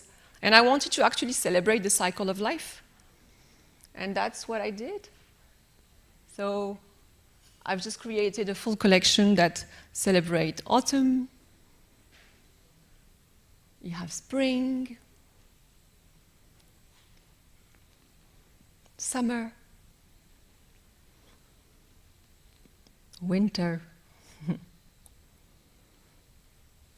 and just full-on immersion, underwater. That's where I got my inspiration. So, yeah. Thank you very much for listening. I want to thank you for being all part of my reality today, because I do believe that we've got to pay attention to the people who are around us, and events and situation and all of that have a place to play. We all have a role to play in each other's life. So I see life as us being mirrors to each other.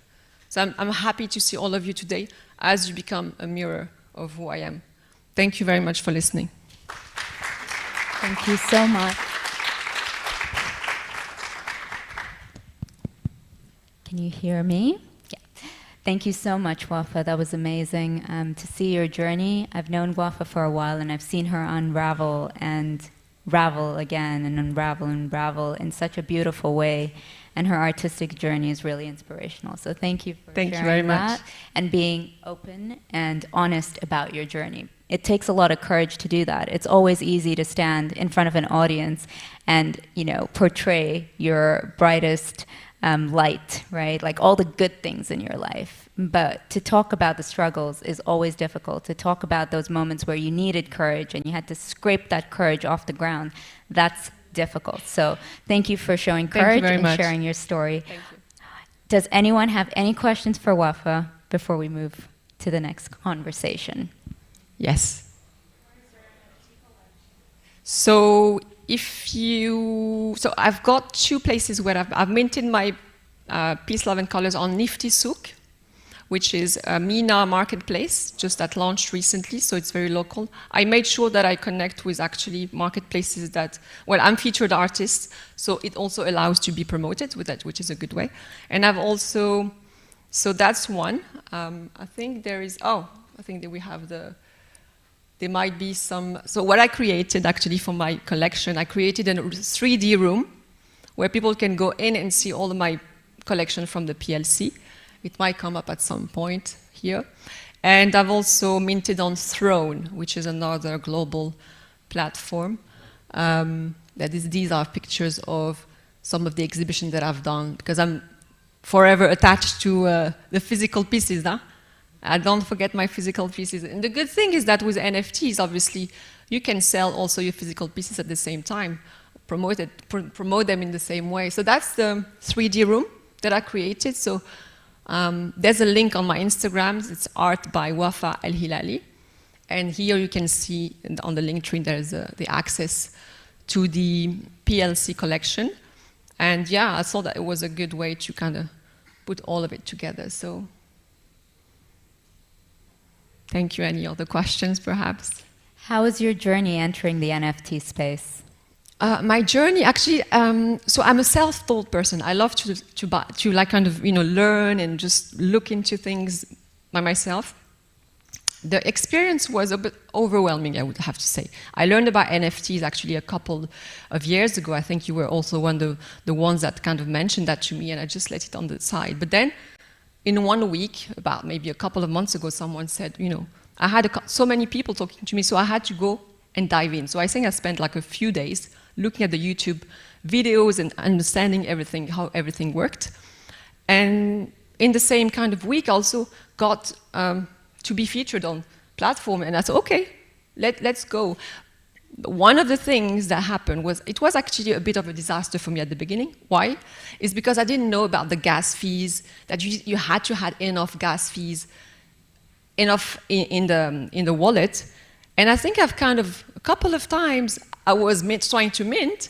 I see the NFT people. So I was trying to mint, and I lost the money because there was not enough gas fees. So I thought, okay, I need to put $200. I think I'm minting my first for $250, by the way, just because I didn't know how it worked. If you don't have enough gas fees, and if at the time of transaction you don't have it, then everything gets canceled, but you lose also your money. So that was the first kind of step in. But then it went better. It was a lot easier. And it got me, what I found good with NFTs is that, okay, I'm very much attached to the physical, but at the same time, the NFT got me to kind of extract the things that I love about photography. So I kind of mixed my photography skills and my love of nature. And I'm looking at doing a lot of things. And also the good thing is that, obviously, as a coach, I find it's just a great way as well to offer a service. When people buy my NFT, they get to also have a breakthrough and awakening session as a coaching. So that's what I found, kind of combining what I do, the art and the coaching. So, and I think it's such an opportunity for everybody to be able to, as well as offer a service, offer a product, whatever it is. So it kind of expands the opportunities for, I think we can be as creative as we want in this world, I think. Awesome. Thank you. Thank you so much, Wafa. Thank you. All right. I'd like to introduce Matteo to the stage, and we're going to change the conversation again. This has been running away from us quite often, so I'm going to keep it close to me. Welcome, Matteo. Thank you so much. Thank you so much, and thank you, the Dubai Chamber of Commerce, for the invitation. So Matteo is a co-founder of Thali, which is a sustainable sneaker apparel brand. He's doing amazing work in that space. I've been watching him grow his brand from the start. He's been in the Dubai angel investor scene for a while now as well, also investing in startups that are all about sustainability, green business. So maybe, Matteo, start with your story. What brought you to Dubai, firstly, and how do you see Dubai actually contributing to the Sustainable Development Goals? Okay, let's start with the story. Coming from a family of Swiss bankers. My family, they are banking since more than 100 years in Switzerland. Very boring, to be honest. I was grown with already the tie and the jacket and everything, without piercing, of course, because this was my attachment to be a rebel. In Switzerland, we have this system of apprenticeship where you start at the age of 15 years old, and you are in a process of 1/3 school, 1/3 bank academy, and 1/3 work. I did 9 years for the same bank. In the meantime, I had 2 years in the Swiss Army, still mandatory, and I graduated as a chief sergeant major there. I did my master degree in communication and marketing during the night and weekends, and after was very bored. You know, my social impact as a Swiss banker was almost zero. I was managing Italian clientele, and you know, reaching a point where you have to lie or cover certain things was not was not good for me. Moved to New York, study business English there, moved to South America for a 6-month trip, and after Dubai appeared to me as an oasis of opportunity in the desert, I came here, started my first company in 2016. I remember, by the way, that I was pitching my first startup here at the Dubai Chamber, and apparently my pitch was not that successful, but I sold the company 11 months later, so that was a great thing. After that, I reinvested in now more than 10 startups. Few of them are terribly failed, painfully as well, and few of them are in a freezer kind of stage, and few of them are doing very good.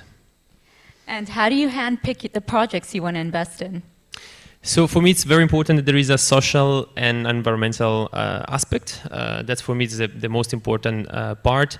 All the startups that I'm in are having something that provides a better future for not just for the environment, but as well for the people. Do you see Dubai as a place where there's a lot of investors who support these kind of businesses or startups? To be honest, yes. Dubai it's a place where investor can easily meet. To be honest, for me, it was mentioned in a presentation before, networking is the most important thing. You can have the best idea in the world, and if you stay in front of your computer and try to search for funds, it will never happen. Personally, tonight is the 25th night in a row that I'm not eating at home. Luckily, my wife loves these kind of events and networking and embassy and consulate and business, but you have to go out. You have to go out, meet people, and there is here Hester, a demonstration that we met by chance, and now she's an angel investor like me investing in startups as well. So for me, staying in front of a computer and try to search more investor will not be possible.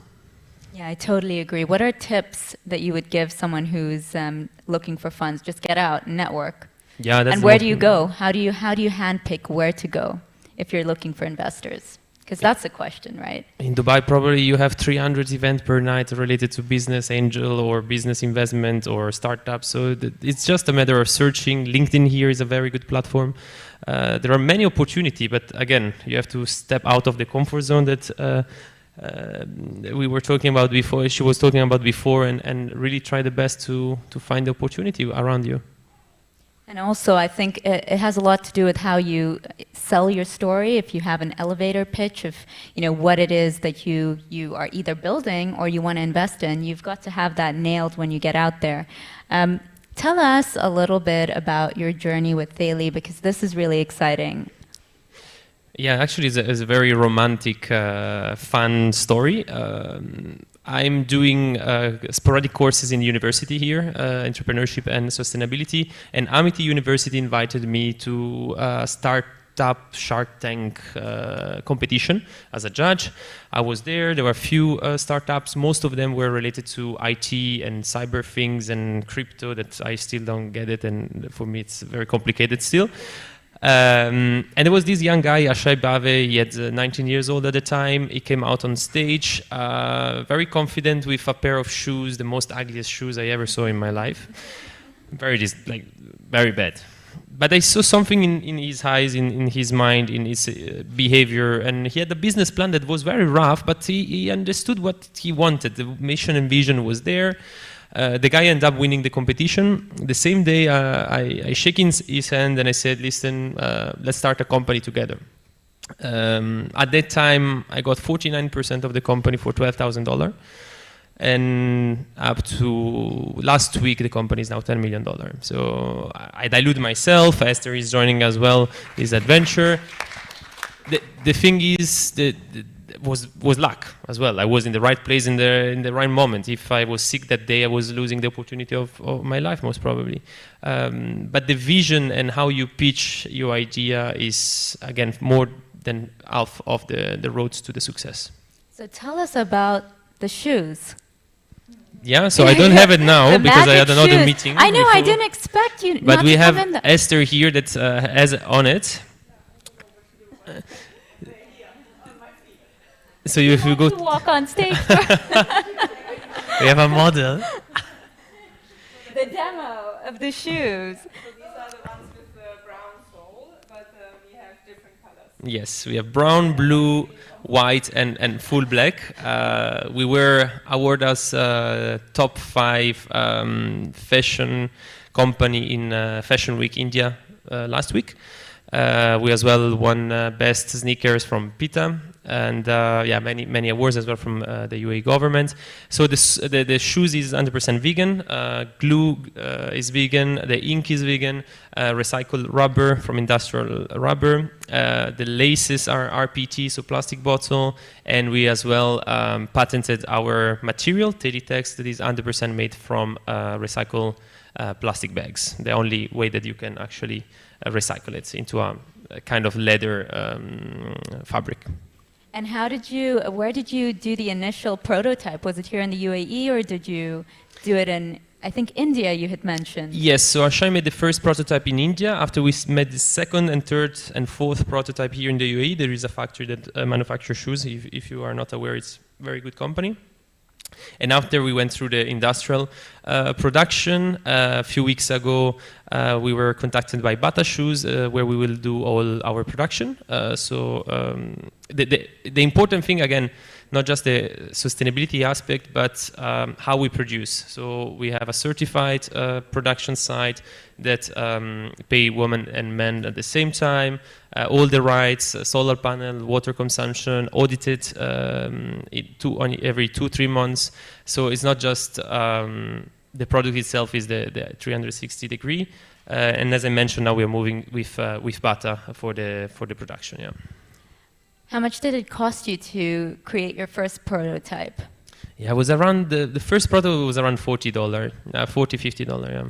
Isn't that just fascinating? Like just to put a small amount aside to design something that you're truly passionate about, and now it's a 10 million valuation, right? Yeah, that's the thing. You know, a lot of people think that. Right. Yeah, that's the thing. You know, a lot of people think that. Getting investment, crazy valuation or like a lot of money with really $5,000, $10,000, $15,000, you can really make the first step into the right direction. High risk, of course, but high opportunity. So this is what I am. I'm sometimes a bit too much as a gambler. I love risking, but I love the reward that comes with it.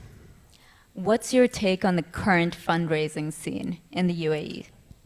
Sorry, Dan? What's your take on the current fundraising scene in the UAE?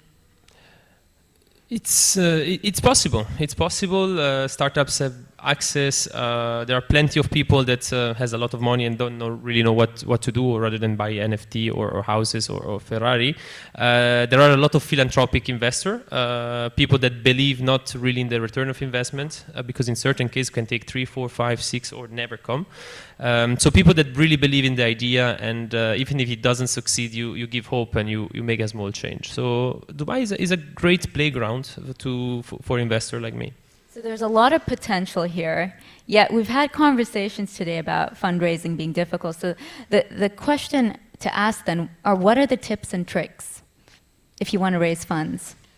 What do you need to have ready to get out there and really start speaking to people?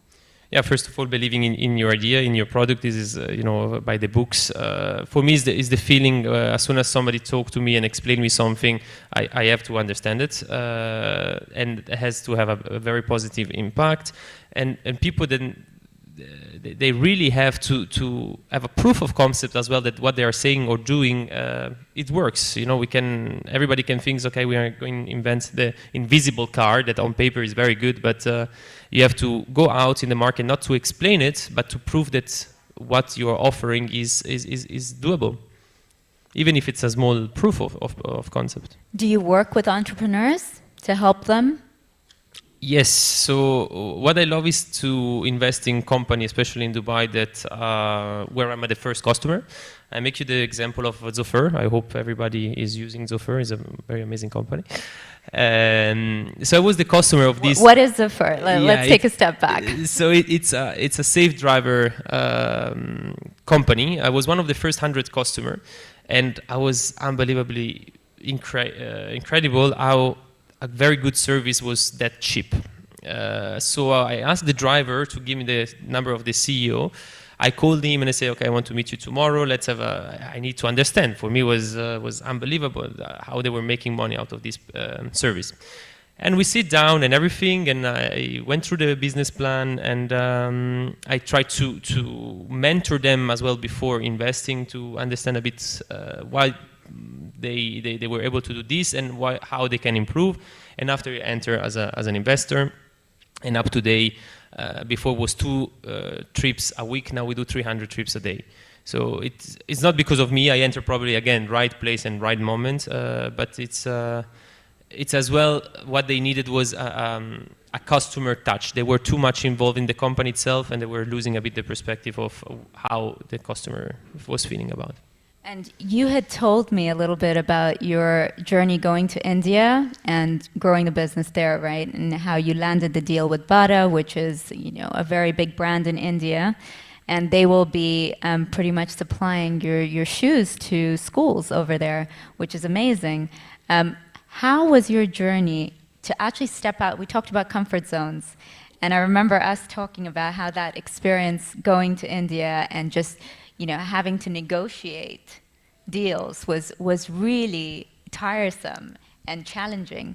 I think it's important as entrepreneurs to know that, like what Wafa said, we have to constantly step out of our comfort zone. So share a little bit about your story in India and how it ended up becoming this amazing end result where you have landed a deal with one of the biggest companies in India.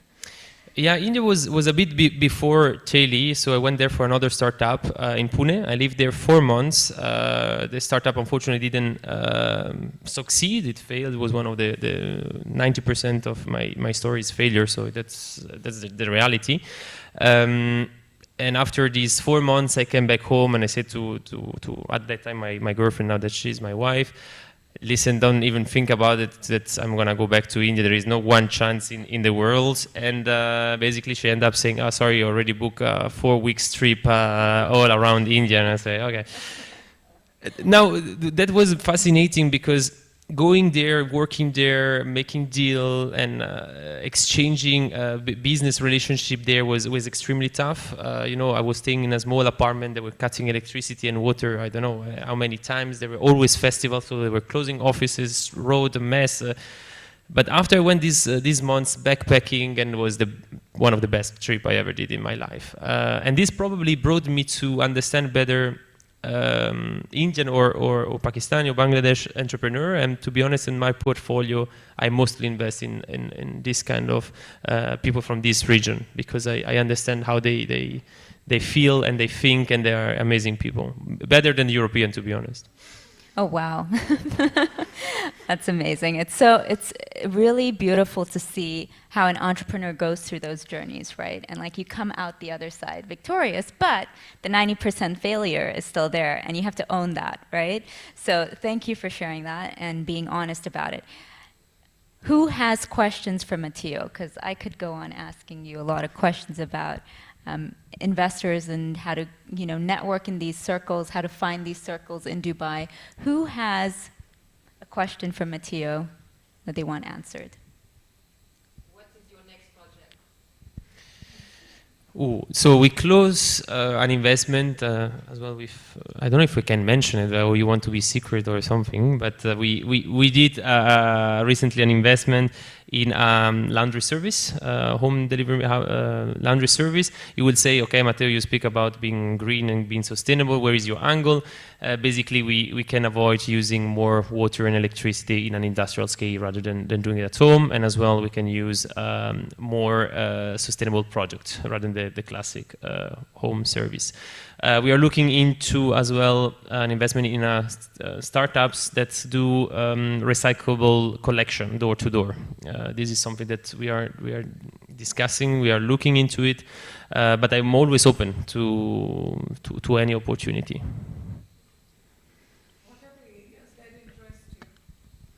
So yeah, social impact environment mostly. Yes, yeah. I'm not a very good tech guy, to be honest. Yes?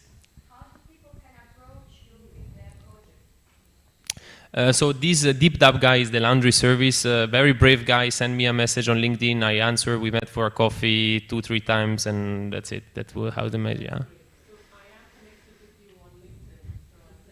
Oh, yes. You are going to get messages today.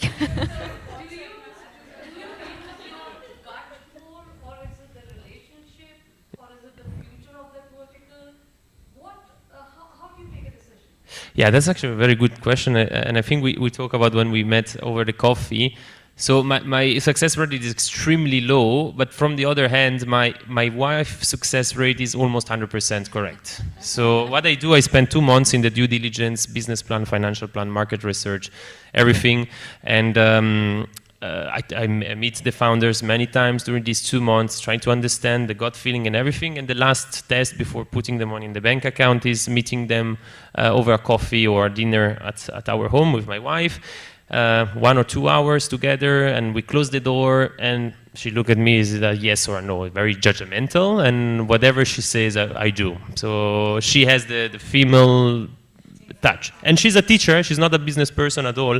And most of the time she doesn't really understand the numbers behind the opportunity, the return of investment, but she has the feeling of saying yes or no. Yes.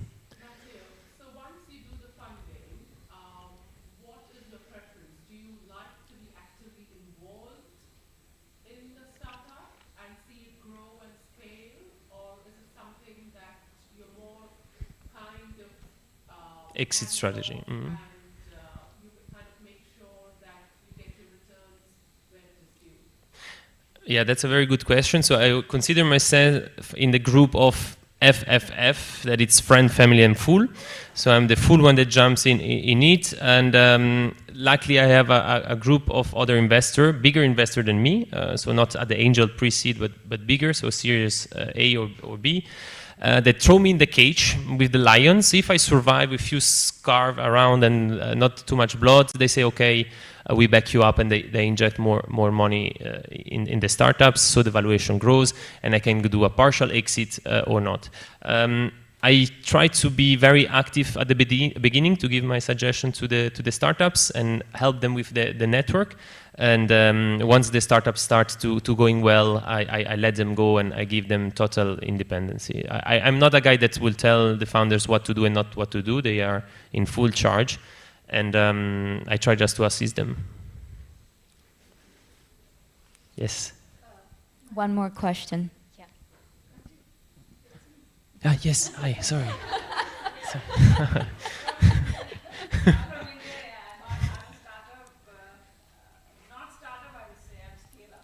Yes.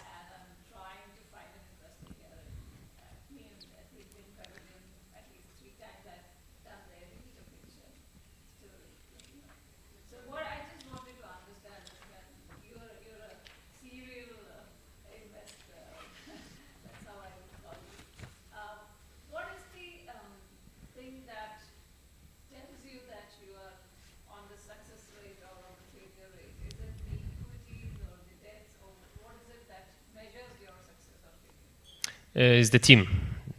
Is the people behind. We had cases of great idea, perfect place, perfect timing, a lot of money invested, everything was perfect, and everything fall apart because of the team. That's it's something that you cannot really predict. numbers are quite easy to be read it and learn it. People can easily change and screw the business. Yeah. All right, thank you so much for your time, Matteo. We're excited to see where Thali goes. I'm definitely buying myself a pair of those shoes in India, specifically in India, to contribute to that economy. Thank you. And we will be sharing Matteo's details. Be cautious. There will be a swarm of messages on LinkedIn. These women know what they want.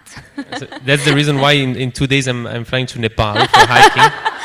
So Buddhist temple, far away from everyone. No connection for 8 days. So if I don't answer, don't think that I'm rude. To give me some time. Yeah. Thank you so much. Thank you, Matteo. and thank you, the Chamber. And if I may just add something. For me, it will be a great pleasure to help the Chamber or help the startups that you are having, even organizing angel investment groups, because there are a lot of people that want to make an impact, and together we can be stronger and be greener and make a very good impact for everybody. Thank you so much. Thank you, Anne. Thank you. All right. I would like to invite, before we get into our session, thank you so much, Matteo. Before we get into our session, which is going to talk about the fundamentals to lead well with Ray and Sami, who are with us already, I'd like to invite my female co-founders, Yip and Myra, for 10 minutes on stage to share their journey. They have been traveling the world on a road trip, really, an air trip, really, to talk about what it means to build collaborative economies, which is what the Unit Network is powered to do. So I'd like to invite Mayra and Yip on stage just to answer some questions, share their story, their journey. These are women in blockchain. These are women who are changing the landscape of what is happening globally, and they are courageous, and they've been doing some great work in this space. So welcome. And by the way, I met them for the first time in the flesh today. Yes. All right. Have a seat, ladies, and we'll just take 10 minutes of your time. All right. So maybe share a little bit about what Unit's been doing in different parts of the world for the last couple of months. You were just in your hometown, Rio. Yeah. And I know that you had beautiful community gatherings. There were lots of questions in the blockchain space. People are jumping on board this bandwagon of what it means to collaborate and to really drive value for themselves and their communities. So maybe share a little bit about your experience in Rio, and then we can touch on, I know after that, you all flew? No, you didn't fly to Barcelona, did you? I did, yeah. Okay, yeah, some of the team flew to Barcelona. I know Yip did for the Avalanche gathering and the Her DAO gathering, right? So we can talk about that. So Mayra, maybe you start and share a little bit about Rio, and then we'll go over to Yip and talk about Barcelona. Thank you, thank you. Can you guys hear me?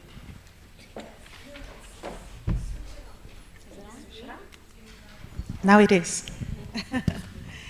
Okay, thank you, first of all, and congratulations for today. Everything is so well done. The conversations are beyond interesting.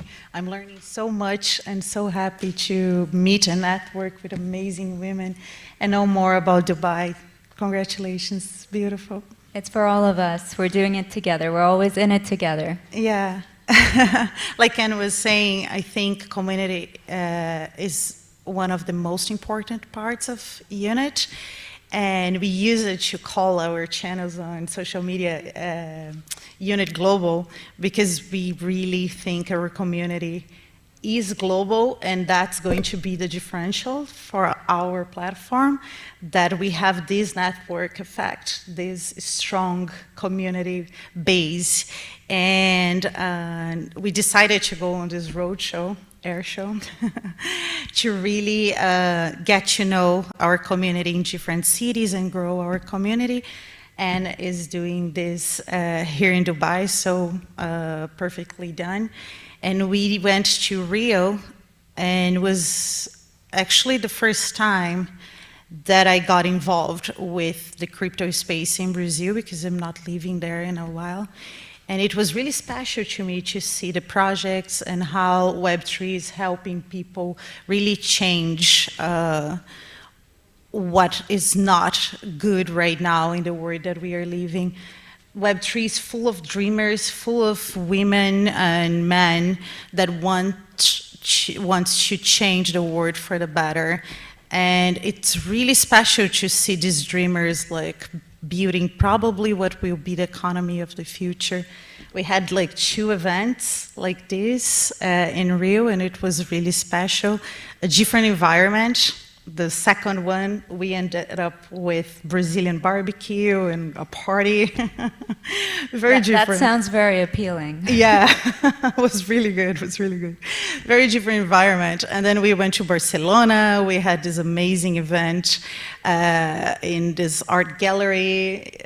It's so special to me. I'm a world traveler, I always was.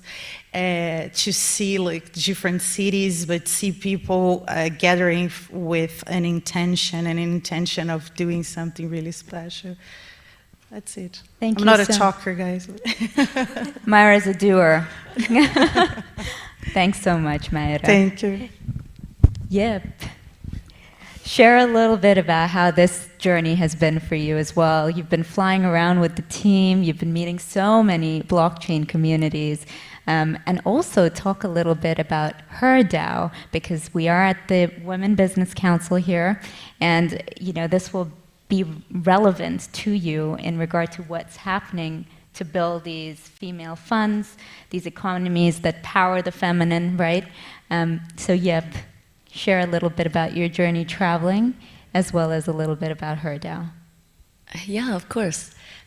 Just for me to understand better how to share my story with you, who of you is already engaged in the Web3 or in the blockchain space? Okay, a few of you. Wow, that's super amazing.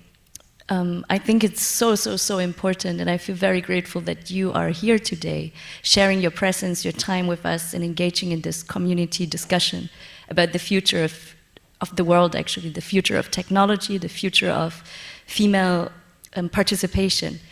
We are at a stage of the industry where we actually have the great opportunity to still shape the industry.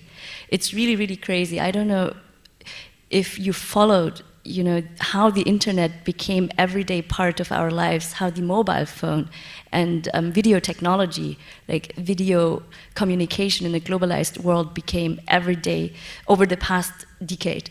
So it's quite a new technology, right? The iPhone came out 2008. That was maybe 14 years ago, and it radically transformed the way we communicate with each other.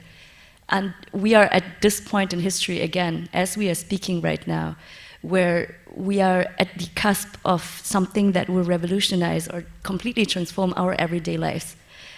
And if we don't participate as women in the shaping of that movement, then basically what happens is in 10, 15 years, we end up where we are today, negotiating with our male counterparts as to how much salary we should deserve, how many seats in the boardroom we should deserve.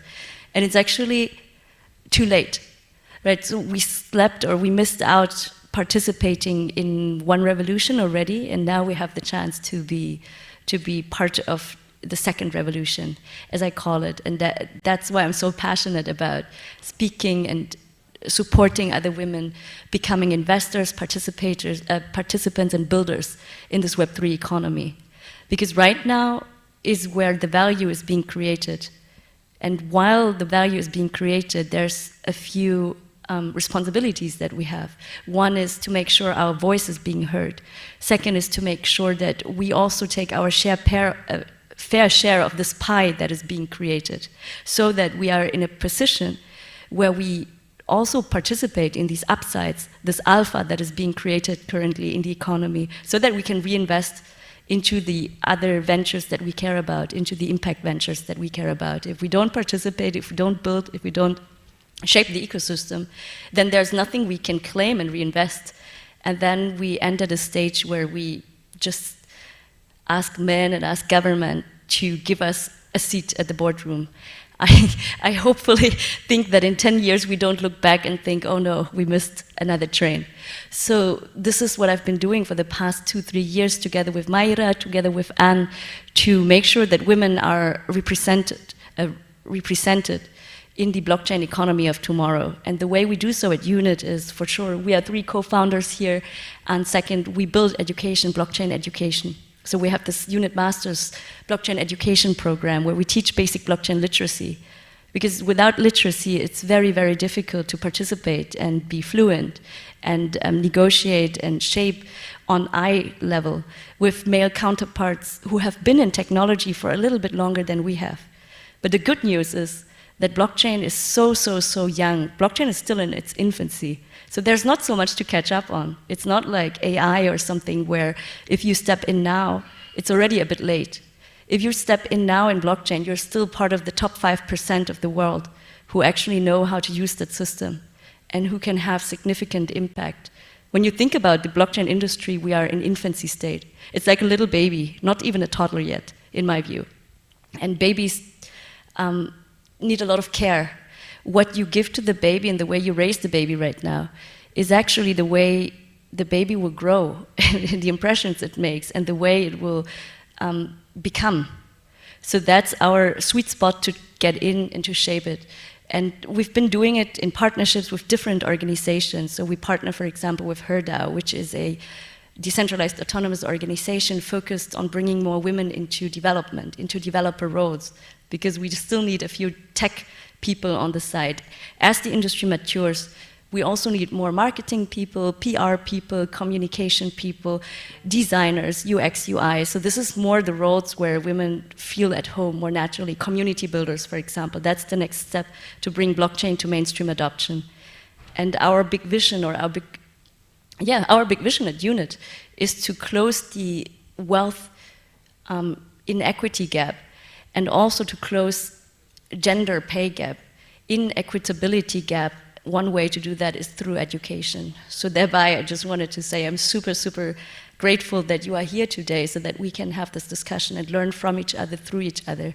The second way to bring equitability to the industry is by sponsoring women. One of the speakers, the female speakers mentioned earlier, we have to support each other also financially. So we do need to support open doors, sponsor events. If we have the chance to support, mentor, coach female entrepreneurs, then let's do it. Also, if we have the chance to curate more female investors, because if there's no female investors at the cap tables, then basically all the money, all the wealth that is being made is in the hands of non-women. Right? So then we are left behind again, and it's like a cumulative impact. And the third way is just to be ambassadors, to help each other, like to open doors for each other and new people to join in, to host these community events and make sure our voices are being heard. And this is, I think, what we've been doing across the past few years, just touring across the globe, attending blockchain conferences, creating places like today, where we give speaker opportunities to women. I think 50% of the speakers today were women. This is very, very rare in blockchain. When you go to blockchain conferences, maybe 5% of the participants are women. But if women are not speaking, what happens is that they never become good speakers, because speaking is just a matter of practice, right? If we're not on panels, over time, we don't catch up in the level of proficiency, in the level of debate skills, in the level of speaking skills that we need in order to get the keynote speaking engagements, get seen, get the reach that we need in order to show that the world actually can be equitable.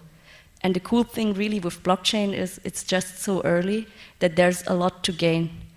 And it's time to, I think, to step into that movement right now. And that's why I just feel very, very grateful that we're here and representing blockchain in Dubai at the Women's Business Council. Thank you all. That was an amazing recap, Yip, of what UNIT's been doing over the past years, and the road show or the air show that you've had for a while, going to different countries. What would you say is happening with the HerDAO? Maybe tell the audience a little bit about the HerDAO. Yeah, we started. So HerDAO was an initiative that just started in November. It's called HerDAO because it's a decentralized autonomous organization focused on bringing more women into Web3. We started off as a developer DAO, but then we realized it's so much more than just development that is needed. So we broadened up the scope. And what we're doing now is creating sponsorship opportunities to bring women into conferences so that they can build the business networks. If you are currently not participating in the conferences in your industry, then you're missing out on all the networking and business deal closing opportunities, because everything is happening in real life. At these conferences, you meet all the people who in 2 years will run the unicorns of tech.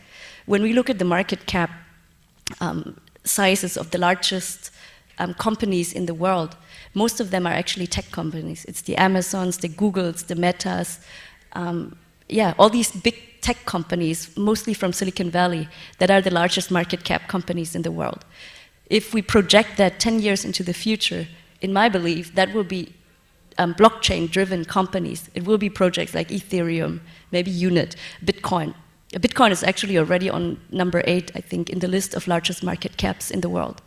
And when you think about even the GDP of Dubai, it's probably about 100 billion US dollars, something like this. Ethereum alone is 500 billion US dollars right now. A company that even is not a company, it's a decentralized autonomous organization.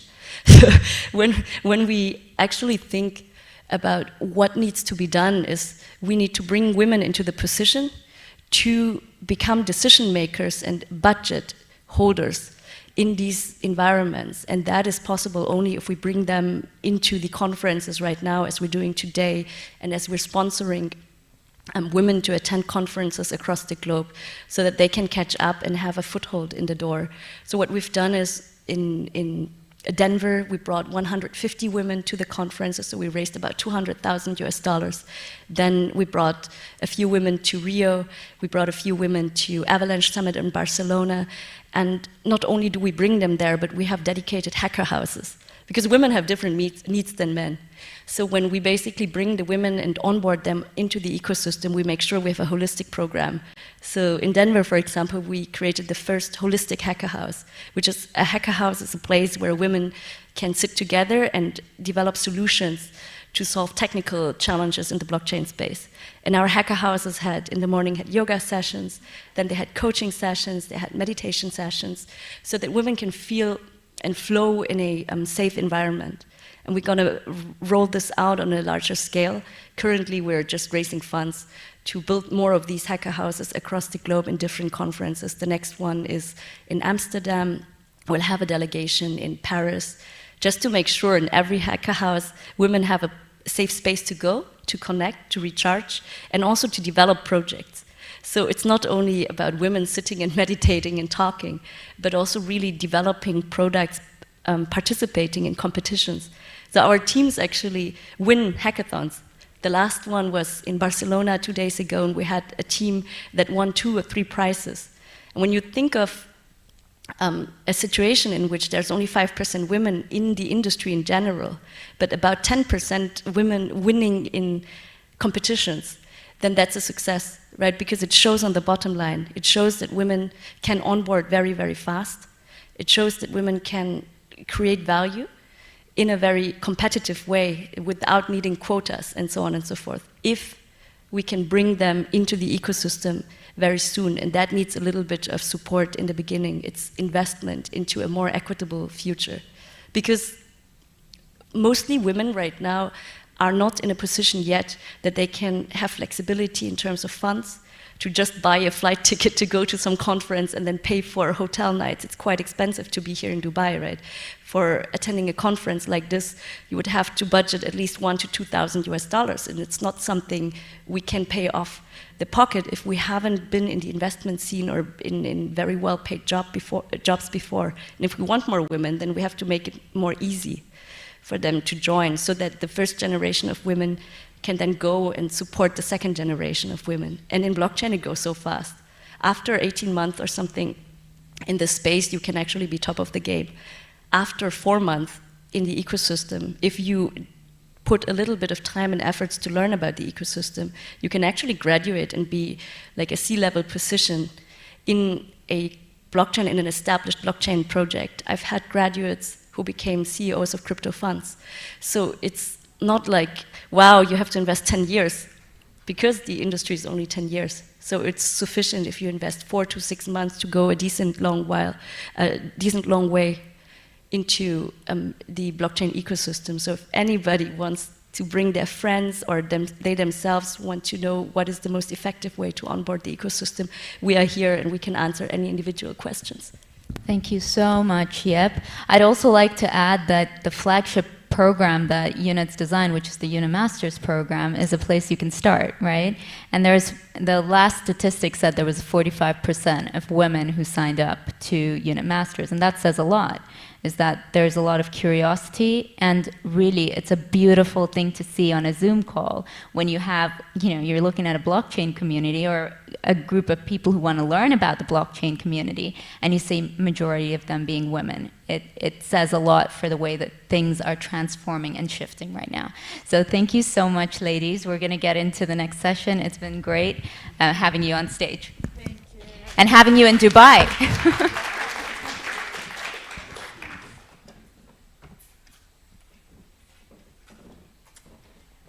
All right, the next session is going to be a deep one. I invite Sami Khoury on stage and my dear friend Ray, who is an amazing woman in the space of well-being and leadership, coaching.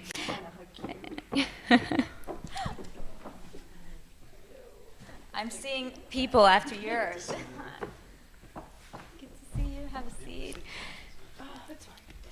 All right. So, are you ready to deep dive into your stories?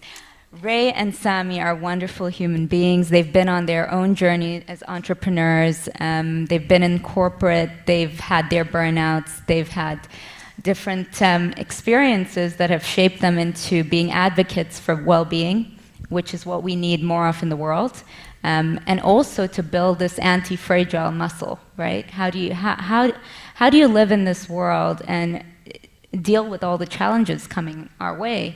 You can't sit in a room and isolate and meditate all your life. You've got to get out there as well. So there's a balance of taking that time out, being self-compassionate, being kind to yourself, but then how do you also step into the world and lead better lives? So on that note, we'll start with the lovely Ray to share a little bit about yourself, your powerful story of what has brought you to doing the work that you do. You have a podcast that's called Don't Be a Man About It, which is, by the way, there are only men on that podcast, which says a lot, right? And tell us a little bit about that as well, but start with your story first, and then we'll go to Sami, who'll share his story as well. Thank you so much for the intro, Anne. My name is Rahaf Kobesi, and people call me Ray. And Raise Your Mental Health basically came to life 2 years ago, but we have been preparing for it since 11 years now. And it all started when I lost my dad to suicide. And he was my hero. He was the most positive man. Of course, I was a very young kid back then, but I do remember his very humorous soul. So for me to lose my dad to suicide and a mental illness, it gave me two insights. One, which is we do have a problem in the Middle East where the man doesn't feel safe enough, because if my dad back then felt safe to come out and say, I'm not okay, maybe things would have been different. The other side is we as a society, we do not know how to read symptoms or signs or to catch that someone is not feeling okay.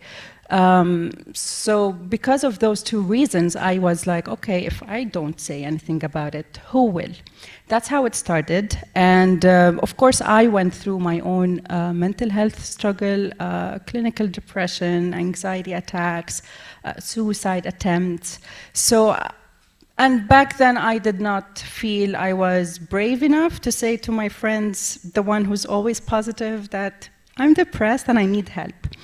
the narrative had to change. So Raise Your Mental Health does that. It raises a lot of awareness on mental health. It helps people to speak up, especially for men because of the narrative around it, which brought "don't be a man about it" to the life.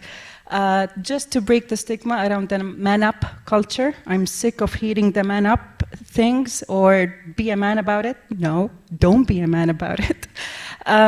So that's basically it. I could go on for hours, but that's the brief of the story and how Raise Your Mental Health came to life. Thank you so much for sharing that, Rafa. I'll call you Ray so people know you. You can find you on Instagram and your social handles. But it takes a lot to really shape your story into something that fuels the passion that you have in the work that you do. 100%, yeah. And maybe share a little bit about when did you feel, it must have been a series of incidents, but there was a turning point. It was my third suicide attempt where I felt like, okay, so the universe or God is really stubborn here. He really wants me to be alive, and I need to find the strength to at least know what that reason is. So because my third attempt basically made me go blind for 3 days, 4 days, something like that. I lost sight, and I was like, oops. So I needed help. I worked with a therapist, with a psychiatrist. I went and enrolled myself in a 1-year self-improvement workshop, which basically brings theater into therapy, and it helps you to let go of your baggage, face your fears eye to eye. That was my turning point, and it took me 4 years of intense therapy and healing to actually, you know what, okay. I'm in a much better place now, and now I can tell the reason why everything happened with me. Well, you are a force to be reckoned with, and you're glowing on stage and doing the great work you do, so bravo for transmuting all that pain into something powerful. Thank you. Sami, being an Arab man, you know, I think having you on this stage, I mean, to talk about the stigma in the Middle East, right, is very important. So maybe share a little bit about your journey and what has made you become this well-being advocate as well. Yeah, for sure. Thank you, Anne, and thank you, Ray, for sharing your story. That's very brave of you. And there are a lot of points that you mentioned, which I'm very happy to elaborate on, regarding this Arab alpha male culture that has been here for a very long time, and that is the source of our mental suffering. So, I mean, my story really comes from the beginning of my business life and my corporate life. For about 13 years, I worked in the corporate world, agency, nonprofit, startup. I started my own social enterprise, usually in the business development and marketing scene. And I noticed that for 13 years, I was simply suffering. I had a tremendous amount of stress, anxiety, low self-esteem, negativity, anger, envy. It's like no matter where I went, no matter how good my life was, and I've been luckier than most, I always had this gray cloud hovering over my brain. And I thought, okay, something is not right. I mean, why? You know, I'm blessed with my family, my health, my education. Why is it that no matter how things turn out, I'm still not feeling fulfilled? So I've always been a student of personal development, and just the last few years, like right before COVID hit, I started diving into some more advanced fields like philosophy, mindfulness, neuroscience, neuropsychology, how the brain works. And I felt that I was able to really heal myself. And the reason I was able to heal myself because I felt that most of my inner struggles, most of what I had been experiencing in my mind that was harming me were simply illusions. They were exaggerations. They did not have much grounding in reality. And this is something that I thought, wow, you know, this stuff can help anyone, whether mentally, emotionally, spiritually. And now this is what I decided to do as a career, just as a mindset coach, and helping coach and train individuals, organizations, teams on developing that mental and emotional resilience. It is already there within us. It already exists. It's just about simply tapping into that on a regular basis. I completely agree. I think something you mentioned really struck a chord, right? The stories, like the illusions that we create in our mind, and the narratives that we hold in our lives. So something might have happened 10, 15 years ago, and we hold on to it with a narrative that is disempowering rather than empowering.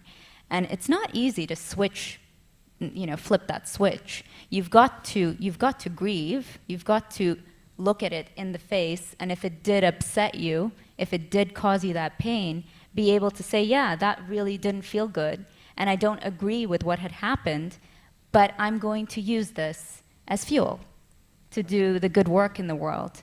I think we've all been through burnout, and we've just touched on that. Like, for me, when I was in corporate, I left corporate just in 2019, and it isn't so much about corporate.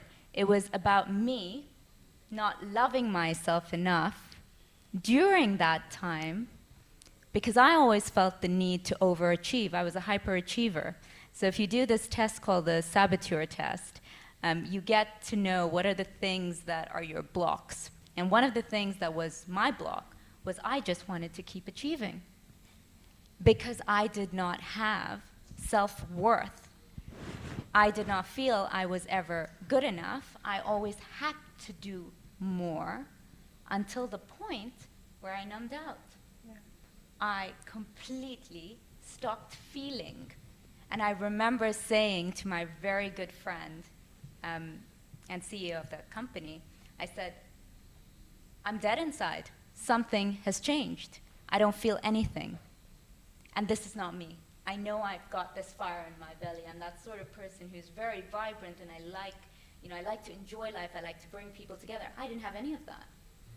And so it's exactly what you touched on, which was, okay, I could hold on to that and take it into my future, or I could look at it and say, Anne, maybe I should shift the way I perceive myself.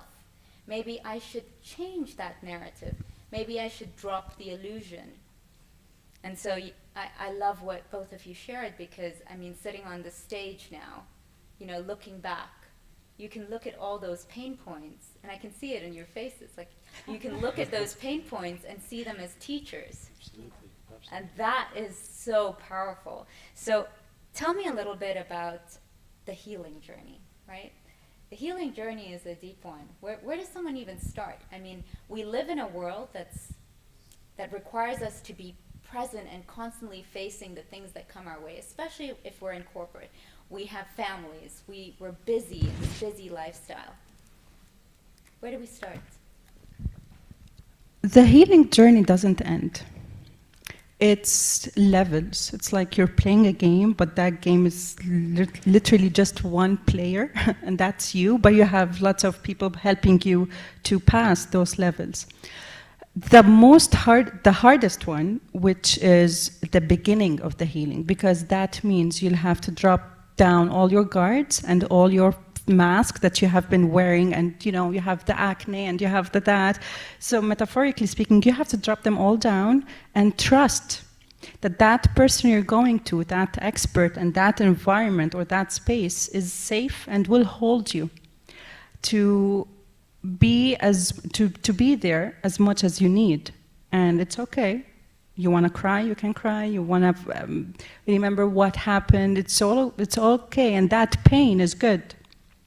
That level, or that transition from believing that pain is just here to make me suffer and why God me, to, all right, what is it in me, or what is it for me in that journey?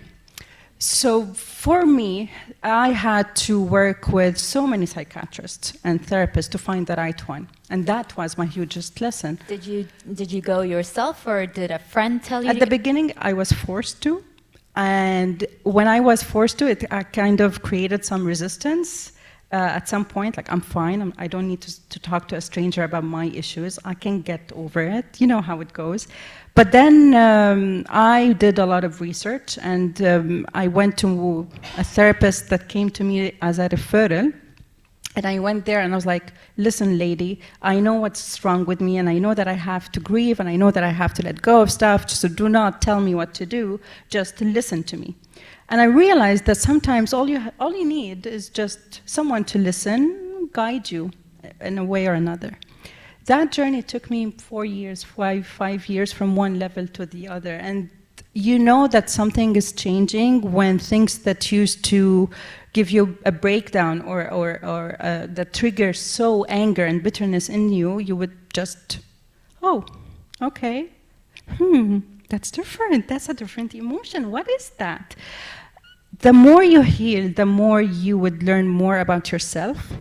And in my case, the better I would be able to support my clients and helping my friends, or being more valuable, if I may say that word. But healing doesn't end. Like, until today, there are so much I am working on. One of them is my mother wound, because it was so deep that it's taking so much time. And until today, it's been 14, 15 years of work. So it doesn't end. It's just that your level of awareness rises. Your resilience gets better, because you would know which are worthy of your resilience. Because sometimes resilience could backfire on you. You become an overachiever. You become someone who has the imposter syndrome. You have to win everything. Sometimes, really, I don't want to win that. I'm okay. I'm really good. I'm going to enjoy just laying back, and you win. I'm fine. I'm winning anyway. That's healing. That's healing. Sami, maybe touch a little bit on why this matters to leadership. Why does it matter for us to stop and look at our wounds and face ourselves to lead better lives? And lead better lives, I mean, in all areas, right? We're talking about leading better at home, as a father, as a mother, talking about leading better in your business and in community. For sure. Well, I mean, when it comes to leading and leading teams and leading organizations or any cause or movement that you're working on, the way that we bring ourselves to this world and the way that we act in this world is an extension of our inner world. The way that we treat ourselves, the way that we talk to ourselves, the standards that we put on ourselves, the way that we perceive who we are, if we are not, as leaders or as anyone, if you are not balanced on the inside, you will bring that imbalance to those around you. And then those around you will suffer in one way or another, whether they are overworked, where they are spoken to in a condescending way, whether they are never, you know, they're not shown any appreciation or value for the work that they do. Your own insecurities are being flooded out to everyone else, and this will cause, again, in the context of leadership, this will cause everyone to be demotivated and to lack the initiative to do anything great, or to do simply what they're asked to do, because, you know, your neurosis is spilling all over the place. So definitely as leaders, it's very important to work on ourselves continuously, because whatever is happening inside of us can affect those around us. And I think many of us would agree that a leader is someone who can inspire others, who can educate others, who can motivate others to act for a worthy cause. But if you have issues, we all have issues, we all have problems. If you have not worked on them, or you're not working on them, it can spill over and basically hurt whatever your mission or vision is. That's the high level, I'd say. Do you think COVID has opened up the conversation about mental health and well-being with Arab men specifically? Would you like to take this, or shall I take it? We can both take it, it's fine. I would just add to something you've said, that leaders should lead by example. So it comes up top down. One thing that is now making a lot of difference in companies and in the corporate world, it's compassion. leaders have to do all the inner work and to do everything, to be aware that there are some areas of improvement, but they also have to embrace their compassion. Once you are compassionate towards yourself, then you will be able to be compassionate towards your team and your family and your friends and see the world in a compassionate eye. It doesn't mean that you're letting go or giving a blind eye about the things that needs to be improved or to be able to make healthy decisions for the company or anything. But compassion makes you to take a step back and not act based on your anger and bitterness, to be triggered easily. We all have issues, but for me, what worked for me is the ability, which I don't think any money in the world would be able to compensate that, which is the ability to take a breath. All right, let's do this, because we've seen the now $1 million news that has been going viral is 1 second could cost everything. I just wanted to add that. Going back to COVID, I was so happy to see that the conversation about mental health has finally been open and is okay, whether it was a company talking or a CEO or a friend or a man, or the amount of men who came to talk about their struggles. We shouldn't be laughing, but I was laughing because I was grateful that finally you chose yourself. And if it took the pandemic to make you realize that, amen. So yes, the COVID was a huge trigger on a collective level that anxiety is not my fault, but I can choose to manage it, to learn what to do with it. My insecurities, my lack of self-esteem maybe, or my wish to always be productive, this need to always be productive. Men realize that this is not life. Most of my clients are between 40 years old or 50, 55, and they come to me and say, Ray, teach us how to have fun. And I feel like I just want to hug them and just cry.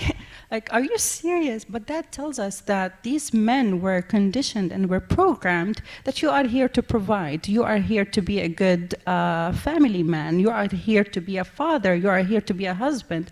Well, how about we teach our boys to be able to be human beings? Why does my brother have to take care of his sister while his sister is already able to take care of herself? Why don't we both take care of one another? You come to me, I have 2 shoulders for you to cry on, and vice versa. This narrative, when we are raising our boys, will lead to amazing leaders and amazing fathers. A father who is okay with him to say to his kids, Daddy is feeling a bit sad now.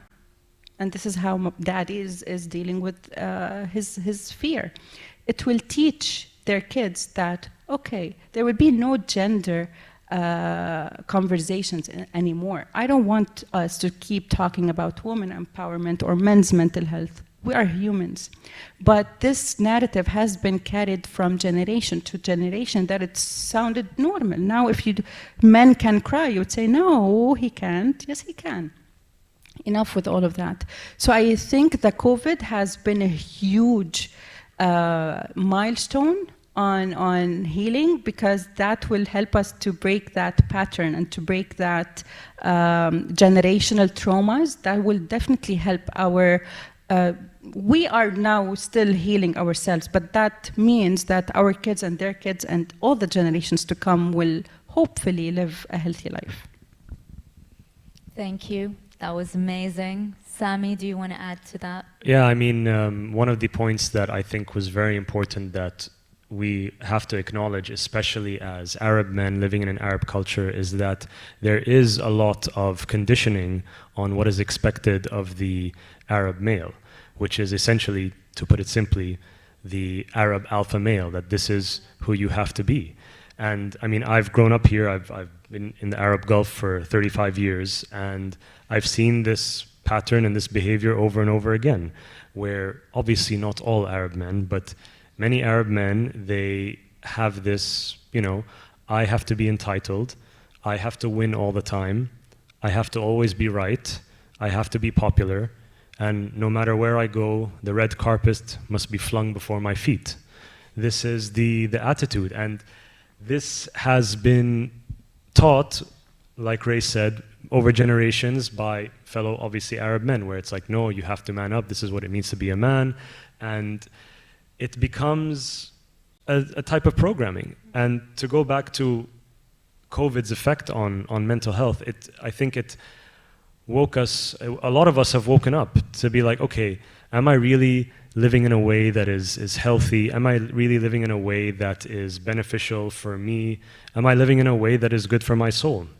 And I hope that Arab men have realized that, you know, stop putting on this facade. It's not really, you are suffering and you are causing those around you to suffer. And some compassion that I would have is that they either don't know how to have that, you know, to be more open and to be more relaxed, or they are even, again, too shy to let go. 100%. Yeah, and what the way forward is, you know, there's a quote, it's easier to raise strong children than to fix broken men. So now we have that awareness, we have that knowledge, now it's time to bridge the gap and to start educating young boys and girls on what it means to be a healthy man, what it means to be a healthy woman. And if I can add something also that I think it's also very important for all of us to be aware of, whether you're a man or a woman, which I believe is the source of a tremendous amount of inner suffering and inner struggle, is that we don't know how to be our authentic selves. We don't know how to be our true selves. We have created an idealized version of ourselves based on what we've been taught from when we were young, and then we say, this is who I have to be. Again, whether you're a man or a woman. And so what happens is that there's this gap that's created, a gap between your true self, your authentic self, and this idealized version of yourself. And the larger that gap is, the more suffering there is within you, because you're trying to be something outside of yourself. So again, there are many practicalities of life where we have to, you know, put on a mask and all that. But as much as you can make that gap smaller, I believe your inner struggles and suffering will lessen. Because simply put, well, if I'm being myself and I'm living according to my values and beliefs, what do I have to worry about? Absolutely. There's so much energy to use when we're trying to be someone we're not. And I think we forget that. I think people think that they need to paint a certain picture, and this is the way that they show up in the world so that they, get this sense of self-worth, and that's not the case, right? So what does it mean to be authentic? You talked about values and belief, and I love this. In fact, I'll give everyone a practical action takeaway today. Go to viacharacter.org and do the value survey. It tells you through that survey, through that test, what your core values are. And I think it's beautiful when we actually say, okay, you know what? I'm the sort of person who's deeply curious. I'm a curious person. I'm extremely honest. I value honesty in my life, and I will not steer away from that. I have a sense of appreciation for excellence and creativity. And so these are my core fundamental values. So when I live in the world, I know how to gravitate towards people who also, show those kind of values, and the ones that complement me as well. I love the concept of values, and I think it's important that we know what we hold true to ourselves, because at home, when we're creating a home, when we're building an environment at work, it's all the same thing. Whether it's at home, whether it's an organization, whether it's a community, whether it's an ecosystem, whether you're running for governor, if you show up with your values, that's part of your authenticity. But what else would you say is part of discovering your authentic self? There's one exercise, it is a practice that I do for myself and for my clients, which helps us to be more authentic. If you cannot say it, or if you do not dare to say it or do it with a friend or a 6-year-old kid, then don't do it to yourself. And that helps with self-sabotage. That helps with negative self-talk. That helps with doing things just to please other people. Would you go to a friend, a very dear friend, and tell them, just man up, and do it for the sake of pleasing your mom or your dad or your boss? Or I don't think we ever do that. We always go to our friends and give them the most compassionate advice.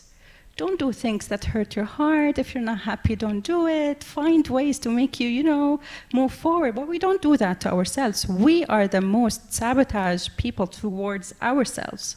So to be authentic, start from there. Ask yourself, okay, wait. If a friend came to me asking for that advice, what would I say? And how would I act? This will help you with burnout, negative self-talk, self-sabotage, knowing what your goals are. Are these my goals or someone else's goals? Are these my fears or someone else's fears? Because most of my life was spent being scared of things that are not mine. Oh, wait a second, those are not my fears. Those were my parents or my friends or my bosses. Why am I carrying that weight? So I feel this is the best way to start. Sami. Yeah, I mean, I will only talk about what helped me in my own experience. And I don't know how it came to me, but I just asked myself, what was I like when I was a child? When we were children, we were free, we had less worries, we were, happy with ourselves. Even when we were by ourselves, we were just happy for no reason. So I kind of had to do some inner work and just think about, okay, what was it that stimulated me when I was younger? Was it, okay, I want to go hang out with my friends, I want to play sports, I want to do art, I want to talk about weird stuff. And I thought, that just made me happy. And even also in moments where I wasn't really depending on other people or other things for my peace as a child, I'd just sit around and be like, wow, I'm alive. Or wow, look at this world. Where's the light coming from? Where's the light coming? Yeah, exactly. Just asking questions like, where's the light coming from? Why is this world the way it is? So that kind of made me think, okay, I think I understand my natural inclinations better. I'm understanding what my instincts are and my impulses. I think that can help you understand your values, what makes you more authentic, and really try to, whatever it takes, if you need to write it out on a piece of paper, if you need to, just talk to yourself about it or talk to your partner about it, clarify what your values are, clarify what you believe in, and what has given you that inner balance. I don't want to go off on a tangent, but sometimes you say, oh, I believe in this and I believe in that and this is what I have to work towards. But then that also creates that ambition and that unlimited desire to achieve, which also contributes to your inner struggles and inner turmoil. So that's also something you have to be aware of, that, okay, what am I doing that where I am true to myself and I'm still maintaining my inner peace? That's beautiful. We'll wrap up this session, but I want to touch on something Rafa said and something you said. You talked about how if you would do it to someone else, if you give compassion to other people, it's always easy to give, I think, right? It's so much easier to help. We want to feel needed in the world. But when it comes to ourselves, it's difficult.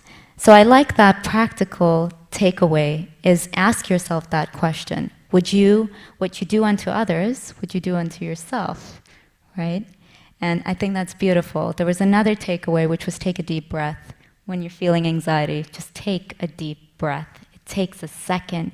And scientifically, it actually slows down the brain waves in the frequency, how quickly it's moving from beta into alpha. And when you're in alpha mode, you're more creative, you're more relaxed, you're more receptive, you're more intuitive. And Sami, your recap, ask yourself what made you happy when you were a kid. Go back to those places of joy. Try and integrate that into your life. I mean, that's something that's helped me.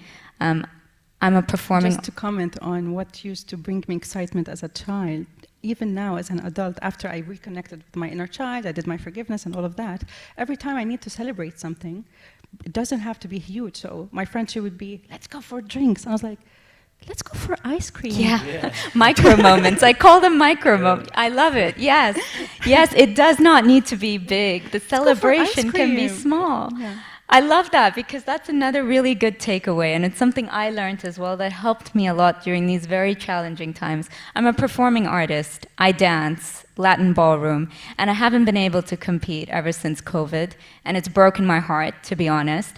But I created micro moments. So I would just, cooking, I just dance. Like, I'll be there doing 15 minutes of spins, and I feel great, and that's it. Get back to the, what I need to do, then get back to my computer, get that email out. But I would create these micro moments. I didn't need to go to a studio, book an appointment, find a dance partner, create a routine. I mean, why do we over-exhaust ourselves? We complicate things. If you know what makes you happy, even if it is just sketching a little doodle, sketch a doodle, right?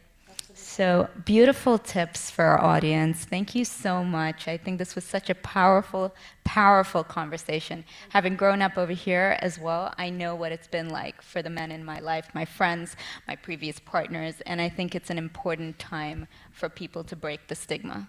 So thank you for sharing your beautiful story and insights with everyone. Thank you. Thanks.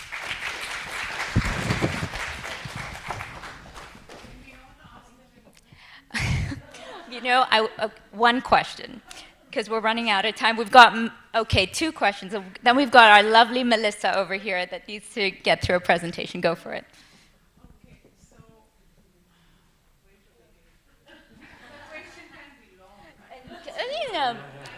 Be compassionate. Be compassionate to the next speaker. The next speaker might have the same question too. So, thank you, Sammy. Thank you. I'm new to Dubai. I came to Dubai 2 months. I'm on the verge of tears. Am I allowed to cry, Ray and Sammy? Can I cry? You to allow me to cry? Thank you so much. I'm not going to cry, don't worry. But I want to talk about crying, If I feel like crying, I should feel free to say I feel like crying. Yeah? So I have a request to the two of you, because you are here from the other side. Are you with me, what I'm saying? You're from the other side. We're waiting. Yeah, you're from the other side. My point here is that talking in a very UAE context, I'm new to Dubai, so pardon me if I sound ignorant and foolish. In the UAE context, suicide has been decriminalized very, very recently. 2 years ago. And that was the lockdown period as well. So in the true realistic practical terms, suicide decriminalization has come out of the closet, say, the room for conversation around that has come out now, once we've opened up. So that is one conversation. I'll request you to please create another session on that, because that information dissemination must happen. And can we call it emotional health instead of sticking to mental health? Because we perceive this world through our senses, through our heart. Emotional health, I know it. Right? So happiness, being instinctive, being intuitive, might we keep going back? One of the pillars of the well-being and the general mental health. You have the physical, the social, the mental. You have 7 pillars of mental health and the well-being. In the nomenclature, usually the generic terms, in a free-flowing life, mental health now suddenly is like metaverse, bitcoins. Everybody's talking about it, right? Mental health. But before mental health, when you say the word emotion, it triggers something within you. Okay, so there is a safe space. My joy and my sorrow can be talked about. So that is one. Decriminalization of suicide is another, because if this is something worth celebrating, we must celebrate. And we must, talk more about it, because the more we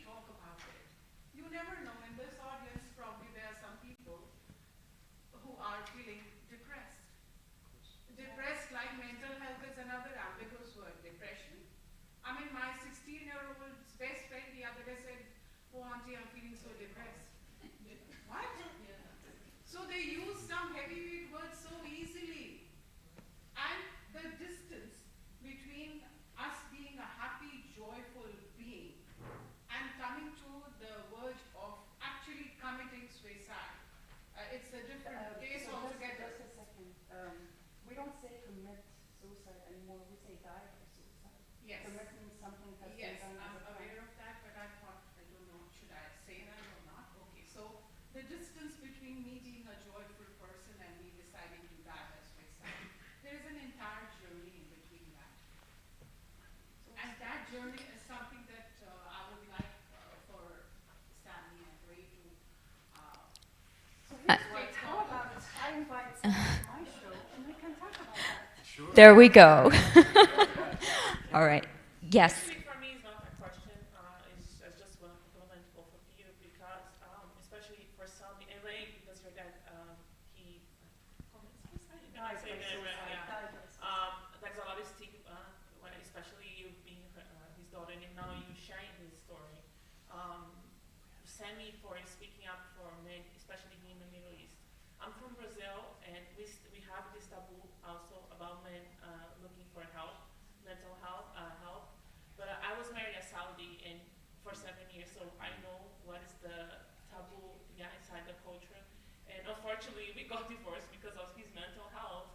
Although we are good friends today, I want to ask you how, because I ended up in therapy when I was going through the divorce, and I discovered that I couldn't save him. I just could save myself, and he had to look for help. But we all here as a woman in this room, we have male in our life. How can we start this conversation? Because a lot of men, they don't want to, like how we as a woman can help men to seek help, because since it's a taboo in our society. Sure. So there's how do we help the men and how do we get men to seek help? They're two different things. One way to help the man is to simply ask him questions. Ask him questions related to his well-being, such as what do you need that's going to help you? What kind of activities will help you be more relaxed? What can I do to support you in this What can I do to support you? Now, of course, they might give answers of like, oh, sometimes I just want to sit and watch TV, or sometimes I just want to hang out with my friends, which are relatively healthy. But then, if they have things like, oh, I want to go out for a drink, you can sometimes play along and be like, okay, go for a drink. But then, what happens to you when you drink? You lose energy, you don't sleep well, you wake up angry. You have to show him the light, but in a way make him think that he came to that by himself, because we're very egotistical and stubborn. Yeah. We're like, oh no, I need to do this on my own. So, like by simply asking questions, be curious. Be curious, and they will give their own answers, and then something will click in their mind where maybe not in that instant, but maybe like 2 days later, they'll be like, yeah, you know what? I was talking to my wife, and I thought, man, what I'm doing is so dumb. Like, I would add to it, be compassionate and non-judgmental. Yeah. So if you want to help him for him, not for you. Yeah. It's his journey. So ask questions. How can I help you in this moment? What can I do as a partner to help you in this moment? And then start a conversation. And sometimes he's not going to talk, and that is okay. May I add something? Just brief. What I find as well in the coaching area, obviously you say that people have to want to change. 100%. Yeah. So there's this kind of teachability that Telling them go to therapy. you have to want to change. That's the first step. And then obviously education comes first. I know that in the coaching space, education of how we function, and you don't talk about neuroscience. That's usually the first step that I use, and I'm sure that you use to kind of teach people how we function. And that is then first the first step of, oh, that's how I work, then how reality works, how all these aspects work. There's only so much that you can do. Yes. And that's also something that we have to be realistic about. I know we get all inspired and say, oh, I can do anything. That's a good attitude to have, but just be aware of your limits, and like she said, the rest is on him. He has to do the work. It's that famous quote. It's that famous quote which says, you know, you take the horse to the water, but you can't make it drink, right? So it's camel it is. All right, we have to go to the next speaker. Thanks so much, Sami.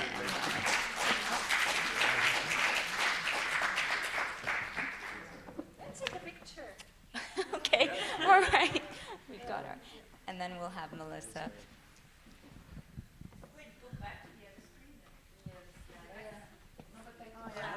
There's water in all of I the know. pictures. We picked nature shots. Okay, right here.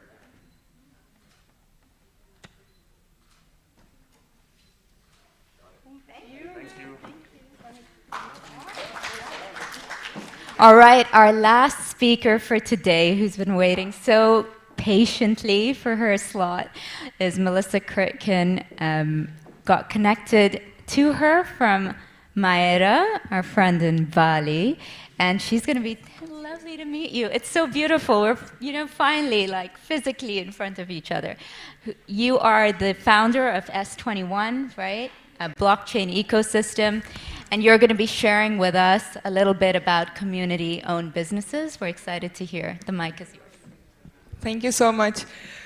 I met Unit's co-founders probably a year and a half ago, so this is more or less completing the whole journey of our friendship. I hosted Michael's speech on token economy a year and a half ago, which we were a couple of hundred people at that time, and the community, S21, blockchain and crypto community based in Bali, with the co-founders and developers of different projects, since then has been growing, and that's how I'm here to present you cohesive value generation systems. So the talk was about the community-owned businesses, decentralized autonomous organizations, and the generally community-led and managed and owned businesses. But I'm going to actually talk about a little bit more the value-generating systems instead of businesses, because I think we are at the precipice of this solution of business-market distinctions. And eventually, we need to find a different and more comprehensive word for business. When we say business, it is actually like now being outdated. And that's the beauty of it. So how am I changing the...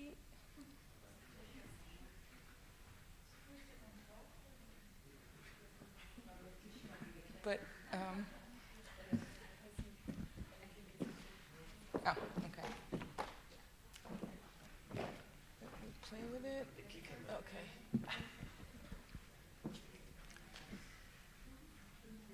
So my name means honeybee in Greek language, and there was a mythology once that's kind of, I took it as my vocation to build communities, cross-pollinate the different networks, and put people together for different purposes.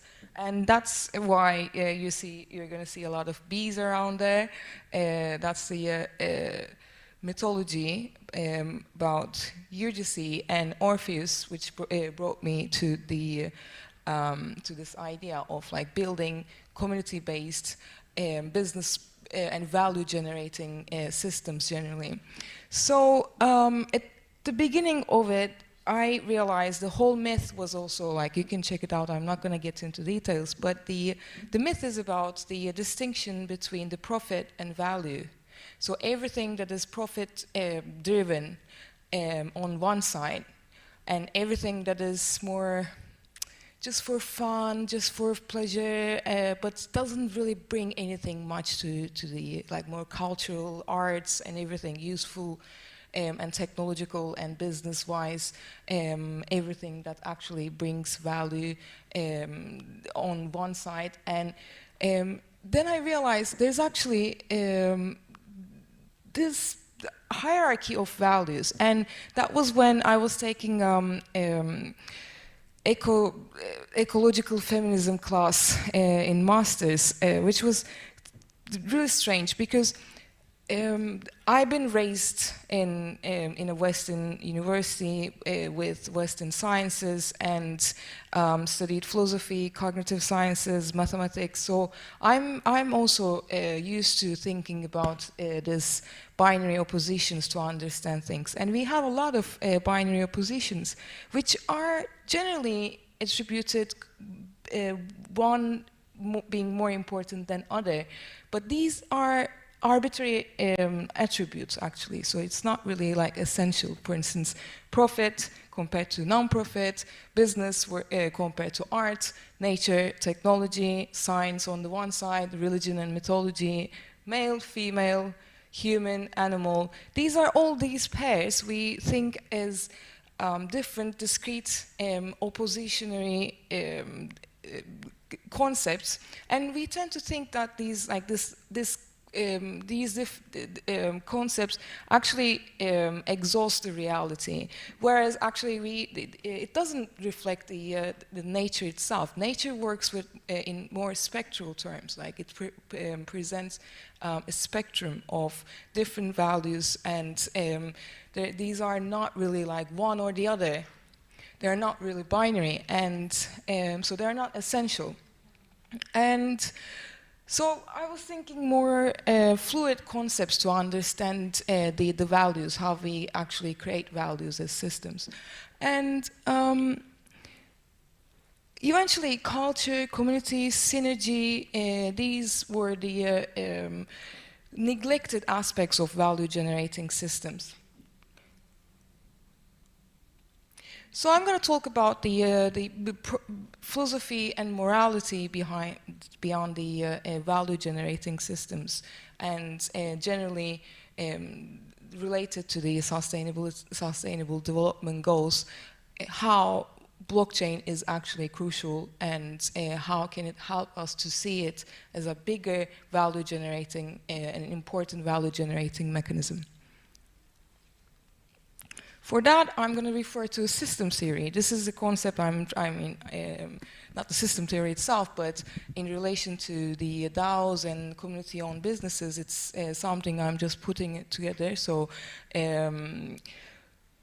system theory defines system as parts that are related in time and space. So they have temporal and spatial proximity. Influenced by its structure and purpose. So there's actually a sort of purpose that brings all parts together, and it's expressed through its functioning. And when there is a synergy, and synergy is not like a spiritual term, it is more like it can be a chemical synergy.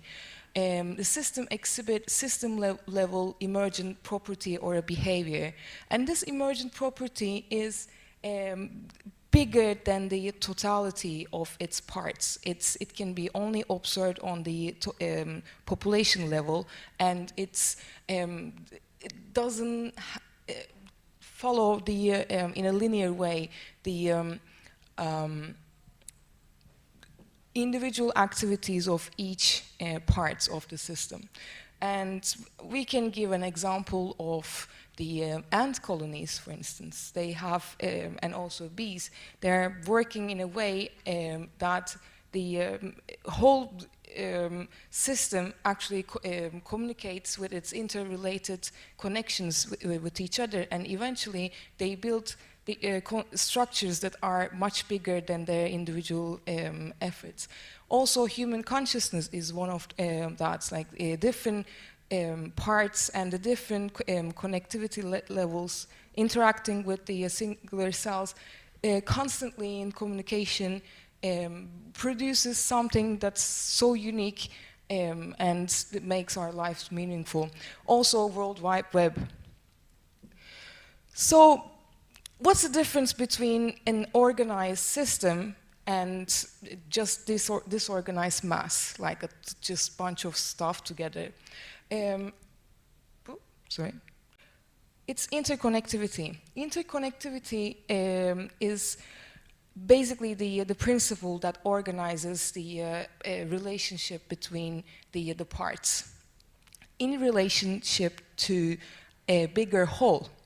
That is sometimes a function, a purpose, or an ideal, and it's mediated, like this relationship between you and me, for instance, is mediated by that purpose of the total, of that collective. And generally, this is a built-in formula, and we take it as, we carry it as a heritage with the evolution of genetics or through collective learning, so it's also a part of the collective. This is a dynamic process, it evolves in time, and eventually these systems develop some sort of a self-regulating, autonomous, self-correcting properties. And again, it cannot be tracked, like this whole function, the purpose, it cannot be tracked down to the activities of individual parts. So each component of the system contributes in their unique way by relating to each other something to the totality of the whole activity. And that's make any system unique in a sense that it's not just the totality of a bunch of stuff. So how to effectively implement? So this is just to show that when systems, when agents, like any kind of agents, are organized in a way that it's organized and referring to a higher purpose and everything, there is a value that is bigger than the totality of itself, of the parts itself. So how do I operate with businesses, green businesses, tech businesses, NGOs, or any community level activities?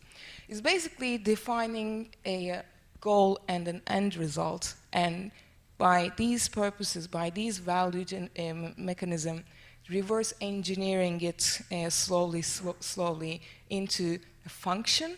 What does that community is going to do basically? What's the function? What's the purpose? What's how eventually these people coming together generates a value? What value it's going to generate? Not even calling it a business model yet. And then individual roles, like what roles I want eventually this higher function to be played out individually by different agents. And different ingredients, how many different roles and how many much different collections of the individual parts I want there to be. And the structure, how these different structures are going to be shaped, and how are they going to, these different components are going to relate to each other, and how these different parts are going to relate to the whole, to the function, the purpose.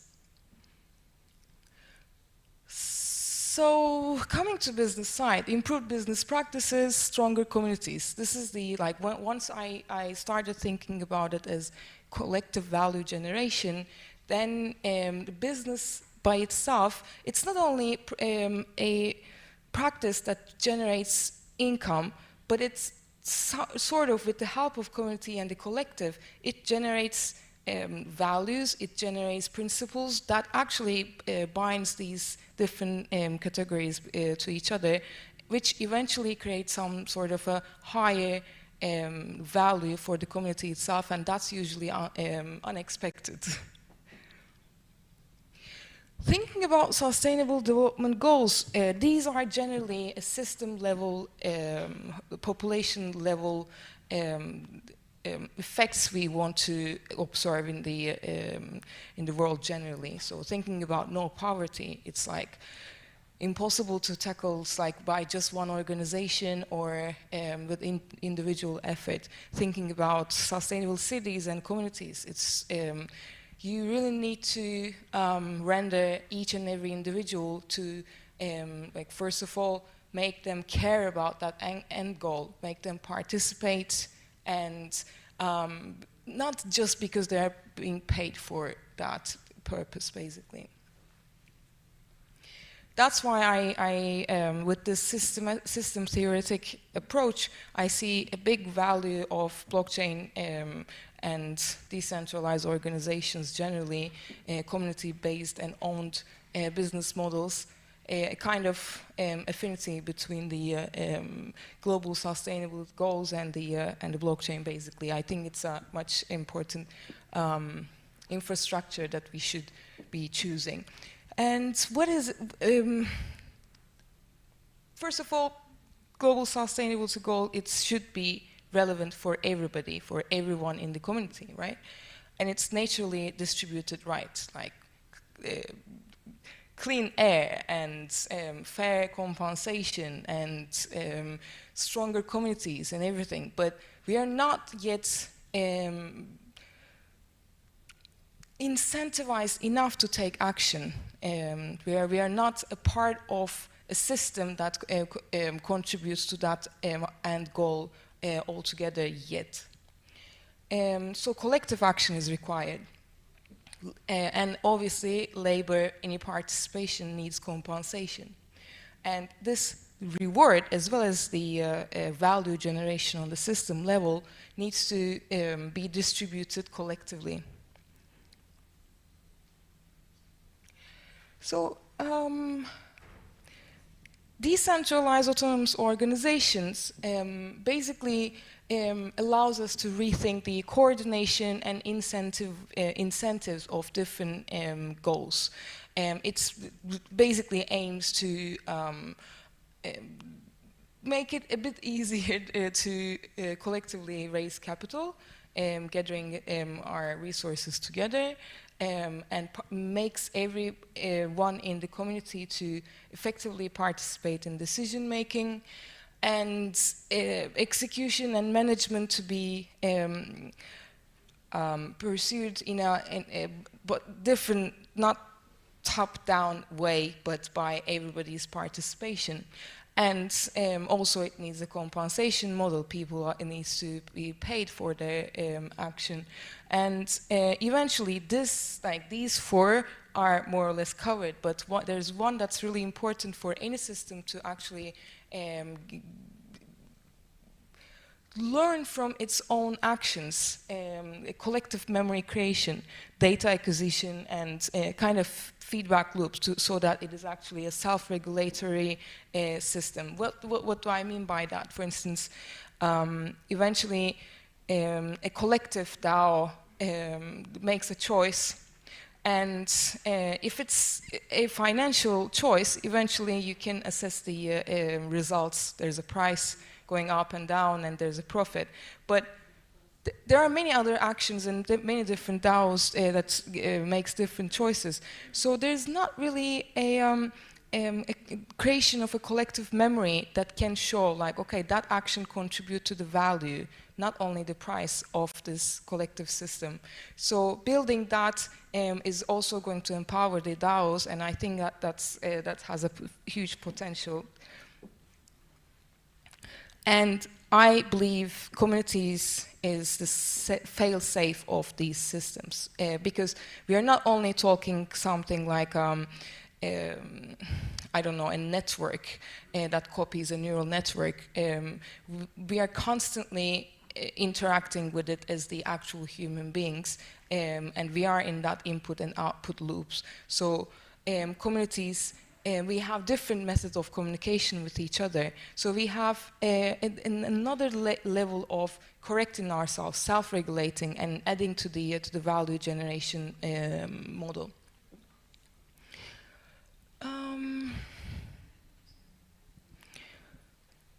So, okay, what sort of points, like what sort of components we would like to have in any DAO? So when we're talking about any decision making, any democratic action, basically, we need to think and consider rendering every individual a rational, autonomous agent, so that they can actually decide by their own reason and have equal access to information. So education being part of DAOs, it's like crucial. an independent actor beyond the mob mentality, going with the crowd. So like some DAOs like generally incentivize the participation to voting only if the actual vote is on the side of the majority, for instance. Like that's already kind of an ill-designed system, in my opinion. So on the relational level, there should be some sort of another cultural binding so that people are motivated, because one of the biggest problems of DAOs is the lack of participation. We are not trained to actually constantly participate to decision-making process. We would like to delegate that. We don't want to have that weight of like thinking, arguing, reasoning about the things most of the time. We are not designed, we haven't got that education in our lives so far. So that's also a crucial part. We would like to care to actually participate in these decision-making processes. And I'm passing that one. So on the system and community level, what kind of values we can create? Holistic value, for instance, a DAO coming together to buy an NFT just because the DAO itself cares about the, that digital asset's cultural worth, is beyond and above the individual abilities of each person. That's one thing. And with open source, different technologies, different people contributing to actual systems development, it's actually beyond the actual value that's created. It's beyond and above individual actions. It's a collective and totality, the population level value. And collective information sharing, value generation, that is again related to the previous point of.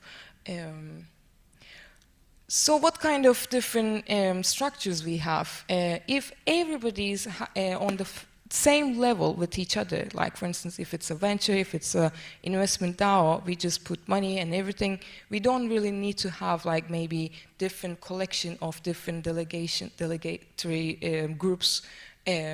Everybody's on the same level.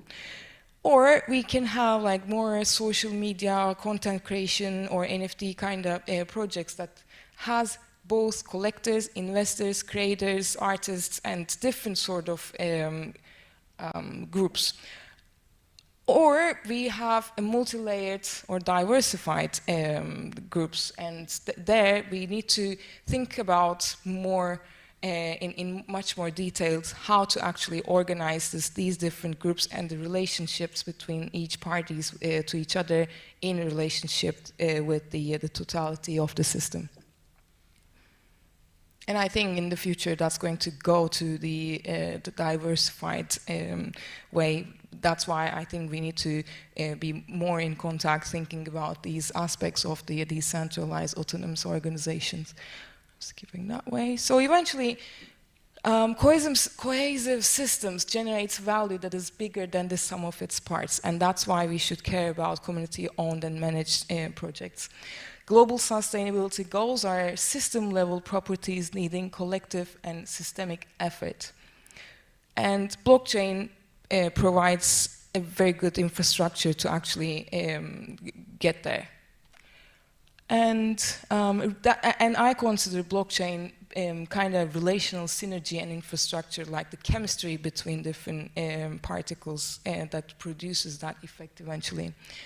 Communities operate as a fail-safe when individuals are empowered with improved business practices, and altogether impact-driven projects and blockchain, when combined well, can lead to a global change, and I think that's our biggest chance.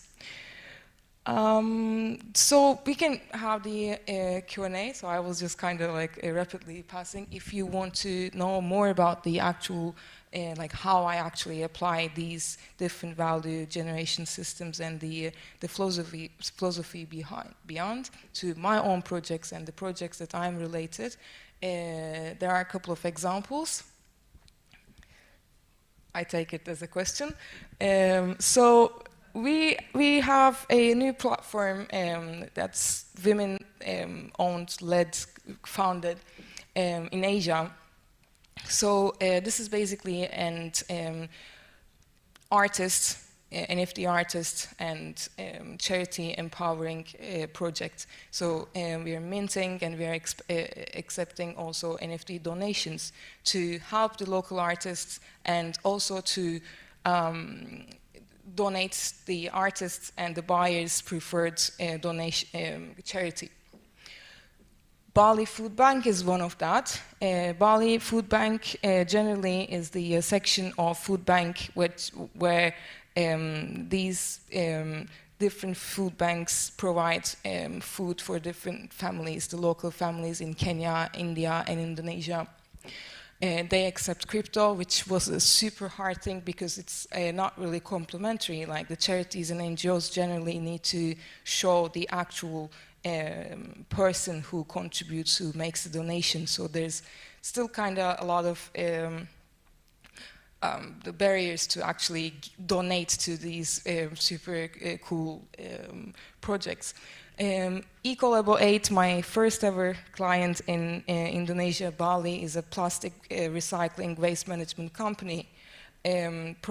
Taking, for instance, Body Shop's own plastic bottles, turning them into a total different items such as pocket mirrors or hair combs, and we are now tokenizing it with an aspect of beach cleanups and the community's participation to beach cleanups, and different businesses also participating to this ecosystem.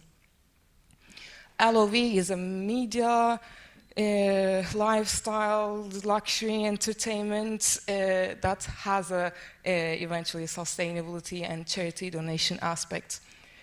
And that's it. Thank you.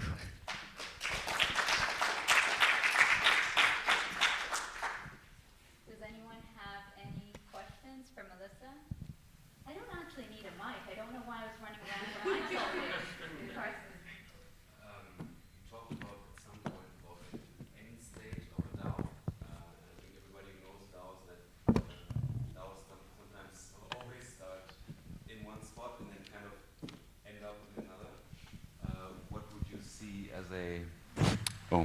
As a good way of taking a DAO from maybe a small group that starts a DAO to a more organized state, what will be a good process, or what are these stages that you see DAOs go through that make sense for you?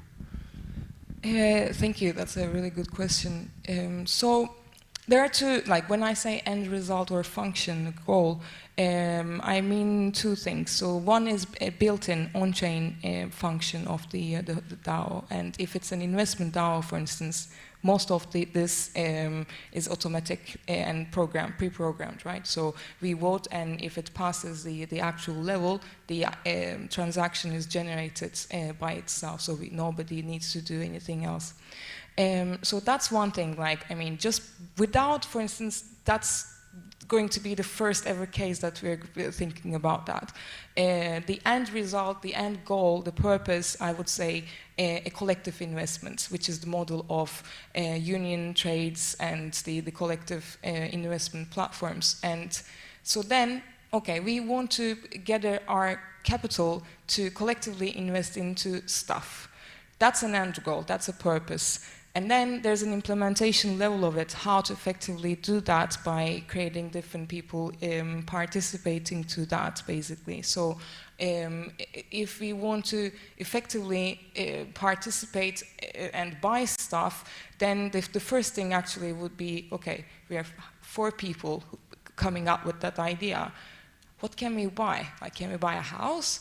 Then if the answer is no, then we need to make more effort to actually pass that idea and make other people excited about the same sort of behavior and results. So that's why these different, like the synergies, the cultural sides, that's usually neglected in many economic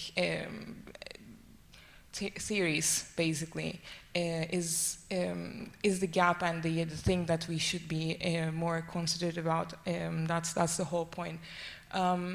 So slowly building, it actually needs different people believe, like first couple of people they're believing in an idea and defining it well, and then defining how to get there with how many people. But that depends also passing that, like conveying that passion to one each other. I think that's also should be at the forefront of community building and DAO building. So that's how I would stage it, if that answers your question.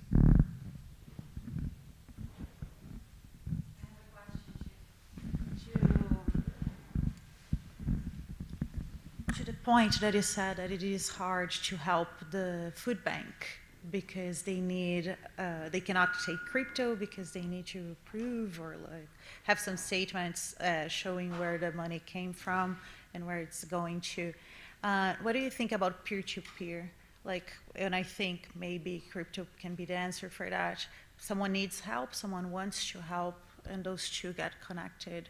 Like, there's DAOs like that. Do you see some trend like that in the ecosystem? That's a great question and a great recommendation. The problem is these people, the smartphone penetration is super low to these areas generally. So that's and that's another aspect of the like creating any sustainable solution or tokenizing any sustainable business. Like however creative, however brilliant your idea is, eventually you need to go back to the basics and consider it in a more holistic way.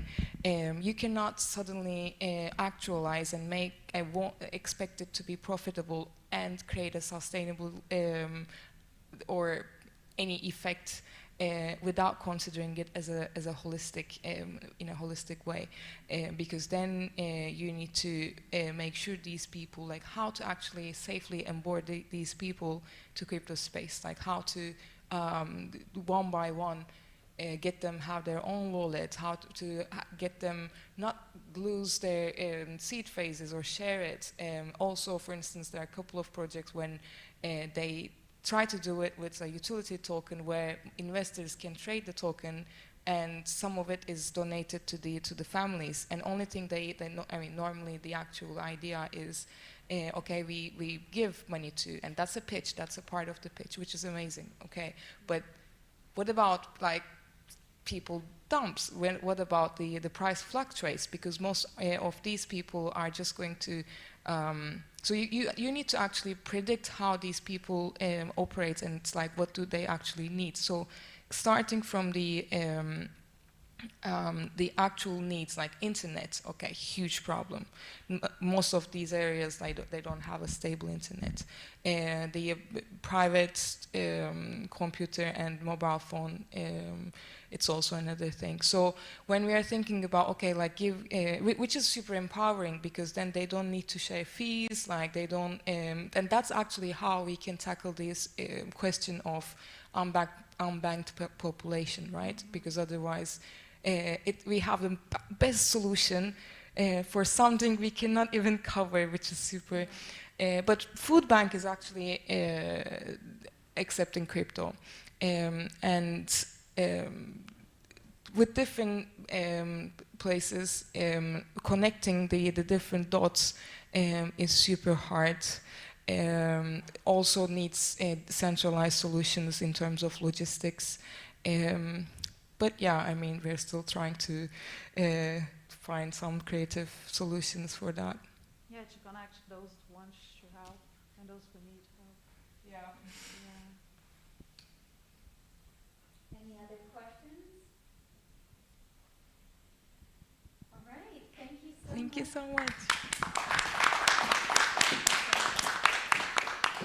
Thanks so much, Melissa. That was very insightful, and I definitely want to dig into a little bit with you setting up DAOs for NGOs, for sure. I actually want to give Ivan out of it because it's been a lot of networking, but I want to give 4 people my previous business cards, that is the seed card, and I think it kind of helps the idea to stick with people. So when you take the information, you can basically rip it off and it's like put anywhere, and these are going to grow into flowers, which is going to be the food sources of the bees eventually. Thank you. Thank you. Thank you for being here, Melissa. All right. How is everyone's energy?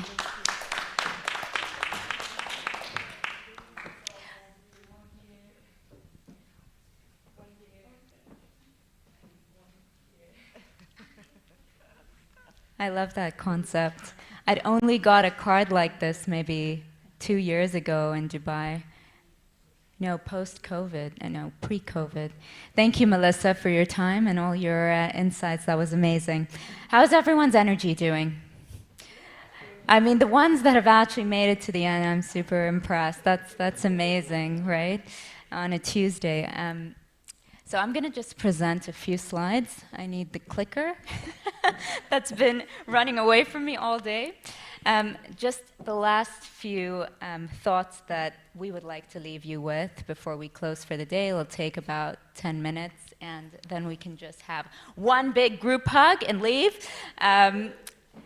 So this graph over here is something I find extremely critical. I hate graphs. I hate presenting graphs, by the way. I find it so useless, right? But if you're just going to look at it from afar and just get the gist, that's the point. And this is an important one. This depicts what is happening in regard to technology right now. We are going through an exponential era. There are things that are happening right now where technology is starting to double in its computational power and its capabilities to actually change things in our world. And you know the famous Spider-Man quote, with great power comes great responsibility. So we have a responsibility to use these exponential technologies really well. Now what this graph shows is it goes back to the time of the Gutenberg moment, right? The printing press was invented. When the printing press was invented, everything changed because you had people who would sit and write scripts. You'd have a novel, you'd have so many people, like 50 people, who would write one little novel, stitch it together, and sell it for an exorbitant fee because you had so much manpower that was put into writing that one book, right? And if everyone in this room wanted a copy, it would be so much more pricey, right? And then the printing press came, and that completely revolutionized what it meant for people to read and for publications to come out, for books to be sold, and for people to have access to knowledge. We're talking 500 years later when things started to get digitized. It started to switch into binary code. Everything started to go online into ones and zeros. And in the last 50 years, the amount of technological advancement, computational power, has just blossomed exponentially. But that also leaves us with a deep sense of responsibility in regard to what we do with this power to shape the future for a better future, which has been really the theme of today's talks. So with that thought, with everything happening in regard to exponential technologies, that demands us to have an exponential mindset. What is an exponential mindset? Is that you see the pace of this world in front of us, right? Everything happening in blockchain and crypto and AI and robotics and whoa, you know, where am I going to be and how am I going to get all this information, absorb it? Because I don't want to be left behind. But that's not the way we should be living. We should be living from our heart, following our intuition, doing the things we love, drawn to projects that really move us so that we can sift in all this crazy information that surrounds us, sift, move, pick out the pieces that we need to develop the businesses, the technologies, the communities, the DAOs that are going to shape our world for the better. The exponential mindset is one that really has to take into consideration well-being. Like, how are we more self-aware, and how are we living optimized lives? There's a beautiful bunch of people that gather, and they're actually creating the toolkit for exponential individuals. And we've been birthing this project, like it birthed about 1.5 years ago. And I just want to give a shout out to them because what we've managed to do in the course of 1.5 years has been to actually put together a playbook of all the potential tools for human optimization. And we're going to start running sprints by the last quarter of this year to actually help people get into this space where they can live more present in the moment and also benefit from the changing world around us. So there are two main shifts emerging. We are collectively upgrading our concept of well-being. Work is just one component of this, right? There's much more to it. What about love, our energy, and our homes? How are we nurturing those things in our lives? There's a need for a deeper awareness and appreciation for self-care, for nature, for community. Right? What are we doing about that? How are we immersing ourselves more in the world?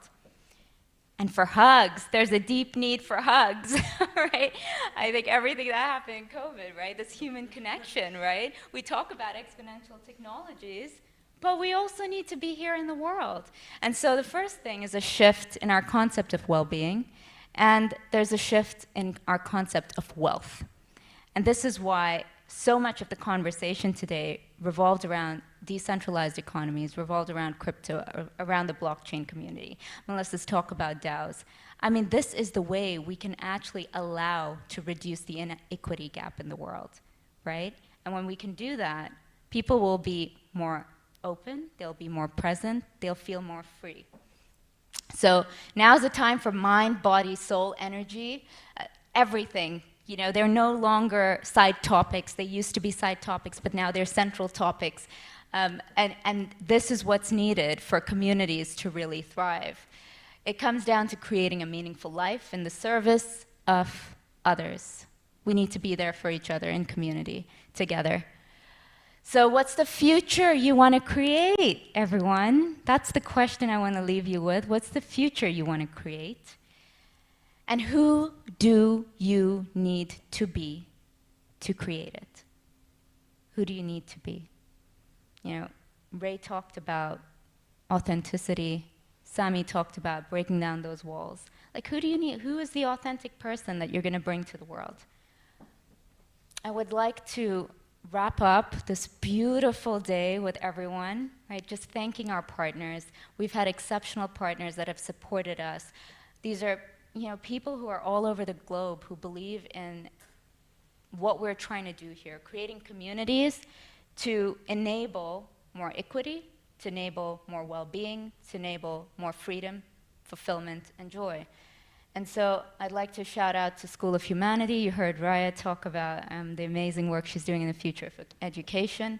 The EXI project, the team based all over the world that are building out a toolkit for people to sit more in self-awareness and tap into their human optimization. The amazing OpenEXO community, they are just brilliant people who are birthing so many projects around the world, all aligned to SDGs. MIO law firm, Ahmed was here earlier. He talked about the legal aspects of crypto. EcoX community, which was George who spoke about crypto security. Thales, Matteo over here, Dukan Media, Reem, who spoke in the morning, and Boston EXO. Thank everyone for supporting this cause, and of course the Unit Network team for being here. They flew in from around the world, so happy to connect in the flesh and have everyone share in this moment together. All right, on that note, this is a project as well from one of our co-founders at Unit. His name is Phil Earnhardt, and he is actually donating this piece for auction, which we'll be talking about. You'll probably hear an announcement from the Dubai Business Women Council. What we're going to do with this is we're going to raise funds for women entrepreneurs. And this piece is actually called, Her Mutiny. And it's about leaving the old self and stepping into a more powerful version of ourselves as we step into this future that we want to create together. So I'm very excited about this. You will hear about it because you are all on the mailing list. And do connect. If you scan this, you will be able to connect to the Unit Network. You'll be able to look at all the other links that you need to in regard to Unit. The master's program, please sign up. I mean, it's just a brilliant space to be in, a brilliant community of people that come together to really learn about blockchain and crypto. And there is a link in there if anyone wants to donate to a cause. There is a beautiful organization called Mahir in India. And I want to create a DAO for that organization. They pick up women and children from the street who've been sexually abused, have been through trauma, mental health issues, pick them up, clean them up, help them get work, help put them out in the world again. And there's a link in there if you want to make a donation. It's going to go straight to a wonderful woman called Sister Lucy. Sister Lucy has about 40 homes around India, and she homes women and children in India, helps them come back into the world feeling more empowered. All right, thank you so much for being here, and thank you for being a part of this day. Have a beautiful rest of the week, and we will all be in touch, because now we are community together. All right, thank you.